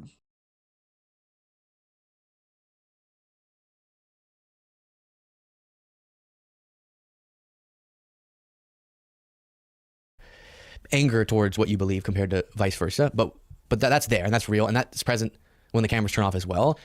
And also, to coordinate flying them out. They have a daughter. She has to come here to our studio as we're recording. There's a lot of on-camera engagements that it is kind of confusing because it's pleasant, Right. you know, and perfectly decent.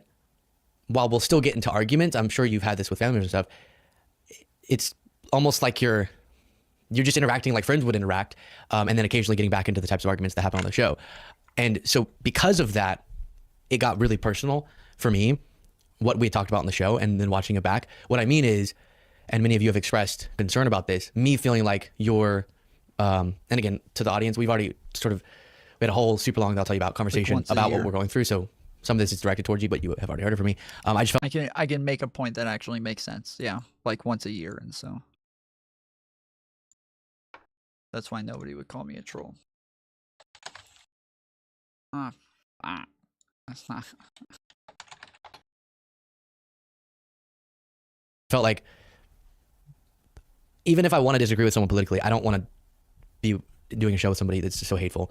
And then starting to know you personally, it felt so confusing that you would be perfectly fine to me as a person, especially behind the scenes, but then be so hateful publicly, and like I wouldn't want to engage with someone. Is he gay? Does anybody know? Because he could be. He could be one of those, you know. Yes, he is. Okay. No, I'd say yes. Oh wait, I'm not asking everybody to guess. I don't care what anyone says. He absolutely is, but I don't know. Okay, he is gay. Okay. You guys just confused the fuck out of me, so thank you. Someone like For that. absolutely nothing. And so then one of the things I didn't tell Isabel yet up until now was I had sort of come to terms with after that episode. Again, we have another episode recorded, but after the episode that's titled around the dropping of slurs, I don't know if it was me personally being hurt or being hurt on behalf of people or feeling like it wasn't right. I was like, all right, I'm going to quit this. But then because of that personal stuff that we'd already talked about, that I've walked through, which is like, I didn't feel comfortable just going like, all right, peace. So I first, before even saying that, like I said, I haven't brought that particular I want to quit point to her. I wanted to at least see if I could make any progress talking to you as just a person. So no cameras. So we just sat after recording and talked for a super long time as I tried to explain what my issues were. And I was really upset to portray the scene for all of you. It was perfectly calm and logical different moments. It got sort of heated different moments. And even at one point, like I stormed out. So dramatic of me. But it was just really upsetting as someone who only hangs out with people who like don't speak in ways that I perceive to be hateful, as I think you do. And so the reason that I'm asking is because of what he just said. I'm wondering, is he offended on behalf of himself, or is he offended on behalf of gay people? And the fact that he's saying, like, yes, like the way that she said the F slur was really offensive to me. And then, yes, like feeling it this much, that's why I'm wondering, is because if he's gay, I could totally understand like why he would make this big of a deal about it. But if he's not gay, then I'd be like, like, you know, I get like you may not like it, but is it that big of a deal? So yeah, yes, he's gay. Okay. Understand why that's important. I didn't even know how to explain to you what was so upsetting about how you even just generally carry yourself online. So with that being said, people accuse you of like rage baiting, which was a part of what I was coming to terms with. Like, oh, everyone, she like believes the core premises that she's arguing, but I agree you'll go like over the top. And why engage with that is a question a lot of people have. My point was because I think a lot of people out there are rage baiting, so why not at least try to like expose it? But once you speaking about me or people that I care about, or just like in a certain type of way, got under my skin enough, it was like, all right, I don't think that worked. But beautifully, and this is where I'll throw it to you, we made a lot of progress in that discussion. And from your perspective, what he means is you made progress because you ended up agreeing with me and you apologized because I have way more subscribers and I'm getting you a lot of clout. And once you realize that you might be ending your shot at a lot more viewers, you realize that you had to apologize. And now you're going to get canceled by the right because I'm going to milk the fuck out of you for this shit and really condescend to you as much as I possibly can. To update the audience on this, like, what has that shift been? What did that conversation like illustrate for you that we had about me being upset with you about that? Yeah, so obviously when we first recorded that, I could feel the tension in the room. Like, I immediately felt bad. There was like something in me that felt guilty, like that was wrong. Because yes, a lot of what I do on social media is rage baiting. A lot of it is based on things that I truly believe, especially like based on the Bible, if you look at it in a literal sense. But in my day-to-day life, of course, I'm not just going around saying these things to people. I'm not like saying slurs to people just because it's funny.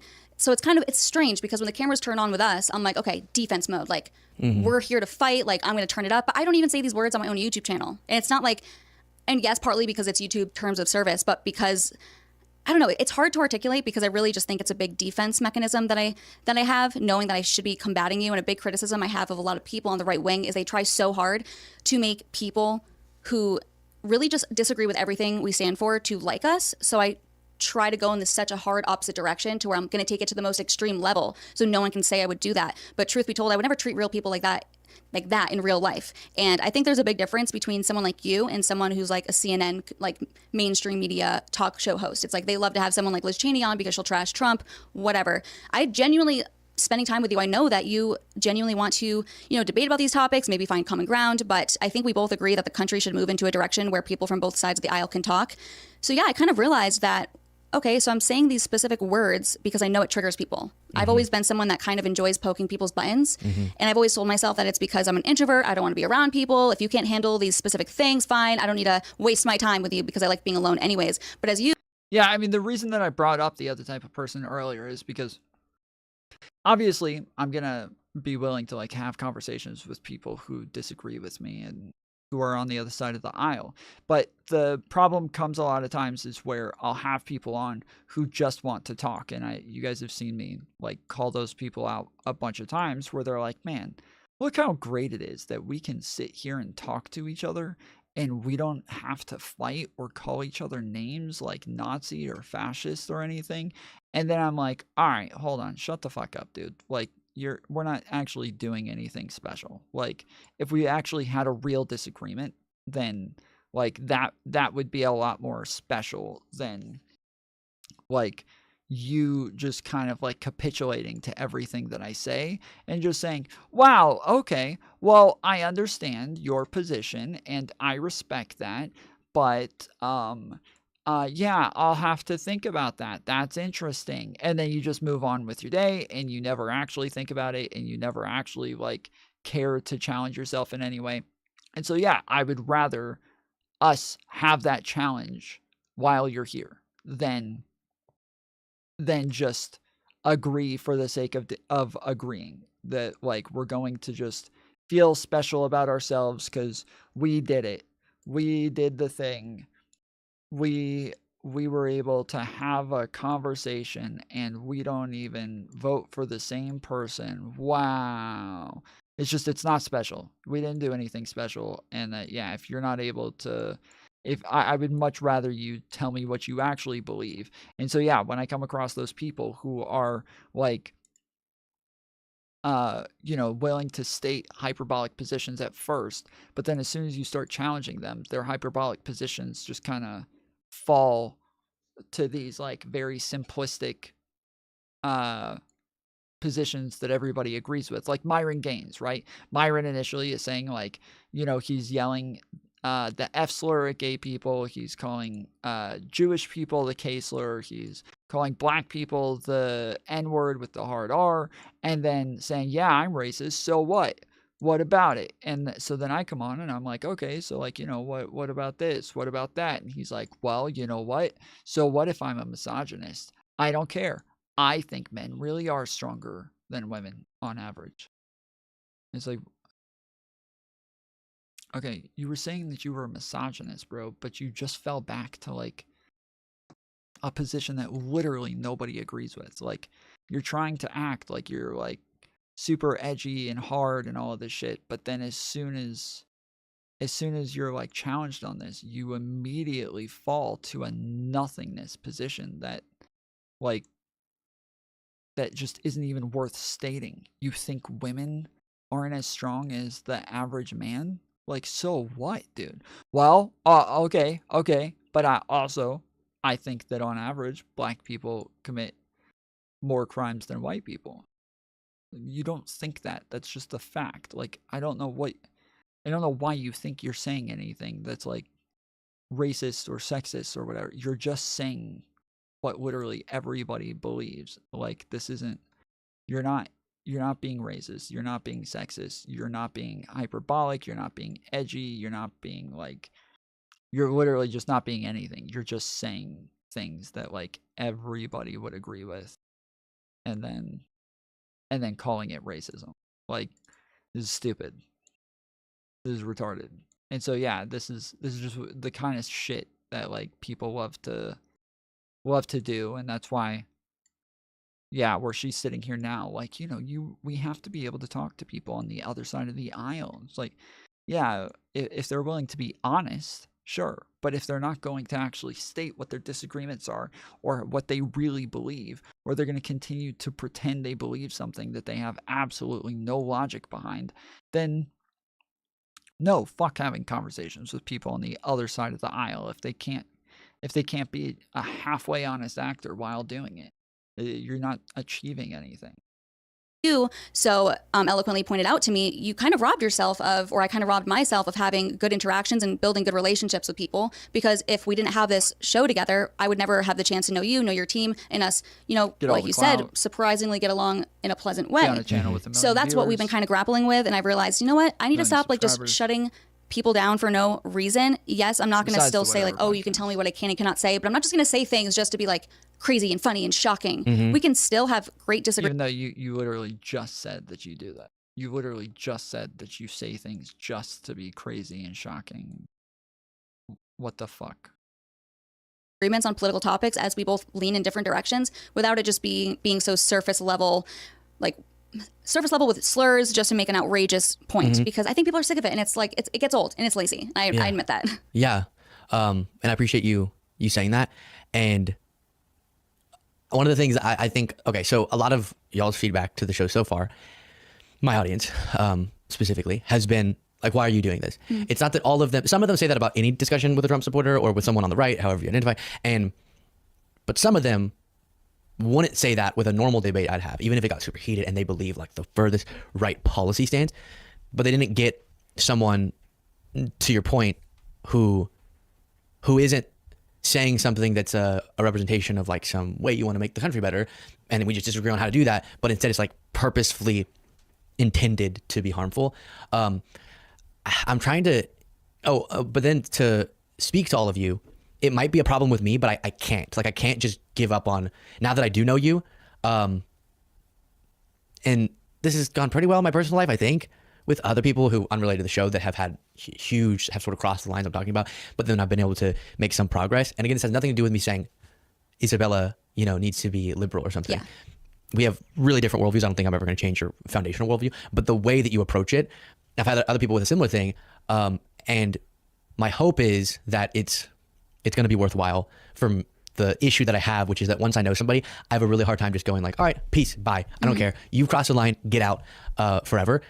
And so that's what we're doing here, just trying to bring it to all of you, because I'm going to keep trying with you in particular. Now, I feel like if we had these conversations and you admit where things are needlessly hateful or harmful, but then you're like, I don't care, I just keep doing it, ultimately there would be a line. But I think for people to see, if even like Isabella Moody and that figure that is online to people could, again, not change your stances, but change how you approach politics and how you treat people in politics, I think that's a really worthwhile thing to demonstrate.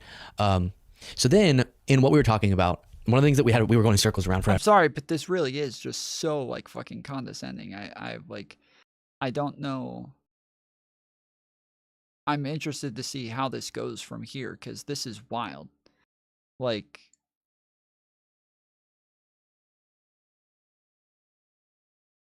this is actually wild, and I'm really just kind of blown away and confused by this. Congratulations to you. I really want to condemn you, or sorry, condemn you. I really want to congratulate you for getting something right, and for understanding when I told you how wrong you were, and you being able to understand that, and be able to change, to be better, to be a better person. Like, I don't know. This is odd. Forever, never. We did this even on the show in some of the episodes, if you watch them, is like me trying to explain why I think the usage of slurs is one example, but just like with every type of humor that you have online, or like 90% of your Twitter or X posts, it's like something that's meant to put somebody down. You know what I mean? And it's not that you're triggering people, because like I trigger people just by saying I think Biden had a pretty successful presidency, you know? It's about your intention to trigger them, and that's the purpose of what you're saying, you know? And like, oh, I want them to feel maybe like hurt or something. And for hours, it didn't click with you what I was saying. It felt like I was just saying, you need to not say these words. Do you have, I can try to spitball on it if you don't, sort of an articulation of what moved you from, that's so stupid I can say what I want, why this is your argument, why would people care if I'm going to keep saying, like with the F slur, I'm going to keep... I think she kind of explained already that she felt like maybe she was just being overly defensive, and that she feels like she just has to argue because he's saying something.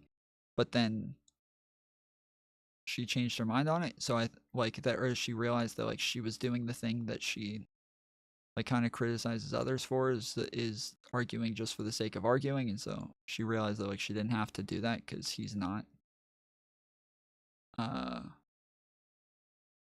that he's like not other lefties, and he's willing to actually have conversations and shit. So I think that she did already answer this, but I guess milk it even more, homie.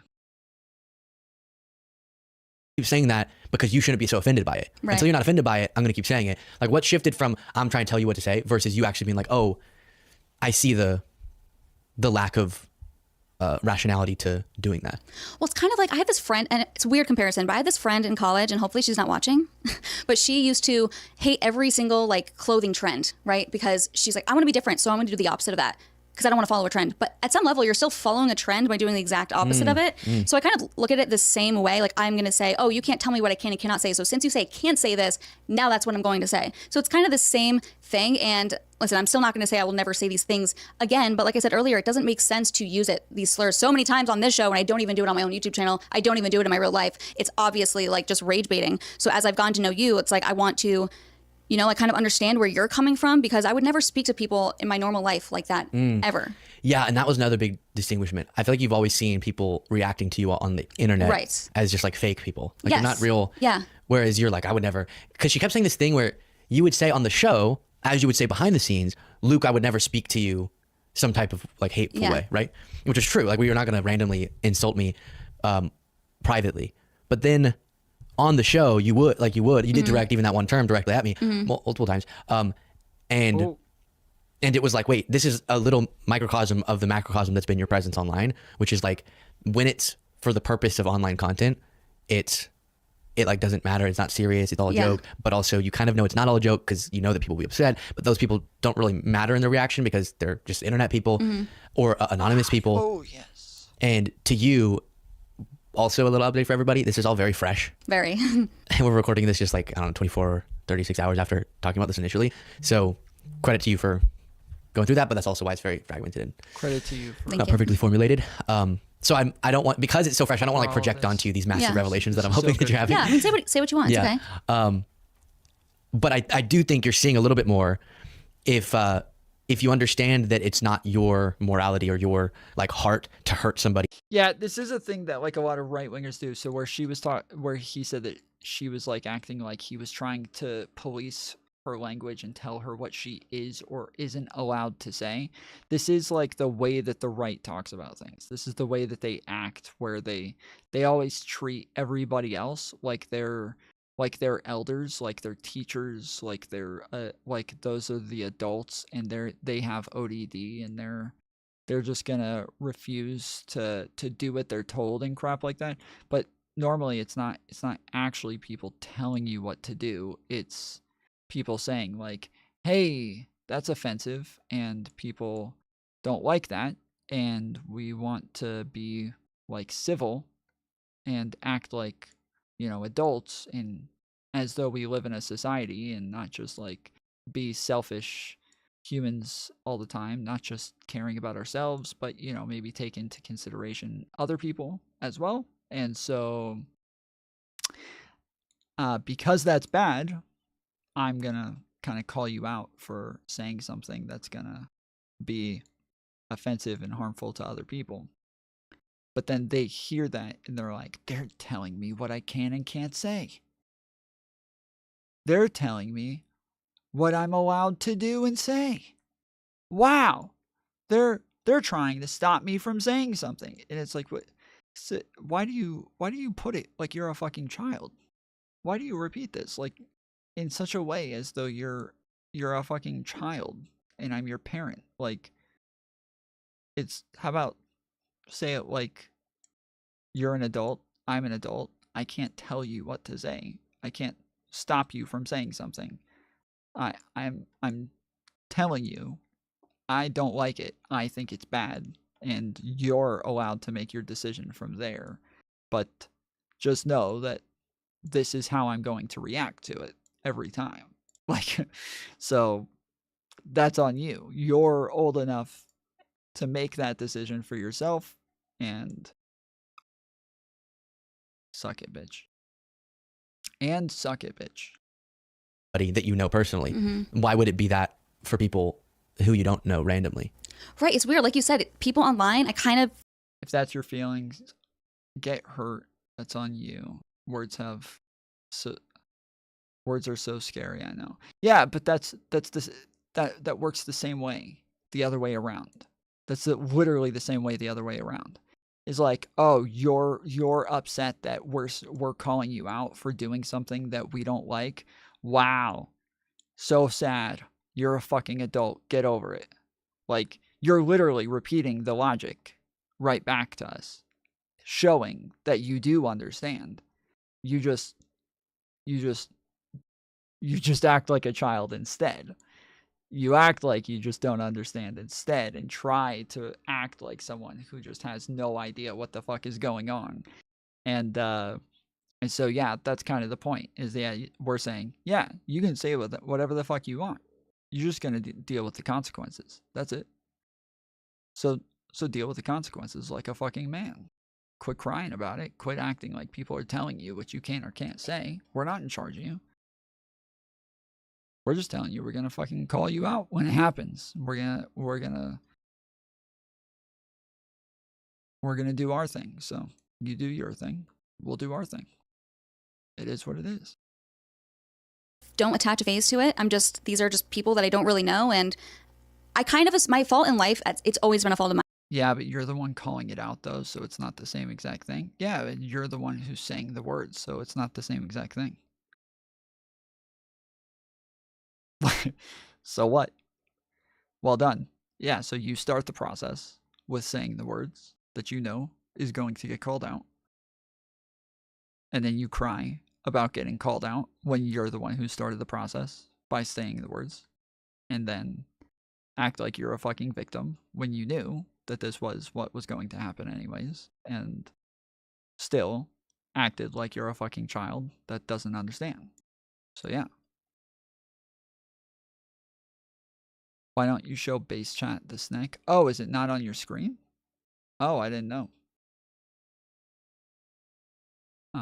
Yeah, I'll try to switch it up one day when I die a fucking million years from now. Mine. I assume that other people think the same way I do.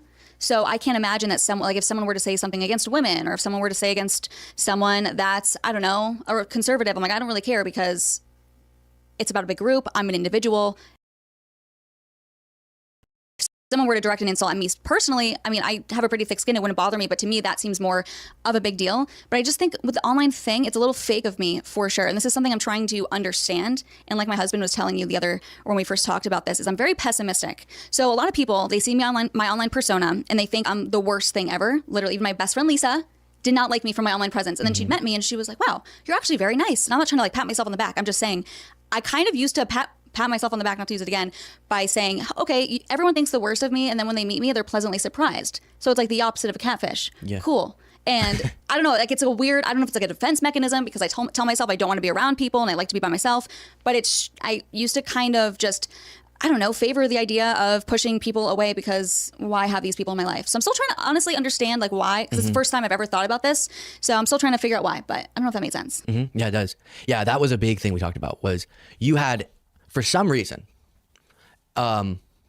you have as a thing, this like aggressive need to not just like conform when people tell you to, you know what I mean? Like, Yes. Or unless it's your husband, of course. Of course. But so then it's like you believe it's irrational for people to say, you can't say XYZ. You can't insult me in this way or that way. And so then in your mind, you're like, great, I'll just weed out by saying that stuff Yes, publicly. yeah. Any person who's sensitive enough to care. And then I think in even the short interactions we've had, you've realized like, because I was trying to explain it to you in a logical way. I admitted my feelings were hurt, like on a personal level, but that wasn't my argument wasn't premised on like, you hurt my feelings, but instead for the good of your life, you probably are weeding out so many people, even just people who may interact with you in our business, but choose not to with that filter. Right. And what's interesting is usually if I don't know someone, I'm like, okay, I hurt your feelings, bye. But when I could tell I hurt your feelings even before you told me, I could tell during that podcast episode, I felt bad. I genuinely felt bad. And if it weren't for us doing this together and me learning who you are as a person, I wouldn't care if you felt bad. I would have just written you off. So to your point, I've filtered out these people and like excluded myself from so many relationships that could have been great, well, friendships. And yeah, that's why I think it's so important, especially in American politics with how divisive things are lately, to have people just sit in the same room with each other and talk. And just like how the right wing will often criticize the left for refusing to speak to us, they hate us, they won't even talk to us, which I do think is true. But at the same time, I'm a hypocrite because I was doing the same thing. Maybe I wasn't saying I can't talk to these people, but I'm like, oh, you can't handle these certain words? Bye, I'm not going to talk to you. So I was being a hypocrite for sure. Yeah. I want to get to, as we'll kind of round out this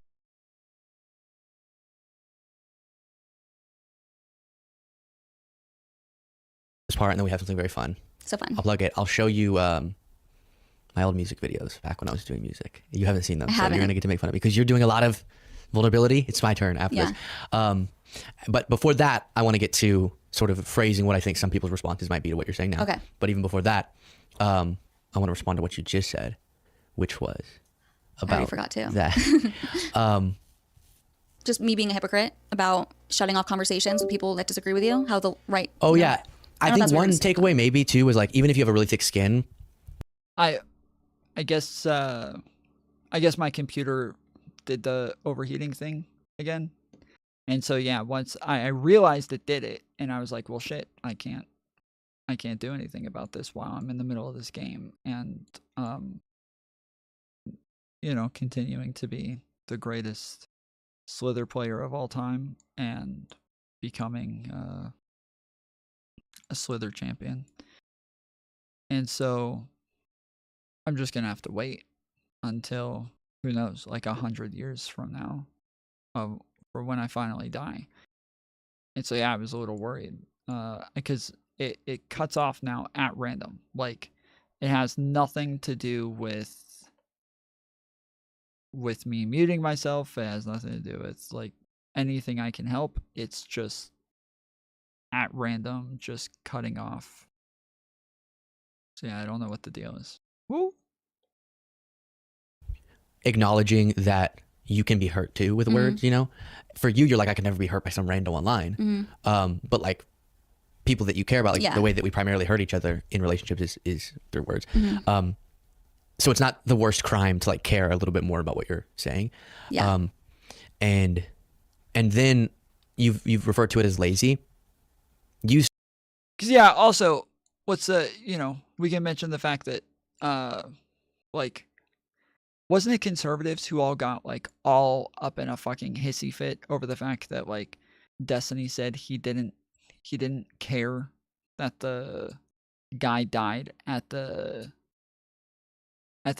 Trump rally, and that he didn't feel bad for him or anything. He didn't have empathy for anybody who got shot at a Trump rally. Like, if you're gonna use like the logic of like, oh, it's just words, like these don't actually communicate ideas and they don't actually have any sort of meaning, and it's just words, and so you shouldn't like have any sort of feeling attached to what words mean and crap like that, then yeah, like you also can't like whine and cry about that sort of shit either. Like you can't give a fuck about that sort of stuff. So yeah, I guess if you're like consistent on that and don't care when other people say things like that, then I guess yeah, you just have to bite those bullets. You saw that saying, like, let's say you're going to say something about someone who's lesbian was the example we used, and you choose to use like a derogatory term for a lesbian. In your mind, you're not thinking that it, not that no one will care, but you're not like thinking about the way that people would feel, but instead thinking like, idiots who are too sensitive will get mad about this, the left will attack me, and maybe it'll go more viral. And like that's the equation she's doing. Yeah.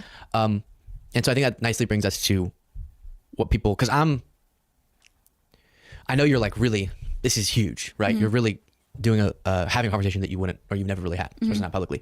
But I also don't want to be accused of sort of like, all right, great, that excuses everything then. Do you know what I mean? So what would you say to somebody who says that this is just about you wanting to do like a show? Like you said, and I feel the same way, that if I didn't genuinely like you and the team so much, that I would be fine with, cutting it off and being like, this is too much for me. Me having to admit these things online is too much. It's more than that. Like my husband provides for the family. I don't need the show. I do think it's a good example for the direction the country needs to go into. Not saying that, oh, follow us guys, we're so great, but we need to have more people that believe different things sitting in the room together and speaking. And quite frankly, if you ever want people to come to your side, and I'm talking to my side too, you have to be willing to allow them to change and allow them to like say where they're wrong, but still be authentic to themselves. So give people a little grace, like a lot of people are criticizing someone like Anna Kasparian for saying, wow, I'm just realizing that not all Trump supporters aren't the worst people ever. Then so many people are calling her a grifter. And it's like, they call her a grifter when she said that they're all evil. And then now she's a grifter for saying that, no, they're not all evil. Allow people to change, have some grace, have some humility. It's okay. They're calling her a grifter because nobody ever fucking thought that. Nobody ever thought that.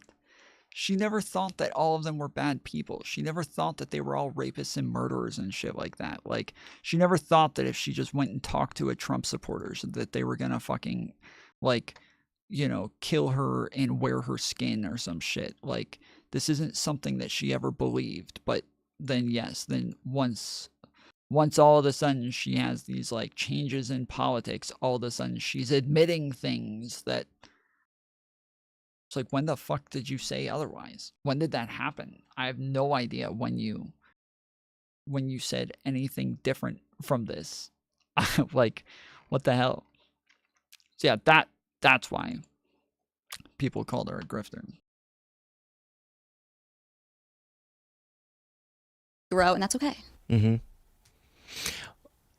I will, so great response. I will say for sure that to anyone who thinks show things moved this, that was like the last thing that came up with it, was like, oh, now that we had this conversation, can we bring it on the show? Because I think it's important people see this, because it was, you did not care when I brought up anything about like, hey, when I tried to appeal to her sense of like, hey, this is not good for you to put out there, that, and it's on the internet forever, like some of these things that cross lines, in my opinion, that didn't move you. It was only the personal stuff, of course, yes, that moved you. Oh, 100%. Yeah. So, like, let me make that clear. It was very the person. Like, the only thing that moved me here was the personal, not.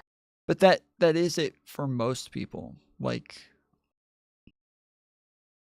that's pretty much what it always is. Like, you're going to feel as though you understand how other people would feel, and you can think, oh man, like there's people that I know that I wouldn't want to make feel that way, and I wouldn't want to do that too. And so, like, that is the thing, right? Like,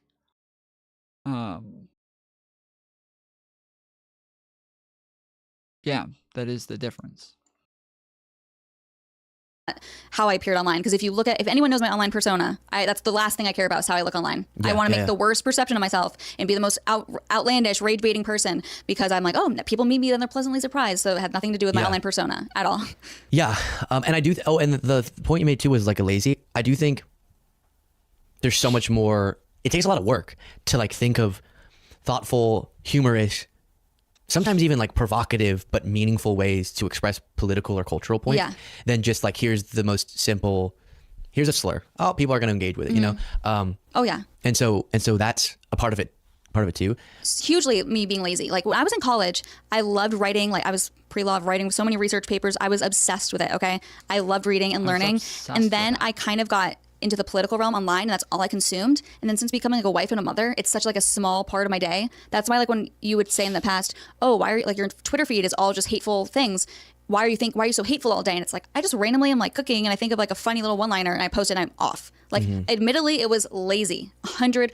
That's why, I don't know if, I mean, this won't be out in time, but we did a Timcast Culture War episode, and Phil, who was hosting for Tim at the time, was like, oh, Isabella, what are your thoughts on tariffs? And I'm like, I don't know, because I've not been keeping up with this stuff. And it's like hard for people to say that online. Everyone wants to have this persona, or just they want everyone to think that they know everything and they're so informed and blah, blah, blah. But I just want to be honest, like I have not been reading everything that's going on and keeping up with it. And that's bad on me. And I could still be as maybe controversial to people that disagree with me by being informed without just using lazy words, you know? Yeah. So that you prompted a really important part of our conversation too.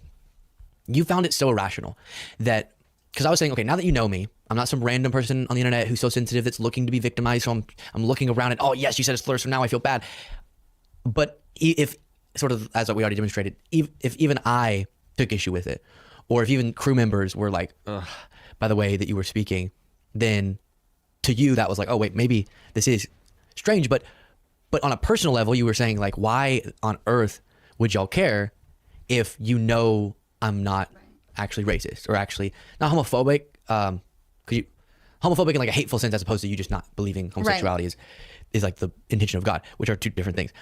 And not bigoted in these different ways. You're like, I'm obviously not, so it's fine for me to say these things. Yeah. And I think people in their personal lives know, like you'll with people you know really well, you'll say certain things because you know each other's hearts that you wouldn't say to some random stranger because you don't know their heart, and you wouldn't accept them saying certain things that are like edgy jokes because it might be a dog whistle. And so then what really was another breakthrough was I asked you the question, if you believe that it's so obvious you're not racist, but you say a bunch of stuff that people perceive as racist, or you think it's obvious you don't hate gay people, you just disagree with the lifestyle, but then you say a bunch of things that sound super hateful about gay people.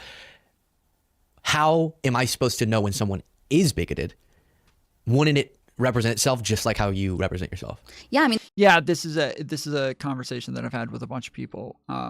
There used to be somebody in my community who would often say, like, they advocate for slurs as much as possible. Everybody should say slurs. And I was like, yeah, but why? And they're like, because words change all the time. Like, they just don't mean anything because they're always changing. What is a slur? What isn't a slur? And I was like, yeah, but words, like that just applies to all words. Like, you're just saying something that applies to all of language. All words change over time. All meanings change over time. We speak very differently than, like, Middle English sorts of people did. And so even today, like, words that my parents thought were really weird and brand new have become normalized and even used within like business settings and crap like that. And so words and language is just always changing. And to just say, oh, well, it changes, like that doesn't mean anything. And they're like, well, yeah, but like people just getting offended over a word, like that just seems kind of dumb. And I was like, yeah, but they're not just getting offended over a word. That word communicates an idea. It communicates information to people. They're grabbing onto that information, and then they're moving forward with assumptions based on what it is that they just learned. It's like data that they're processing. And when they process that data, they're going to have a reaction to it. Like, you press a key on a keyboard and now there's something that happens on your computer. Like, it is pretty straightforward. Like, you hear somebody call a black person the N-word with the hard R. Pretty simple, where you're like, okay, so like, yeah, this is going to make some sense. I'm probably able to like put this in the, probably racist tick. And then now you just have to do like any small thing here or there, and now this is starting like a pattern of behavior for them. So we just look at it as a red flag. And now slurs are this like red flag sort of thing that exists as a very as a very like shallow part of analysis that's just a red flag for any other types of behavior. So to where if you say slurs, there's tons of people who are like very progressive or very liberal and they're not racist, but they will say the things for like for a joke to make fun of racist people, or they'll say it in like an ironic way because it's because everybody who's there knows that they're not racist. Those sorts of things. That's a very different type of context and a very different way of saying it. But there's different social contexts and very different social implications for all sorts of words. And for people, they understand this with all words. They understand this with all language. But when it comes to slurs, they choose not to understand. They choose not to get it. And they choose to say all of a sudden, oh, what? I'm communicating meaning when I say something? No, definitely not. Not me. So yeah, it's weird. Really weird for people when for some reason. Language, we all get it. We all understand. It's communicating information. It's communicating ideas. It's communicating a lot about the person, the way that you talk, the things that you say, the ideas that you communicate, the feelings that you give. Like all of this is always being communicated all the time. And then when it comes to slurs, people just act like none of that is true all of a sudden. I mean, that's the part that kind of mind effed me too, because it's like you said, in my head, why would you think that? You know I'm not. But how do you figure out who actually is these certain things? How do you actually figure out who's racist and homophobic and whatever? I couldn't answer that because obviously I'm doing the things that would tell you. And I'm kind of like, oh, look at my actions over my words. Like words don't matter as much. Like I've always said, they only have as much power as you give them. But at the same time, I have to realize that not everyone thinks like me. Not everyone like grew up with a father who we were both like very politically engaged, and we're from the Northeast. We have thick skins. We like just thick skin. We just say crude things that are offensive all the time. Like that's not the norm for people. So I need to kind of be more sympathetic and put myself in other people's shoes. Not saying that I should just give out to everything or just get rid of everything I believed in. I know you would never say that either, but just to be clear, there's a difference in making a political point versus how you treat people on an individual basis in your personal lives. And I think that's something that we all can agree with, or I think we should agree with. Yeah, and I think that's huge for people because a lot of people do that. They're like, I can say this stuff, and it's so ridiculous that someone would think that I'm making such a joke because I actually believe like hateful things, as opposed to like surface level trying to trigger them. But then, if the only way we can learn that people genuinely, because I've met people who genuinely just hate certain people, based on their identity, and words are kind of the only way we can get an indication of that, Right. So then to your point, you were like, well, I don't care if people think that, they're going to call me that anyways. Like they call all conservatives that, so I might as well just go hard. But then, and that's where we circle back to you feeling like, but wait, if I'm doing that, number one, I might be hurting people that if I would go get to know them, like out on the internet, it is real people, and some of them I get to know and wish that I hadn't hurt. And then also it is weeding out a lot of people who are like, oh, I don't even want to give that person the time of day.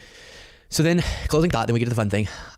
Just for y'all's sake, we're going to, for the time being, continue forward doing this.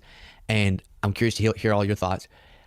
I know some people will say, with your history, why the heck do I care to be like, oh, kudos for admitting what you have, but I give you credit for admitting what you have. Thank you. And just engaging with such a huge subject.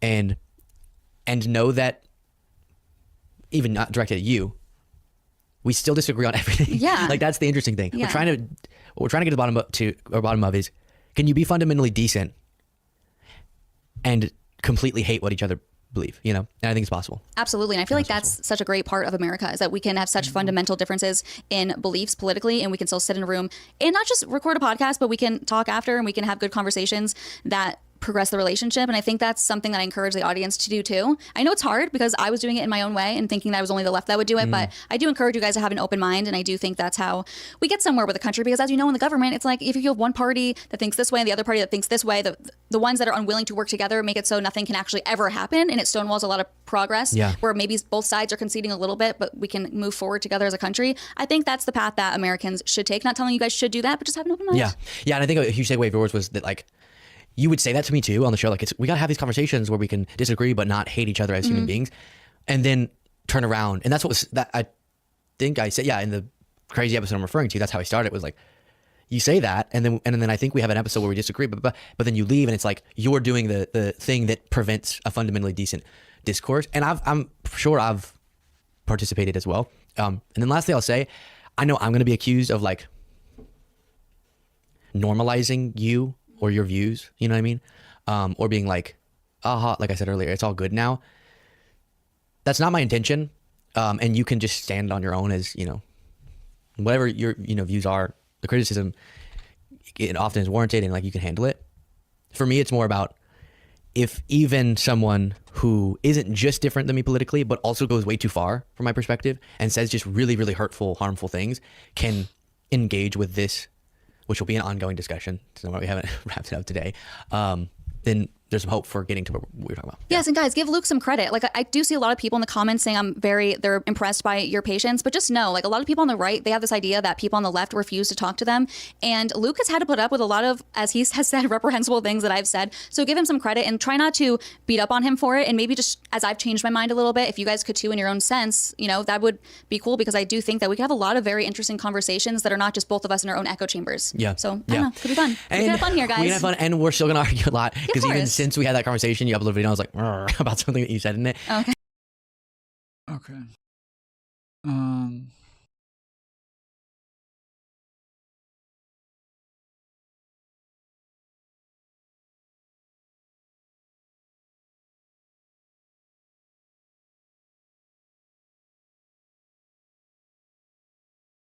Yeah, I think you got a little bit of news out of AOC there that could be in a positive direction. That when she said that as she was running for ranking member, the case that she made to the caucus was that she would lead with economic populism, and that she is very good at messaging around economic populism. And she was contrasting that with leading around cultural politics. That's why she said, that's why she followed it in your interview by saying, don't worry. I'm still multiracial coalition. It's like whenever you start saying that, it's clear you de-emphasized it. She's specifically saying that she's de-emphasizing that and re-emphasizing the economic politics, economic populism. What is interesting is that the support that we got in this, it was not just like the Progressive Caucus plus the Hispanic Caucus, which were the two caucuses that endorsed me in this fight. We had swing district Democrats that supported me in this. We had. So is she talking about the run for Speaker of the House? So yeah, AOC ran for Speaker of the House recently and lost. I don't remember who she lost to.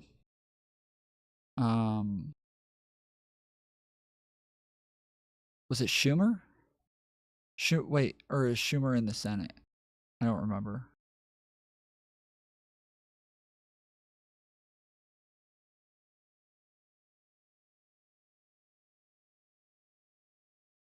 New Dems, which is a Pat Ryan, I think, was one of the most successful of the swing, sort of the purple districts, as it were. And he, I think, spoke on your behalf, right? Yes, yeah. And he outran Kamala Harris by the largest margin of any House Democrat.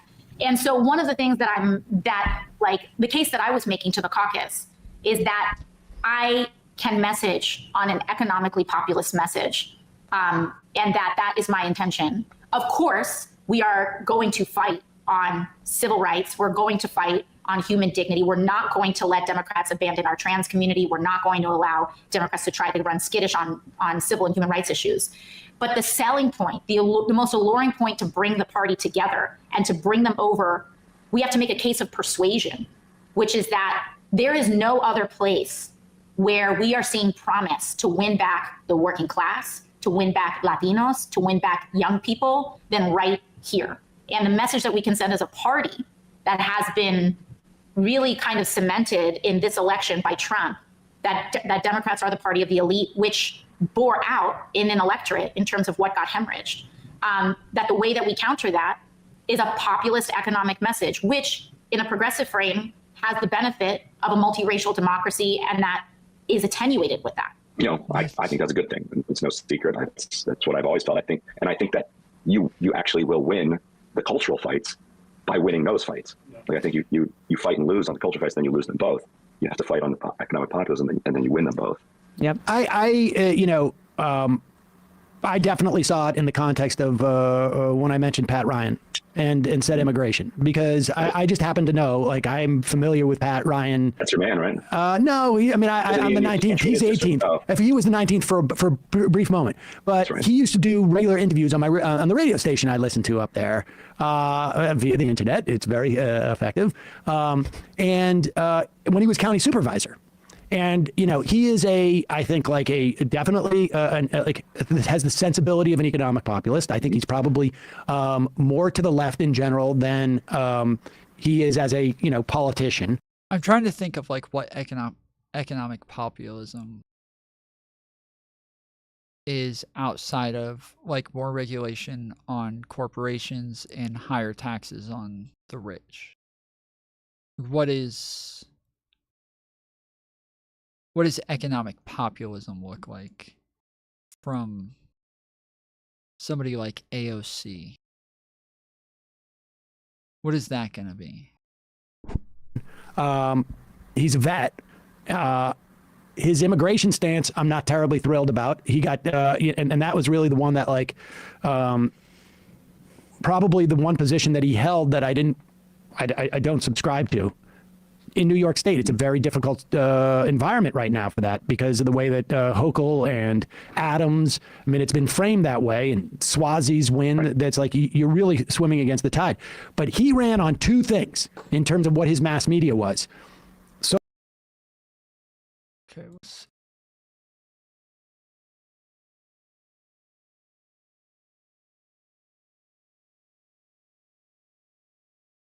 Social Security, protecting Social Security, and abortion rights. And, Social Security is the Democratic populist message. That's where it all emanates from, it seems to me. You want to expand Social Security, there's you understand the value of a universal program and getting everybody involved, and you understand the value of mandates and all of this. All of the Democratic populist measures are manifested through Social Security. And I think we're watching the maturation of a politician. It's just, hopefully it's not the maturation process is not like a Nancy Pelosi maturation process, right? But I don't know if San Francisco was ever about populism, even 40 years ago, when it wasn't like it is today in terms of where the money is. Right, and she always represented the establishment wing of. Oh, I forgot about this. I feel like I probably shouldn't admit that he's hot, but I think everyone thinks he's hot. He's hot, yeah. He got accused of shooting somebody. I like his hair. I actually am a bit of a bad boy myself. I don't believe that. That's true, I punched a cat once. Oh my God. Women have a long history of fawning over bad boys. I want him to tie me up and whether that's a murderer, a drug dealer, or just a good old-fashioned man who beats his wife. What's up? Yeah, I just mentioned you in the intro, so I thought that I'd... Why do you think women like murderers? Maybe they see their daddy in it. Maybe their dad murdered them, so they kind of like him. he was at my house the time of the murder. You're saying he was murdering the Punani? A double homicide. So what is it that makes murderers so irresistible to all these broads? Turned you on a little? Yeah, I did. A little horny for him? Yeah, I did. We're talking about Luigi Mangione. She was just telling me how wet he was making her. Not wet. What? Not wet. He would but make you wet. You like people that way. You know what? She's likes only murder. into black men. He's like Batman. He's like the hero. If he's not black, she ain't got no chance. She doesn't like white murderers. No, only black ones. If I killed a guy, I wouldn't do anything for you? Take me. No, yeah. Are all crimes hot to you, or just that one? No. Like if a guy stole a bunch of dildos, that wouldn't be hot? No, it was a black man who stole a bunch of dildos. A lot of black. No, it's not what you. Your only preference is black men. Hey, but he's asking if it's. Stop it. Wait, what are we on? Why? If you had Luigi Mangione in a room all to yourself and he was tied up on the bed, what would you do to him? I'd probably sleep with him. What kind of moves would you do to him, though? I don't know. I want him to tie me up and fuck me. One more question. How long do you think you would have had sex with him for? How long? Yeah, Like, approximately. I don't know. However long he lasts, I don't know. Like but it would be 45 good. seconds. Excuse me. Excuse me.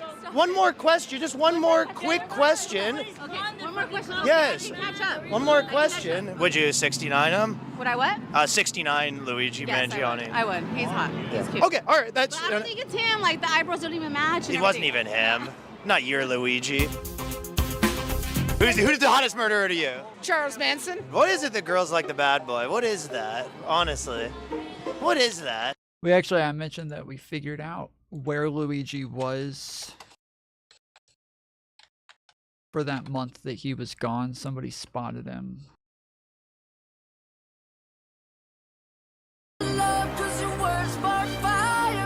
Let's go lay out, no, we both tired. Oh. Fucking Robitussin. I don't know why this shit got me lazy right now. Yeah. Can't do Percocets on my leg. I'm turning one and trying to live it up. Hit it right, baby. Yeah, right it, yeah. Bring it up to my place. You be like, baby, who cares? But I know you care. Bring it. Fucking. Yeah. Yep. We know where he was. What he was. I don't know. I'm getting turned down by girls. This Luigi Mangione guy's going around killing people, and he's getting sniz thrown at him right and left. Don't follow that example. Well, what are you supposed to do? Tried everything to try to get a woman. Maybe I just need to kill somebody. No, I didn't mean that. But you are a bad boy. Oh, you must be swimming in it, eh? What's up, buddy? Ever smash a girl in the suit? Yeah. Respect. I mean, he is attractive, but he did kill someone. You're not into the murderers. That's more of these women. They're into that sort of shit. Yeah. You ever met a girl like that, a friend or anything? I do have a friend like that. Do you have her digits or no? No, she has a girlfriend right now. Yeah, but you know what I mean. I mean, she meets a registered bad boy. Oh, is that what you are, a registered? Well, I haven't registered it yet. No, I try to treat women poorly and stuff like that, and hopefully that, sparks something in them. Maybe you need to find one that has daddy issues. That's what I've been looking for, and I had her back at my place, and I started telling her I'm a bad boy, but she got mad because I did it in a baby voice, and I was naked and covered in pudding. Well, the guy killed the guy just because the health care got denied. You'd see that? My ex-girlfriend, she got her denied her Ozempic, and after a couple months, I was about to fucking lose my mind. Did you do anything, though? I wasn't a happy fucking camper, I'll tell you that much, especially after she popped on another 55. You know what I mean? I was ready to go pop the doctor myself. There's someone's hitting on your boyfriend. You gonna allow that? He's taken. I don't know if you saw, but he's trying to hit on your boy toy. No. What the hell? Oh, now, he lost him.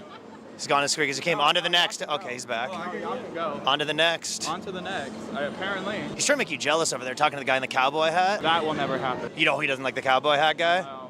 I don't think anybody in this group. You're throwing shade at the cowboy hat guy. You're saying that guy couldn't smash it. No, do you see him? I mean, would you think so? Honestly, I don't even look at guys like that. To me, they all look disgusting. Every single one, That's how I feel yourself with included. When you see a woman, you just see a piece of trash. Yeah. So. And then you kill the guy if he did go with that other guy. Then you just kill him, and then you get him back because he'll like that you killed somebody. When he's to throw her in the garbage bin where she belongs. Your words, not mine. No, those are your words. No, not mine. you said it. You said you went into detail. No, I was talking about dudes. That's how I see them. And you said women to me are a piece of disgusting trash, and I want nothing to do with them. Shouldn't even be along on this planet. They shouldn't work. You said that. Come on. I said that. I think you got a little testy because your boy toy's talking a cowboy hat, and you didn't love that. Cowboy hat's just taunting you at this point. Maybe you should go talk to him. Oh, you'd love that, eh? No, Get his attention off your boy toy. No, I think we're good. You're not too worried about it? I'm not too worried. I'm not too worried about any of them. I think Cowboy Hat just slipped in digits. Oh, did he? Oh, he's taking the hat off. He means business right now. He's ready. He's ready. Oh, what's up? We're just saying that guy's taken. Yeah. We're just saying that guy right there is taken, so don't get any ideas, Cowboy Hat. Yeah. Okay, well, looks like I did you a solid there. Broke up the group. You're welcome. Okay, bye. All right, see ya. Sorry about that. That guy was taken, though. Oh, no, you're good. Yeah. Intrigued by a guy who's a little dangerous? Maybe. I married my husband. He's dangerous enough. What kind of skeletons has this guy got in his closet? He's a CPA. They all have skeletons in their closet. You're moving money around, but you're also moving bodies around. He was a CP? What? Between me and you and no one else, have you ever actually killed a guy? No. Let's just say if someone hit on her, they'd be seeing their way to a shallow grave, probably. At least they might be bruised a little bit.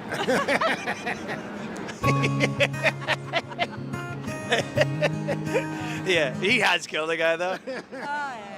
Not making you even a little bit horny? I'm not into guys at all.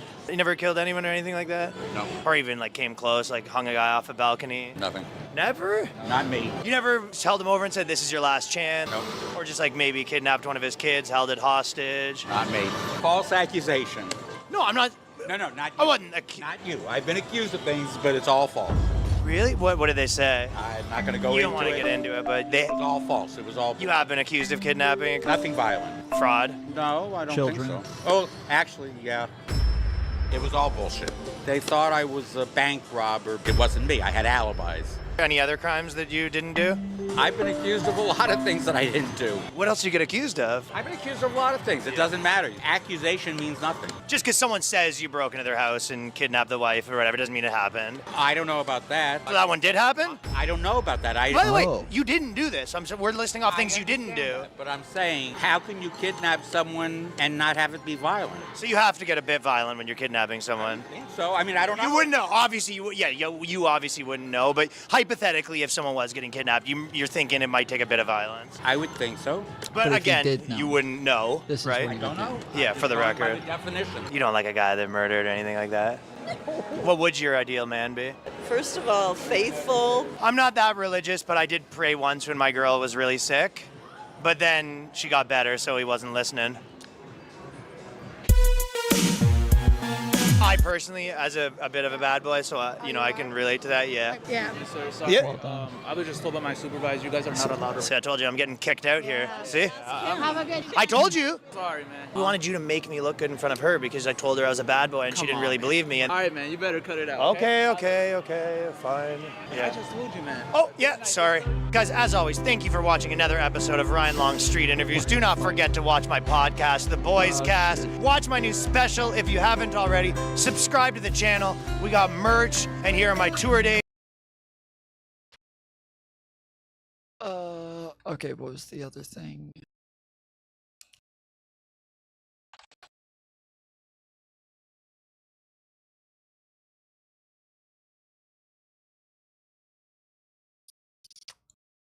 Americans. My opinion on you have completely changed ever since I learned that Americans don't sleep with a duvet. They sleep with a blanket over them. Do you not feel like you are going to get literally, like, I don't know, assaulted in the night by the mysterious clown man in the corner of your room? Because that's what I would feel like if I was literally just sleeping with a blanket. A duvet protects me, okay? I would be panicked, okay? So is this... How is it? Is it a duvet is just a type of blanket? What the fuck? What do you mean you would feel like you're just sleeping with a blanket? You would be just sleeping with a blanket either way, right?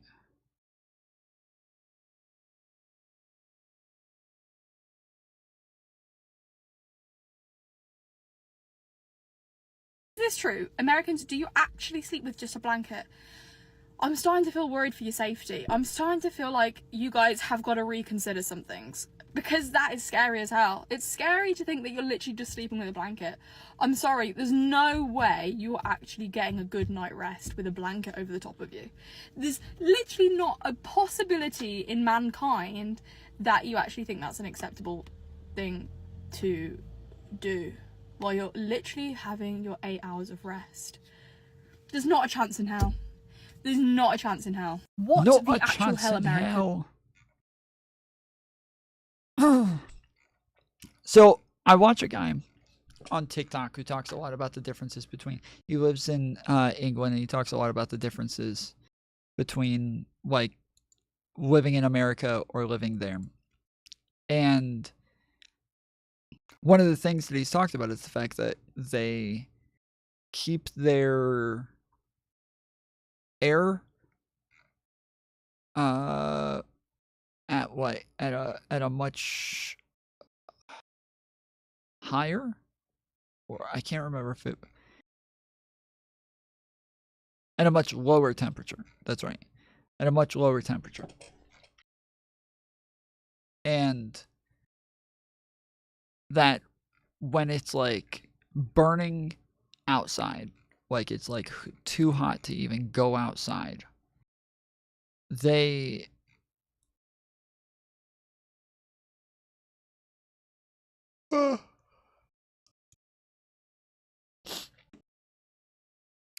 It's in like the 70s.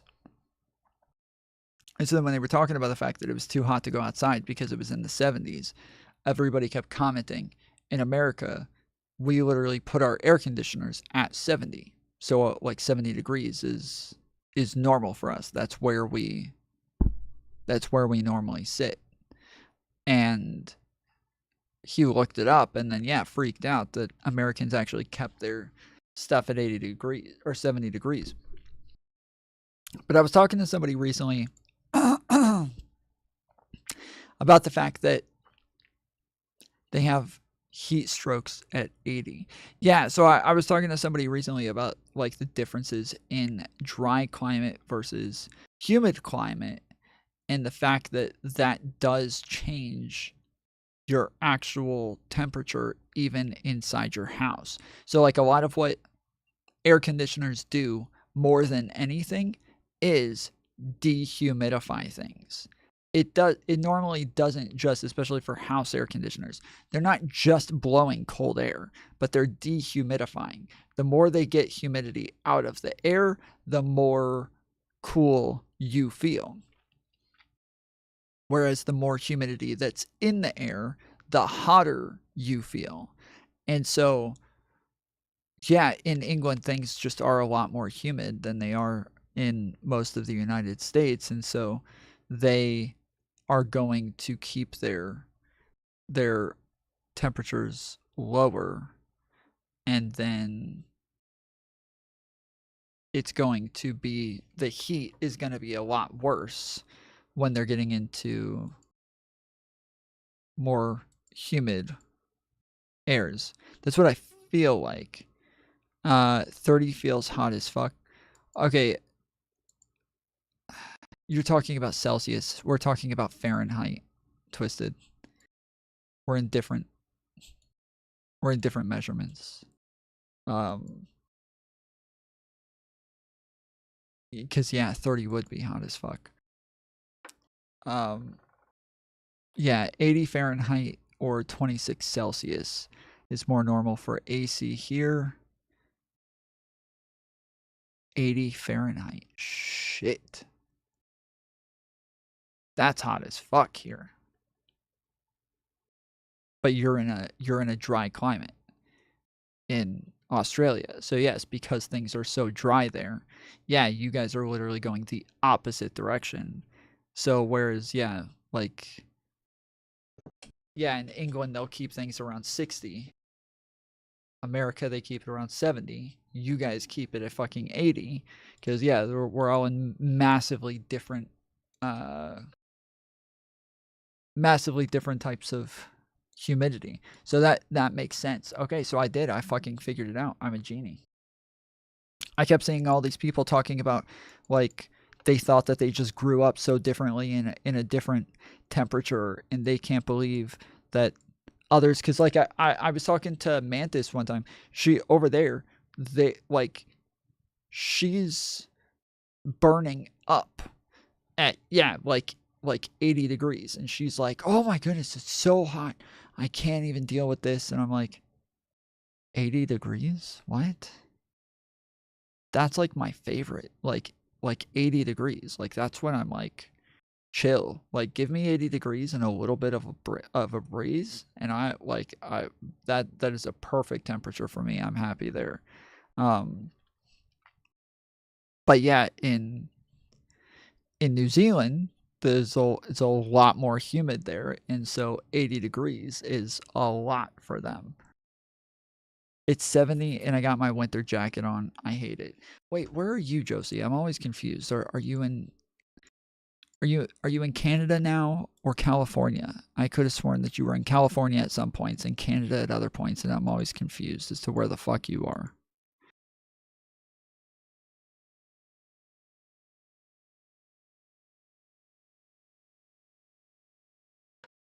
Tonight, new details emerging about who reported what and when during the manhunt for CEO murder suspect Luigi Mangione. Could the NYPD have tracked him down earlier? We have just learned, according to two sources familiar with the... California. Okay, yeah. So yeah, in California, much drier climate, you guys are going to have a higher tolerance. And then, yeah, the more humid it is, the lower tolerance. That makes so much sense, dude. I'm a freaking genius. Everybody on the internet thought that they were just born in colder temperatures or born in hotter temperatures and they're just used to it. But in the United States, we get like the biggest mix of everything. So we get like very humid climates and very dry climates. We get like, we have fucking deserts here, and then we also snow and have like a lot of snow. We get literally everything here from top to bottom, and everybody feels pretty much every part of the seasons changing, to where here in Georgia in the summer we get up to like 100 degrees some days.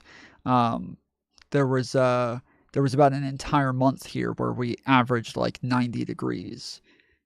And then right now it's in like the 20s, I believe. Let's see. Is it 30? Yeah, okay, so it's 30 degrees here right now. Which is like -1 for Celsius. The matter that the FBI actually initiated a phone call with Mangione's mom, Kathleen, on the Sunday before his arrest, where she told them the suspect photo, quote, could be him. Now let's look at the timeline here of how it all started. San Francisco police confirming that Mangione's mother filed this missing persons report for him that was back on November 18th, roughly 2 weeks before the shooting. United Healthcare CEO Brian Thompson was gunned down on December 4th. That's when a manhunt for the suspect ensued. A San Francisco police officer saw the wanted poster for the suspect and felt that he had some similar characteristics to the missing persons report. So on December 5th, that officer alerted the FBI in San Francisco, raising a flag about Mangione. Now, the FBI on the West Coast then passing the information along to its office in New York, and the FBI in New York then giving the tip to the NYPD, which says it was one of hundreds of tips that they received. But it was not until days later that Mangione was caught in Altoona, Pennsylvania. Now, with the NYPD saying the day of his arrest that Luigi was off their radar entirely, even earlier that day. Some big questions looming at this hour. Could Luigi Mangione have been caught sooner? And what is the NYPD's vetting process when handling just a flood of tips? We speak with a former NYPD chief in just a moment. We are also going to hear from the CEO of United Healthcare's parent company, releasing this op-ed in the New York Times, acknowledging the healthcare system is flawed. We got a lot to get to. NBC's Stephanie Gosk starts us off. Police say Luigi Mangione was on the run for 5 days after allegedly murdering United Healthcare CEO Brian Thompson. The NYPD saying they didn't ID him until after his arrest. But tonight, two senior officials tell NBC News someone did think they recognized the face in that now infamous photo from a Manhattan hostel. A police officer in San Francisco made the connection to a missing person report filed by Mangione's mother in November and notified the FBI. It was one of hundreds of tips the NYPD says it received in the days following the murder, but it did not stand out to investigators because of its general nature, according to the officials. In the report, Mangione's mother said she last spoke to him on July 1st. Okay. What? You have to be kidding me. Did I click the wrong thing? What?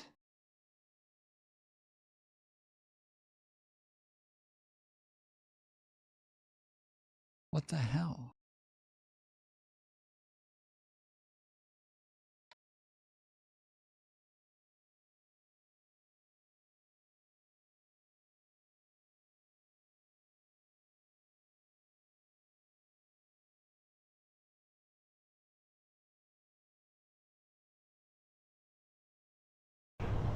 That's what's up, man. So I'm assuming you guys will be out today. I'll spread the word. I will spread the word. Everyone chill the fuck out, man. Chill out. How long's the meetup? Like all week? All weekend. Yeah, yeah. Everyone, most people leave Sunday or Monday. Yeah. Is there a name for it? Like. No lo traías puesto, jefe. Jefe, o sea, si tú intentas ganarle al reglamento, aquel. ¿Te lo puedes poner, por favor? No, jefe, no es lo que usted.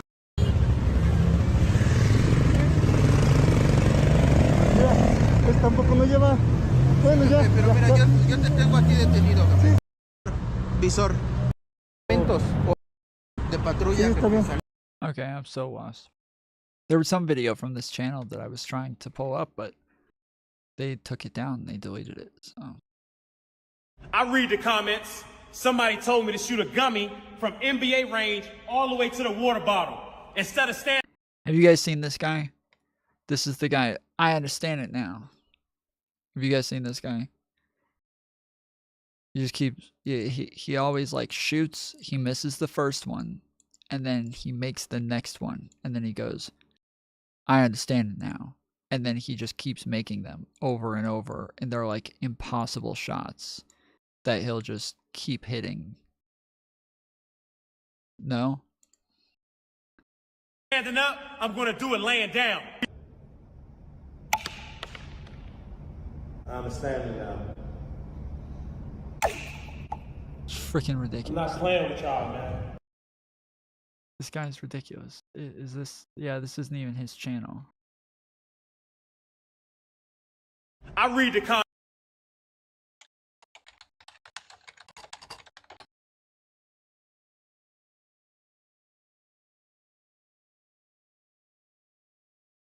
Looking at the point guard, over 150 nails sharpened with only 2 inches of error to go through. Ah! Stay sharp. Everybody always making excuses. Dang! Come on, man. God. I'm back at it. I understand it. I understand it now.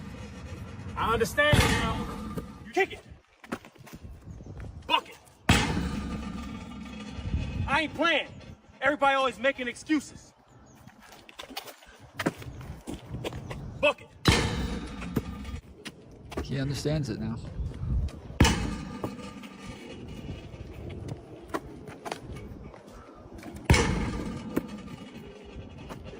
You took one of my basketballs. You weren't about to take 2. Stay locked in. Shooting gummy bears inside of a water bottle. They must have thought I wasn't gonna see this. They must have thought I wasn't gonna see this, Nate. Today, I'm gonna be making gummies through a water bottle. Buckets.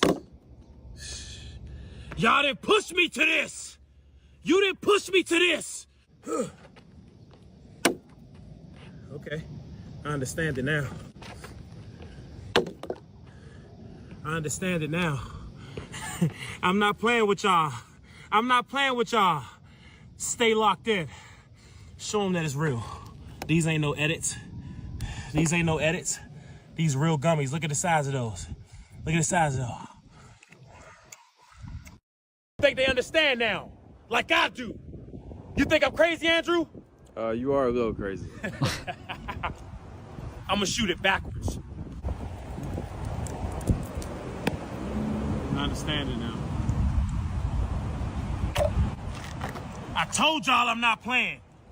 I've been seeing a lot of y'all videos. I'm the one. Stay locked in, guys. And that was backwards. Not playing with y'all.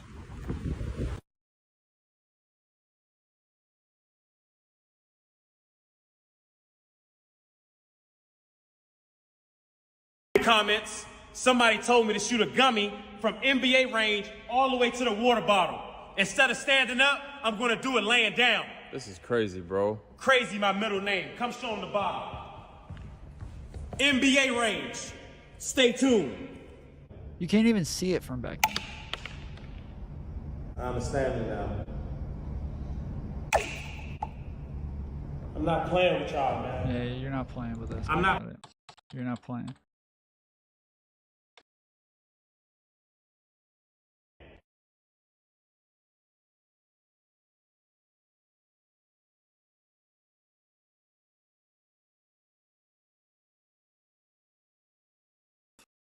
Whatever, dude. Whatever.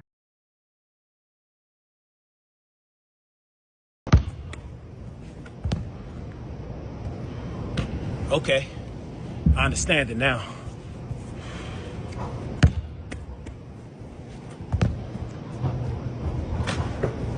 Stop playing me, y'all. Okay, I understand it now. Bullets may fly around, but I'll lay down. Okay, I understand it now. I understand it now. The other ones that I saw initially, he made like 3 in a row after saying I understand it now. Just kept hitting them with no cut or anything. It was the gummies shit, but dead. that What the one's not fuck? in any of There them. was a rumor. What the fuck did DJs actually do?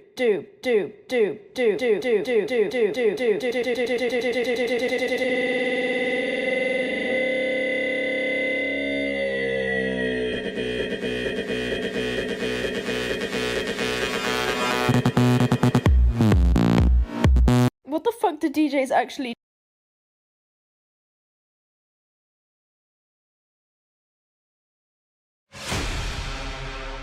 We just learned that they have euthanized Peanut.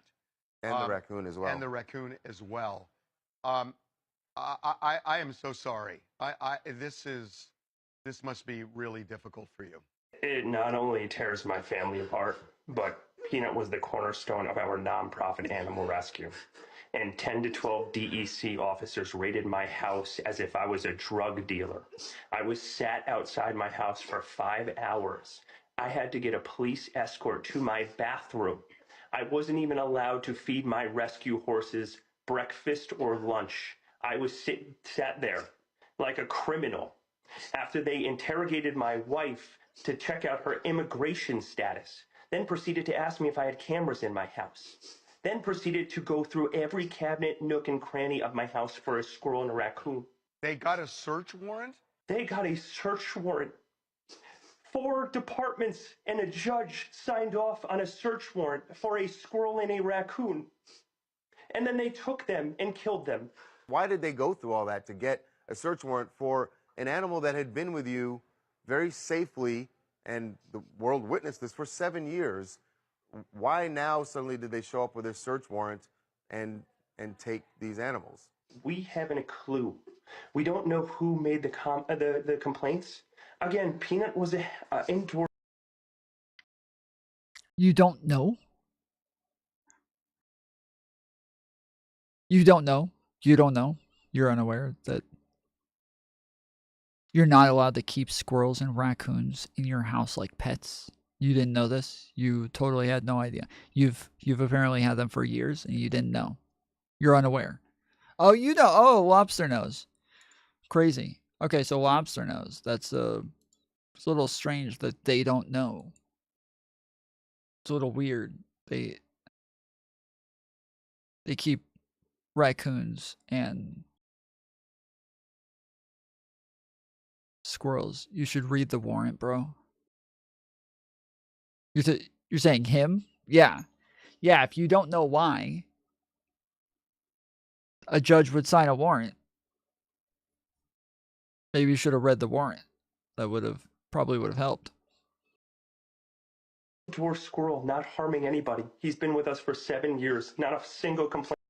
LMAO, it's crazy how leftists are okay with the government murdering rescue animals and pets. That's the point. They're not rescue animals or pets. They're wild fucking animals.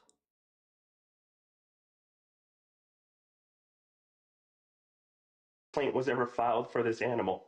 We had him for 7.5 years. He became the world's most famous squirrel. We weren't hiding him by any means. He was all over TikTok. He became the first squirrel on TikTok to ever hit 1 million followers.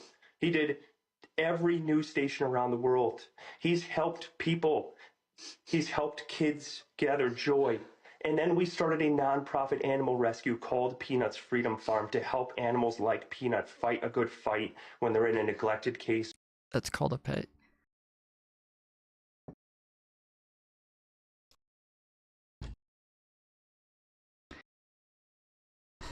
You understand that if I go to your house and I go under your wife's dress And I say, this is my house.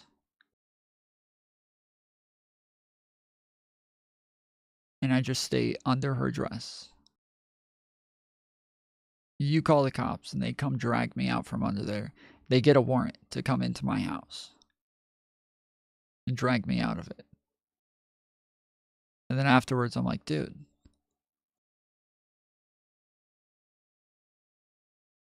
why would you take me away from my own house? Now I'm homeless. And then you would be like, dude, you can't just stay under my wife's dress and then say that this is your house. Well, why not? Why can't I? Why does Tom do nonsense hypotheticals instead of making real arguments? This is a real argument. Why do you, what's wrong with that? What's wrong with me going under your wife's dress and calling it a nonsense hypothetical? Why are right-wingers okay with the government just making people homeless like that? Why are right-wingers okay with someone just taking people from their homes and just making them homeless like that? Why would that be okay? Why would that be okay? Can you tell me? Why are you okay with just making people homeless like that?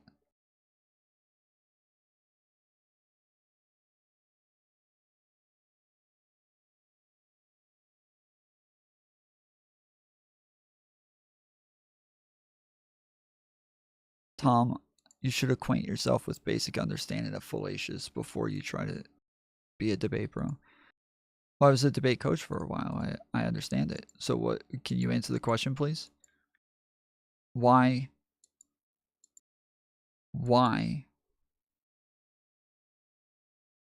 would you be okay with them making me homeless? I don't know why you always just run away from arguments. As soon as I challenge you every time, like if you make a fallacious argument or you make an argument that doesn't make sense, I explain why yours don't make sense every time. But you don't ever do that. You just keep saying it doesn't make sense. That doesn't count. That doesn't work. You can't just say things don't make sense or they don't work or the argument doesn't apply. You have to explain why. So explain why. Can you answer this nonsense hypothetical? Yeah, you can. Again, you can't just say it's a nonsense hypothetical. You have to explain why it's a nonsense hypothetical. Why can't I just live under your wife's dress?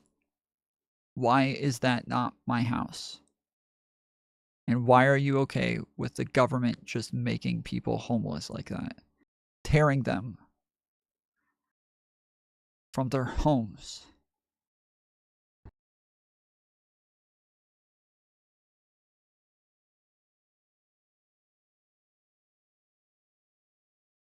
It's ridiculous. It's ridiculous that you would allow the government to just tear people from their homes.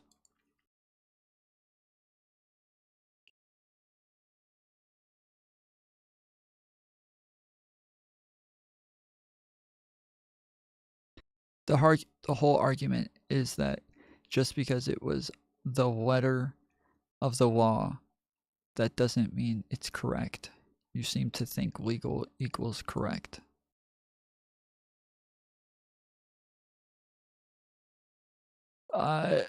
Not necessarily, but it could at least mean you know that this is going to happen. And then if later you act like you had no idea that this happened or why it happened,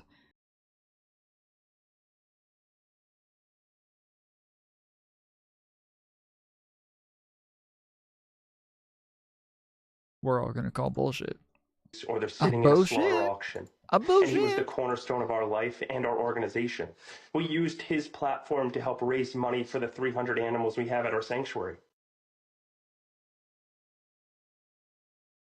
I already lease under the wife's dress. Damn it.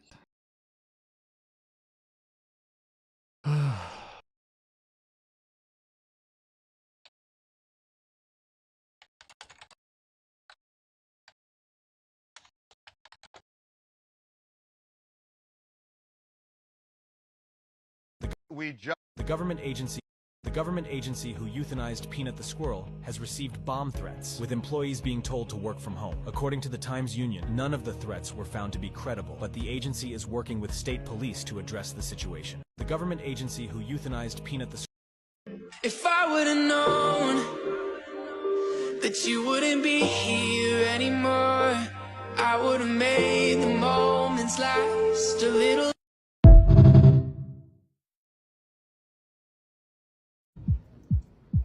I said no one has to know what we do. His hands are in my hair, his clothes are in my room, and his voice is a familiar sound. Is that what she used to look like?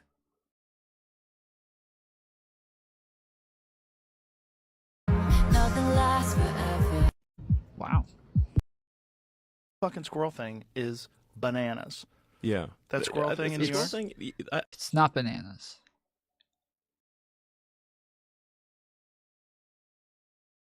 It's nuts.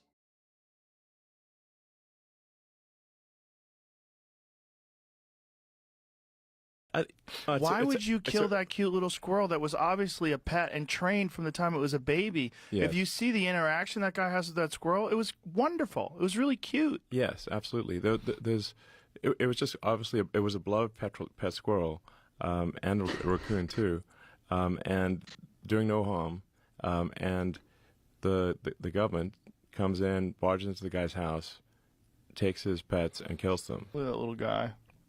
And that squirrel clearly had a love relationship with that guy. He would hop all over him and climb on him. I mean, that was his pet. That squirrel thought of that man as his protector, as his companion. Yes. You know? There was nothing wrong with that. And in Texas, it's totally legal. You could have a fucking zebra out here. Fucking squirrel thing is bananas. So I know Don's fired up about Peanut the squirrel. We were on the way down here from Cincinnati. Wow. He was like, is it really the case that the Democrats murdered the Elon Musk of squirrels? And I said, yeah, it sounds like. Have you seen the videos of this squirrel? He's a genius, or he was, unfortunately, but the same. If I would've known that you wouldn't be here anymore, I would've made the moments last a little longer. Cause now I'm alone, and you're just a man. Oh, it's a fucking darky too, dude. We don't allow those kind of fucking squirrels around these parts over here. We got normal squirrels. In my mind, I would have given anything to say goodbye. If I would have known. If I would have known. Oh. If I would have known. And we got everything I would do, you were standing there by my side. And now you gon' be with me for the last ride. It's been a long day without you, my friend. I said no one has to know what we do. His hands are in my hair, his clothes are in my room, and his voice is a familiar sound. Nothing lasts forever.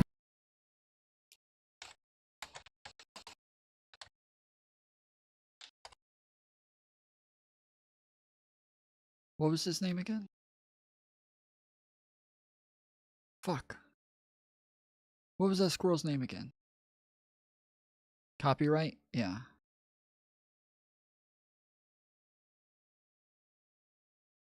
Crap. These nuts. Peanut.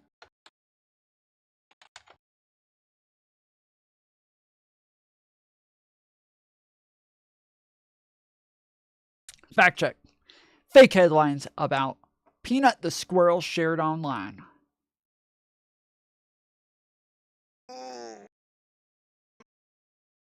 Oh, yeah.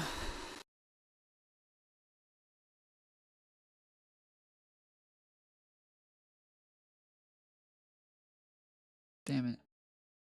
Okay. Headlines attributed to Britain's Guardian newspaper and The Atlantic a U.S. magazine, about the death of a pet squirrel named Peanut, and referring to the far right are fabricated, spokespersons for the outlets have said. The headlines were shared online after Peanut, a squirrel popular on social media, was euthanized by the state of New York, local media reported. X social media platform owner Elon Musk, who endorsed Republican presidential candidate Donald Trump, condemned the Joe Biden administration for Peanut's death. The Joe Biden administration? This is one of those things. This is one of those things where, like, right after Joe Biden got elected, all of a sudden somebody would, like, be walking and not looking where they're going, and they would stub their toe and then stop and be like, wow, this is Joe Biden's America. Look at my toe. The Democrats allow stuff like this to happen now. This is the new normal.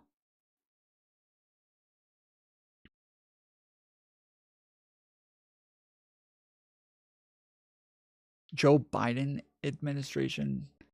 Elon Musk blamed Joe Biden for this. Trump's son, Donald Trump Jr., also blamed the government for the incident. A screenshot featuring the Guardian logo and SIAN, is that Cian, or is that like another type of Sean, like SEAN? These like fake spellings of Sean. Sean Norris byline said, sharing squirrel memes? Congratulations, you're a white supremacist. Similarly, an image of a headline resembling an article published by the Atlantic's Ideas page said, how a squirrel became a rallying cry of the far right. That's funny. That's funny. That's a great way to like really trigger right-wingers, because you can just make fake headlines for any newspaper and then just like put their logos next to it. They're not gonna fact check it. They're not gonna fact check it because they don't fact check any of the shit that's said on their side either. So you can just make shit up and then just get them totally triggered about something that just never happened. And currently on Twitter, they allow you to just make shit up all you want. So you're not even going to get in trouble for it. So I might try this. Just go start making up CNN headlines and then posting them on Twitter. CNN reports right-wingers verifiably have small dicks, according to Joe Biden and Hillary Clinton.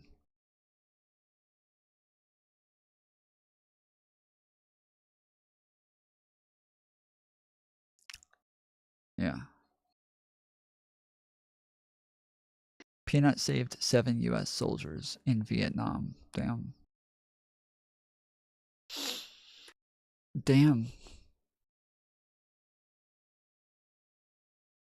Your ladies seem to like him.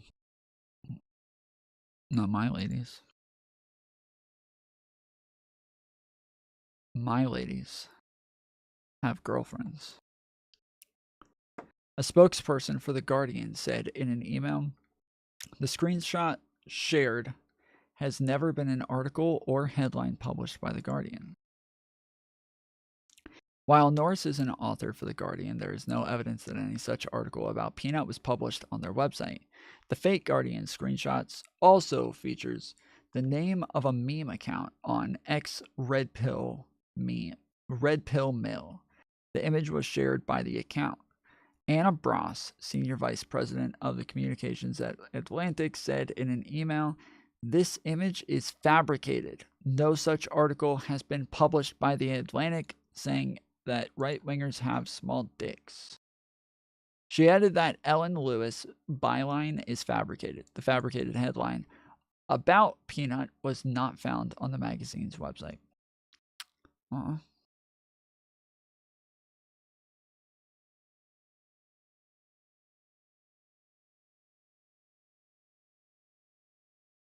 Orphanized squirrel who became social media star was euthanized after being seized from home.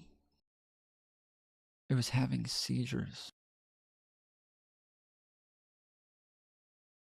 Pine City, New York, an orphaned squirrel that became a social media star called Peanut was euthanized after state authorities seized the beloved pet during a raid on his caretaker's home, authorities said Friday. After anonymous complaints, officers from the State Department of Environmental Conservation took the squirrel and the raccoon from raccoon named Fred from Mark Longo's home near the Pennsylvania border in rural Pine City on Wednesday, Longo said. On Friday, the DEC and Chemung County Department of Health confirmed both animals' fate. On October 30th, DEC seized a raccoon and squirrel sharing a residence with humans, creating the potential for human exposure to rabies. In addition, a person involved with a person involved with the investigation was bitten by the squirrel. To test for rabies, both animals were euthanized, the agency said in a statement. CBS News in New York reported.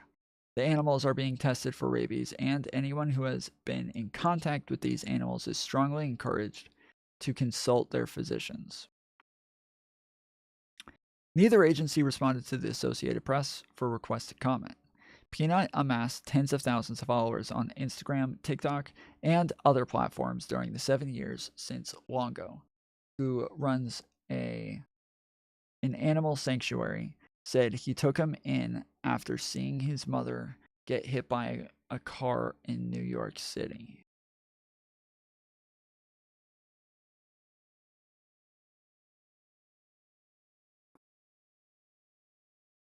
Peanut's Instagram account shows the squirrel leaping onto Longo's shoulders, jumping through a hoop, holding and eating waffles, and wearing miniature hats. It is with profound sorrow that we share the heartbreaking news. On October 30th, the DEC made the devastating decision to euthanize our beloved Peanut the squirrel and Fred the raccoon. Despite our passionate outcry for compassion, the agency chose to ignore our pleas, leaving us in deep shock and grief, an Instagram post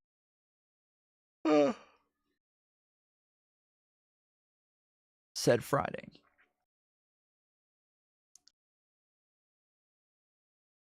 Oof. Accompanied by a video montage of the animals interacting with their smiling caretakers. Longo and his wife Daniela opened Peanuts Freedom Farm Animal Sanctuary in April 2023. It now houses about 300 animals, including horses, goats, and alpacas, Longo said. He said he was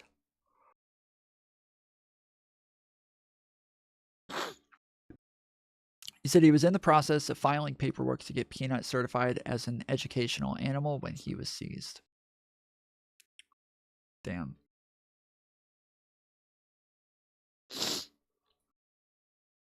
Well,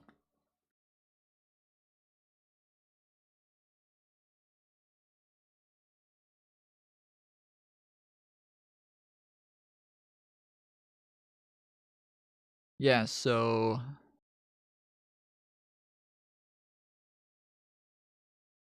they didn't just take someone's animals and kill them, but they took them. Those animals turned out to be dangerous and bit them, and so they had to euthanize them.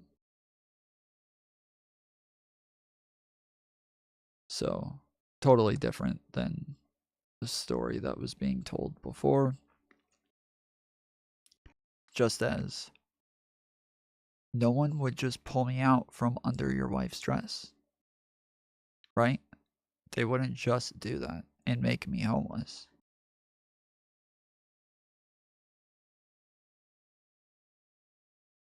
I would have to have done something down there that I wasn't supposed to do.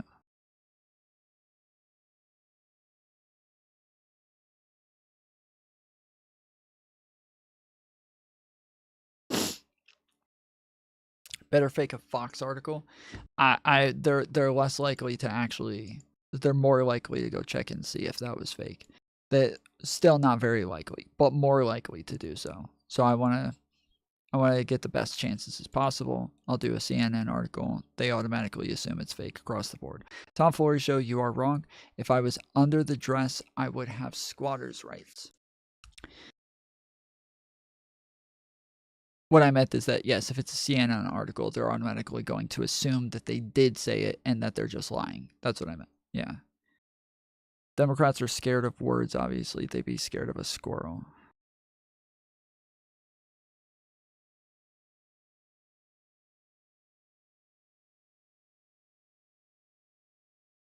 So again, you were okay with people saying that they didn't give a fuck that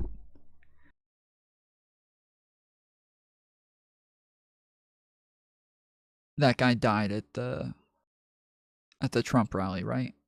You didn't care about that, no? Correct? Dead man hand? You didn't...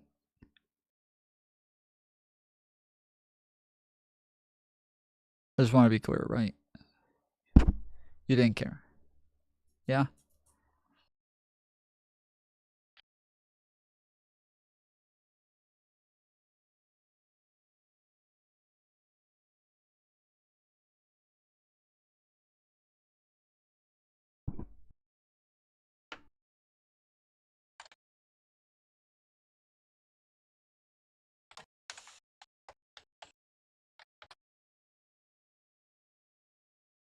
Is that a real video when you cradling him? Is it like, Yeah, you know, did you know he was?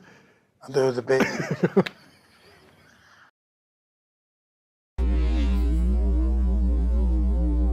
Hey, whoa, no, hey. Ow. Oh, chipmunks are so cool, dude. Oh, damn.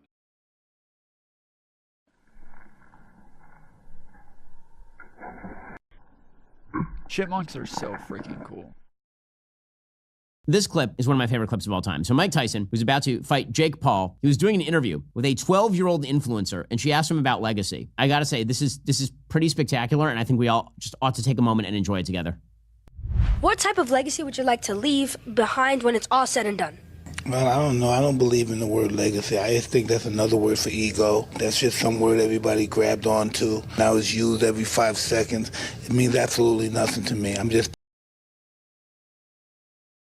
passing through. I'm going to die, and it's going to be over. This guy also doesn't believe in the meaning of words, guys. He also doesn't understand meaning of words. That's freaking crazy. You're not alone. You guys are just like Mike Tyson. Sure, whatever you say. No, it wasn't whatever I say. I was asking you a question. I didn't say one way or the other.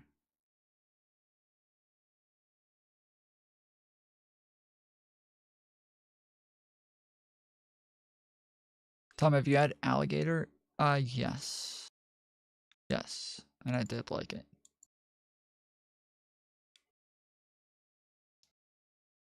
Has got his work cut out with Mike Tyson. Oh, the right hand! I doubt if he'll be able to get up from this. He hit him flush. Has got his work cut out with Mike Tyson. Oh, the Little guys are difficult to fight because they're harder to hit. He runs a lot, he moves a lot. I rock like pebble, jump from your sheet. You hear this beat, coming like heavy metal. If you got a business, bro, please set it in stone like rock, raw. I came with a brand new book. That man have guys all shot, don't like Uzi, but this thing rocks, rocks. Aye, I know you wanna hear some hi hats. Tick tick tack.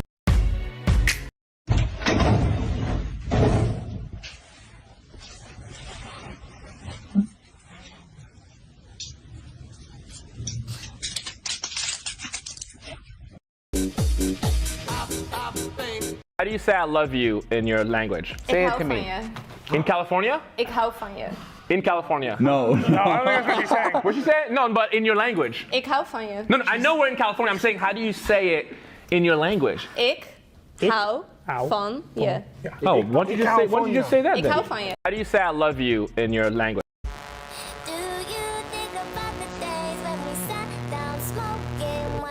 The holidays are tough. I know. Sometimes I was supposed to spend it with my cousin, but pick he up got a caught up at freaking work. But metal rod, if you're watching, we're proud of you, I Luigi. picked up tons of metal rods. So.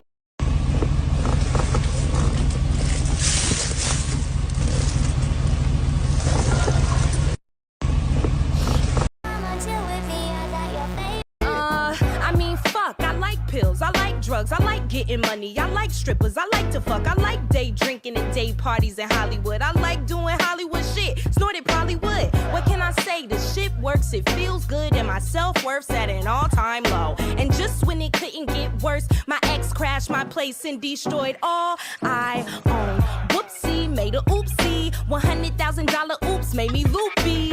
I ain't a killer, but don't push me. Don't wanna have to turn the nigga guts into soup beans. Okay, whoa. Okay, Dokshi, we don't want to revert back to our old ways. So we're gonna do a Pretty good. All right, I'll be back on tomorrow. Till then, appreciate you. Love you. See you next time. Later, fools. Later, fools. Brandon Cavallero says, "This shit's fire." Brandon Cavallero says, "CYA." Formerly See ya. Rudy says, "See ya, Tom." Whoopsie. Spartacus says, "Merry Christmas." Merry Crema. Freddie Drongo says, 07. 07. Think That Is says, "Night and Merry." Night and Merry. Formerly Rudy says, "Where's my fucking name, Tom?"